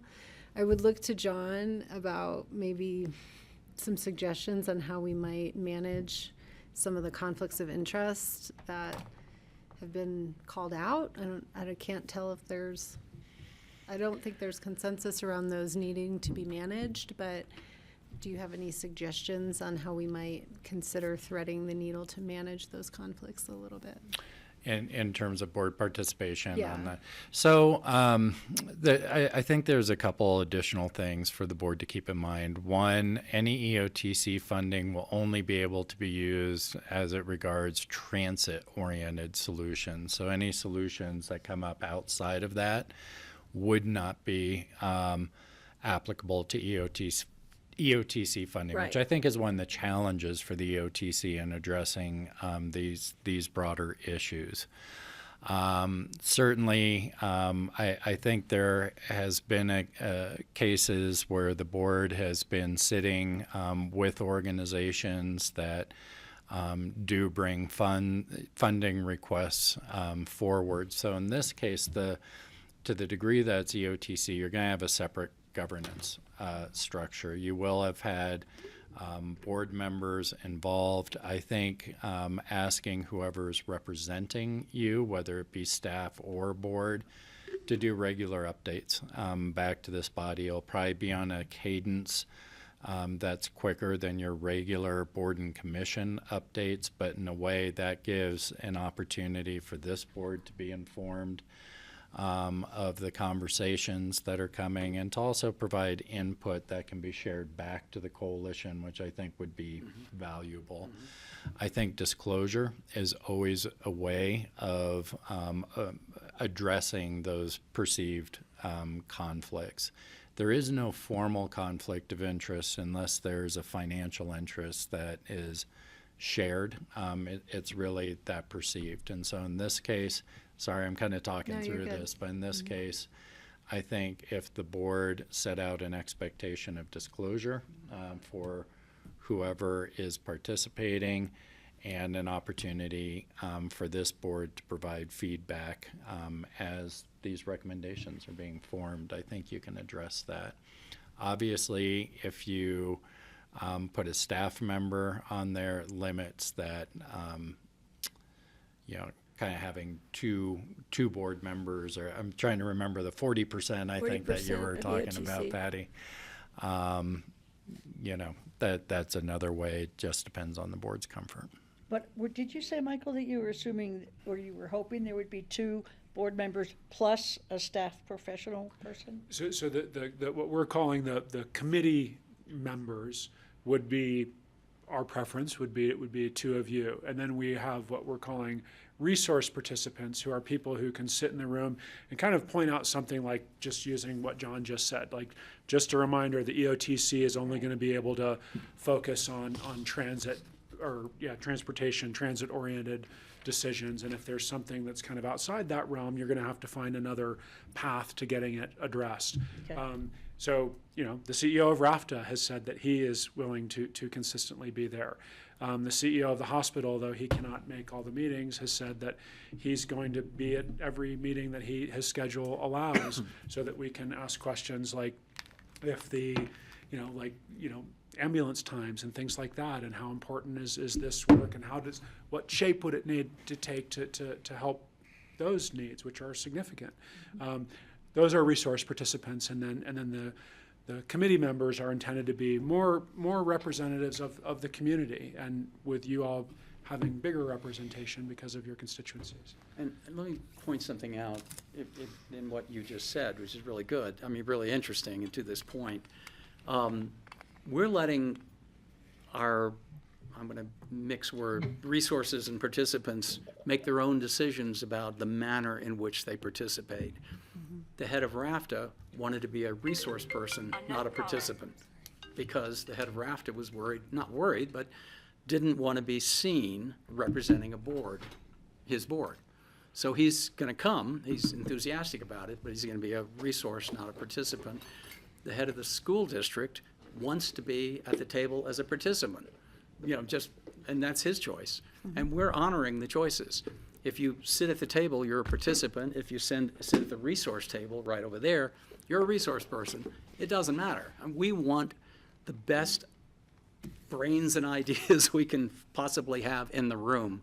And they can call themselves whatever they want. We just want their ideas and their I'm going to see if we can figure out what energy. that looks like, or if we have to revisit. Can I ask a quick question Please. of my board?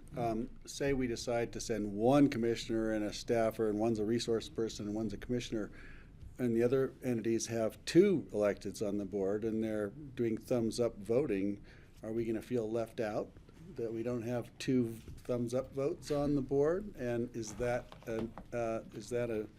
a detriment for us? Wouldn't it be better just to have parity with the other communities that have committed to doing this?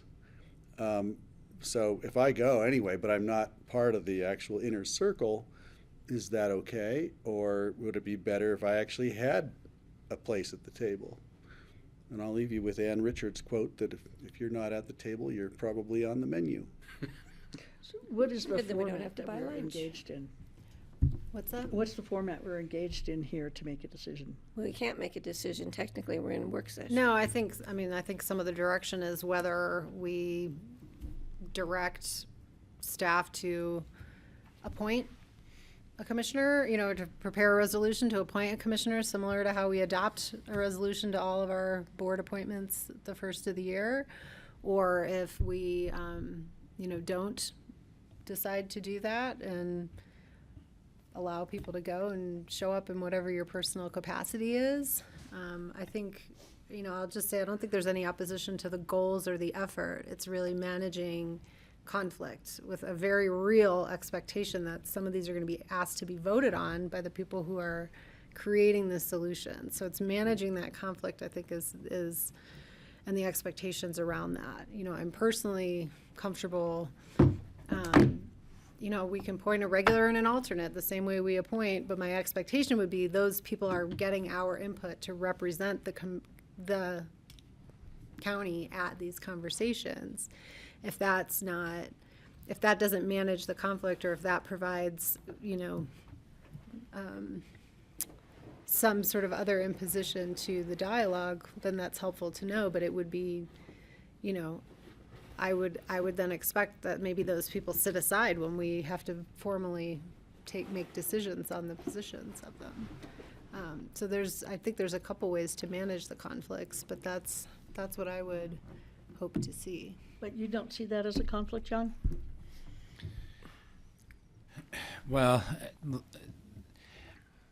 I think that's a difficult question to answer. Is it a legal conflict of interest? Would it rise to that level? No. Is it perceived as a conflict because you're making a decision as part of a nonprofit and then coming into a public entity that you have a different responsibility to the constituency for and for stewardship of public funds for?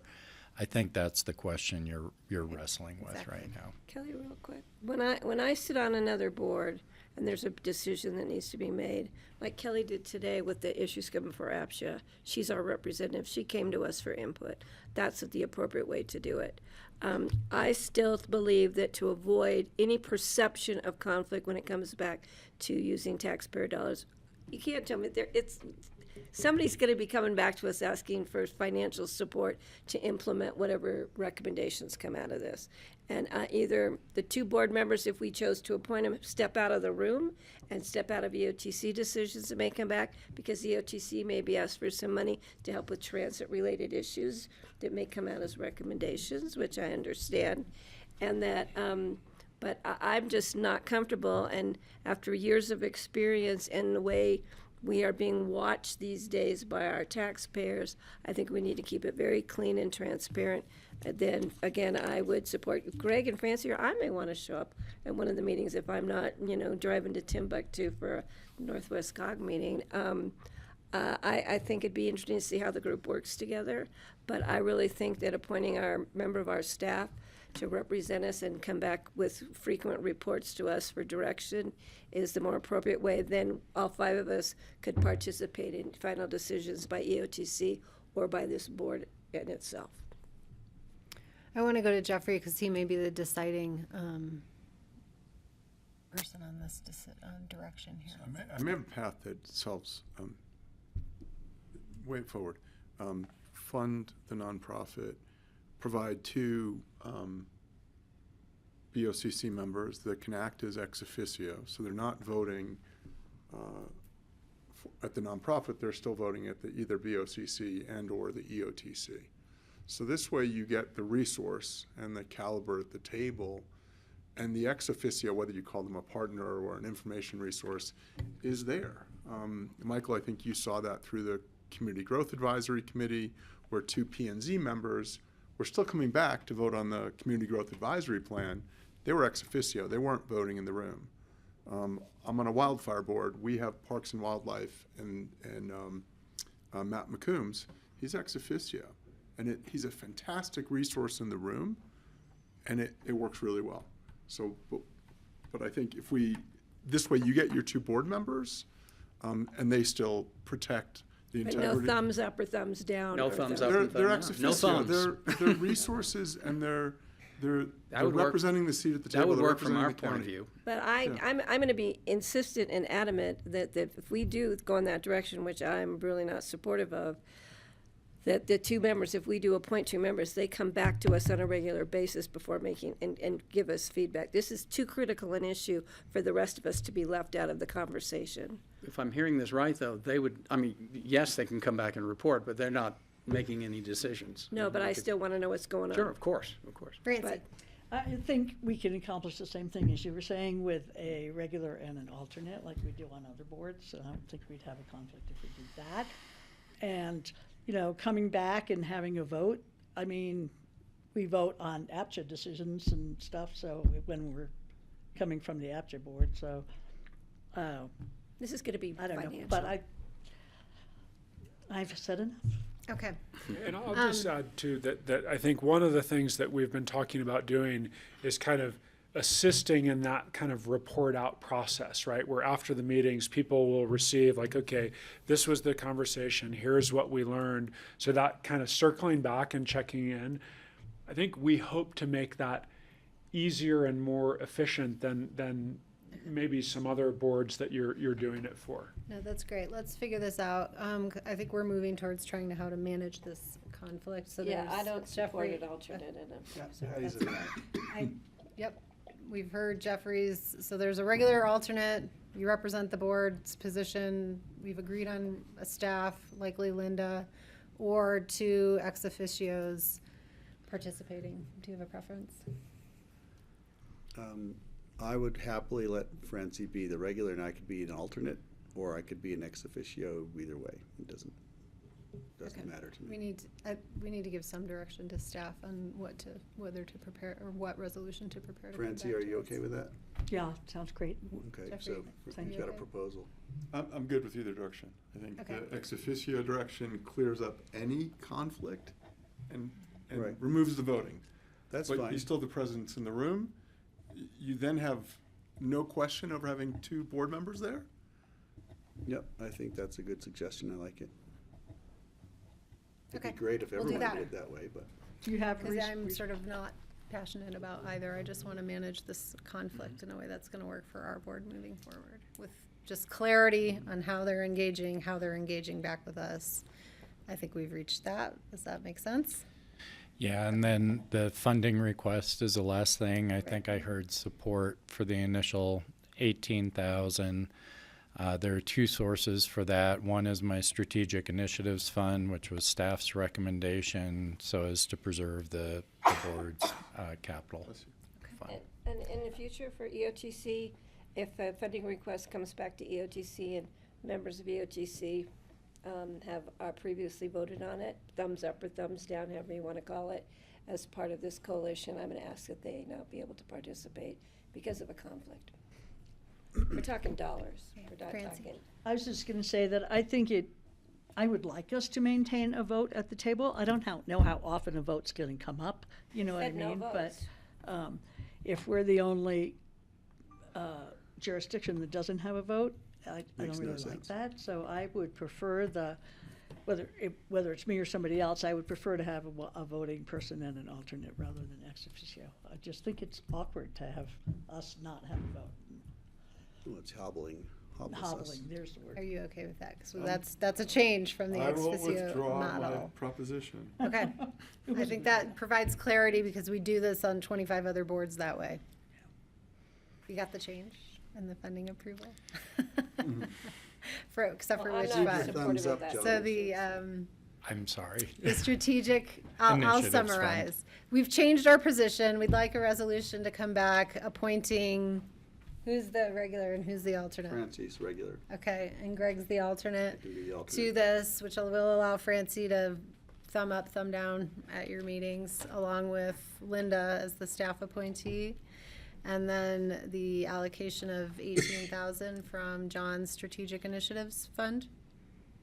And I will ask in the future if any votes have been taken, thumbs up, thumbs Yes. down votes, that if Francie made the vote, she has to step out of the conversation. Well, could we make that decision in another It doesn't time? have We to happen can, immediately. I think the expectation is that we will be getting and giving board feedback the same way we get and give board feedback at all of our other appointed boards where we represent. Is that clear? Okay, I really have to go. My kids are gonna be very late at pickup. I'm gonna turn open discussion over to you, and sorry I have to And you're leave. not going to Carbondale on Thursday. I'm Just- not. that's Thank part you of our very discussion. much for. Yes. Thank you. Thank Thanks a you. lot. Thank you. Thank you, gentlemen. Thank you. Anything else that I need to include? You're good. No, Anything I else? don't- That was the no. big one Yeah, for open we've- discussion. I think Super we're excited not to gonna see you there. notice it, that's already been- Cool, got it. Pick up where we left off a few months ago at the airport. Bye. Oh, you're doing open discussion? So we have, I'm gonna leave the room for a minute. John, thank you for hanging at Grassroots. support you, I'm giving you a hard time. We have open discussion. The number one piece for open discussion, as Patty leaves the room, is Mr. We have a candidate for governor's meeting on Thursday, and we would like 2 or fewer to attend that meeting down Valley, Thursday morning at 9 a.m. And you would love to go. I'm going. You're going. Yes. So do we have a second? I'm not going. Okay, so myself and Francie will represent this board. It will not be publicly noticed. There will just be the two of us at that meeting. Further open discussion items. Well, I had one, but I'm not gonna wait. I'm gonna wait until Wait. everybody's here. Well, I'm not for tonight. I'll do it another time. well, this one, I've got one that's kind Or of I'll urgent. just send it to you guys. This one's urgent, and maybe we can do something here. I, in a conversation with Dave Tanner, who's going to visit Jeff Hurd, regarding the 20 to 25% decrease in bookings in the coming year that are due in large part to the policies of the current administration.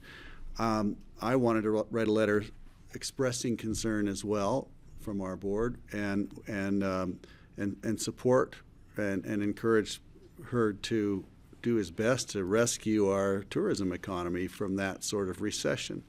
And I collected some data. I put my glasses away, but the gist of it is Colorado had, we're going to use 23 numbers. I asked for numbers, and I found this much. We had 93.3 million visitors, 28 billion in spending in 2023. International tourism spending figures aren't readily available, but the Tourism Office highlights the importance of international visitors, noting they are the highest value travelers in the state, staying longer and spending more per person than in any other type of tourist. International travelers average $1,500 per trip, compared to a much lower number for national travelers. Mexico's the number 1 market. Canada's the number 2 market. Canada was the number 2 market. We'll see where they are now. And so this is pretty significant. In 2019, we had 1 million international visitors. That's pre-COVID. We're a little bit below those numbers still. 2024 was 950. This is a huge hit for us. So he's anticipating a recession, which would mean we'd have fewer visitors. Well, That's we where it comes already from. have, bookings are down 20 to 25% already, and I don't know what they're anticipating that turning into, but this is going to be a huge hit, and I know it's of grave concern to our tourism industry, and I'd like us to craft a very simple letter of support from our board that could be delivered to our congressman on Thursday, if possible, which would mean we kind of need to talk about the gist of it now, approve it tomorrow, and send it off Wednesday night. It's 5:30 at night, and tomorrow, Is that doable? You can do it, John. Come on, I know you can do it. You I get the will point. You draft get the- something during the meeting tomorrow. Okay, and Yeah. we can talk about it. Perfect. That's all I wanted to know. Thank you. That's it for me for open discussion. So Well, I'll just send you the notes I I prepared. thought we just, never mind. we did. We Further thought we open, were going in one direction, and now we're gonna do the 80 letters, Doug Greg? No, this is further just as open a- discussion. So, all right, so I'm 30 seconds or less. I will be at the Bennett meeting on the 24th. I will be at a HERD meeting on the 24th, and I will be at a HERD staffer meeting on the 25th, and the youth summit on May 3rd. What's the meeting on, the other meeting on the 24th? The HERD meeting is, he's presenting on the 24th, and then on the 25th is the staffer No, meeting. but you said 2 meetings on the 24th. The first one's Bennett, second one's HERD. Oh, you're gonna go to Bennett's then? I'm not going? Okay. So, Thought we were gonna decide that sorry, we tomorrow. decided that while you're out of the room. Oh, okay, thanks. I'm out of here. Patty, No, we were gonna talk about Okay, it we're tomorrow. It's done. okay, I gotta go, but no, we were we just gonna- need to ensure that we're less than 3. I know, I thought we were talking about. Hillary just asked me to introduce Michael on Thursday morning. You're confirmed. So given that we now barely have a quorum, I am looking for a motion to adjourn. It's Tuesday, we don't even You need don't need that. one. We You can can walk just it. call it. John, thank you. Michaela, thank you. Thanks, we're out of here. Enjoy your evening. I'll just John, I'll sit send you here. an email. I'll try to cobble my notes into I was something. gonna say, I'm meeting with Dave on Friday, but that sounds too late. That's a day late and $1 short. But I just think it would probably, he'd be very grateful if we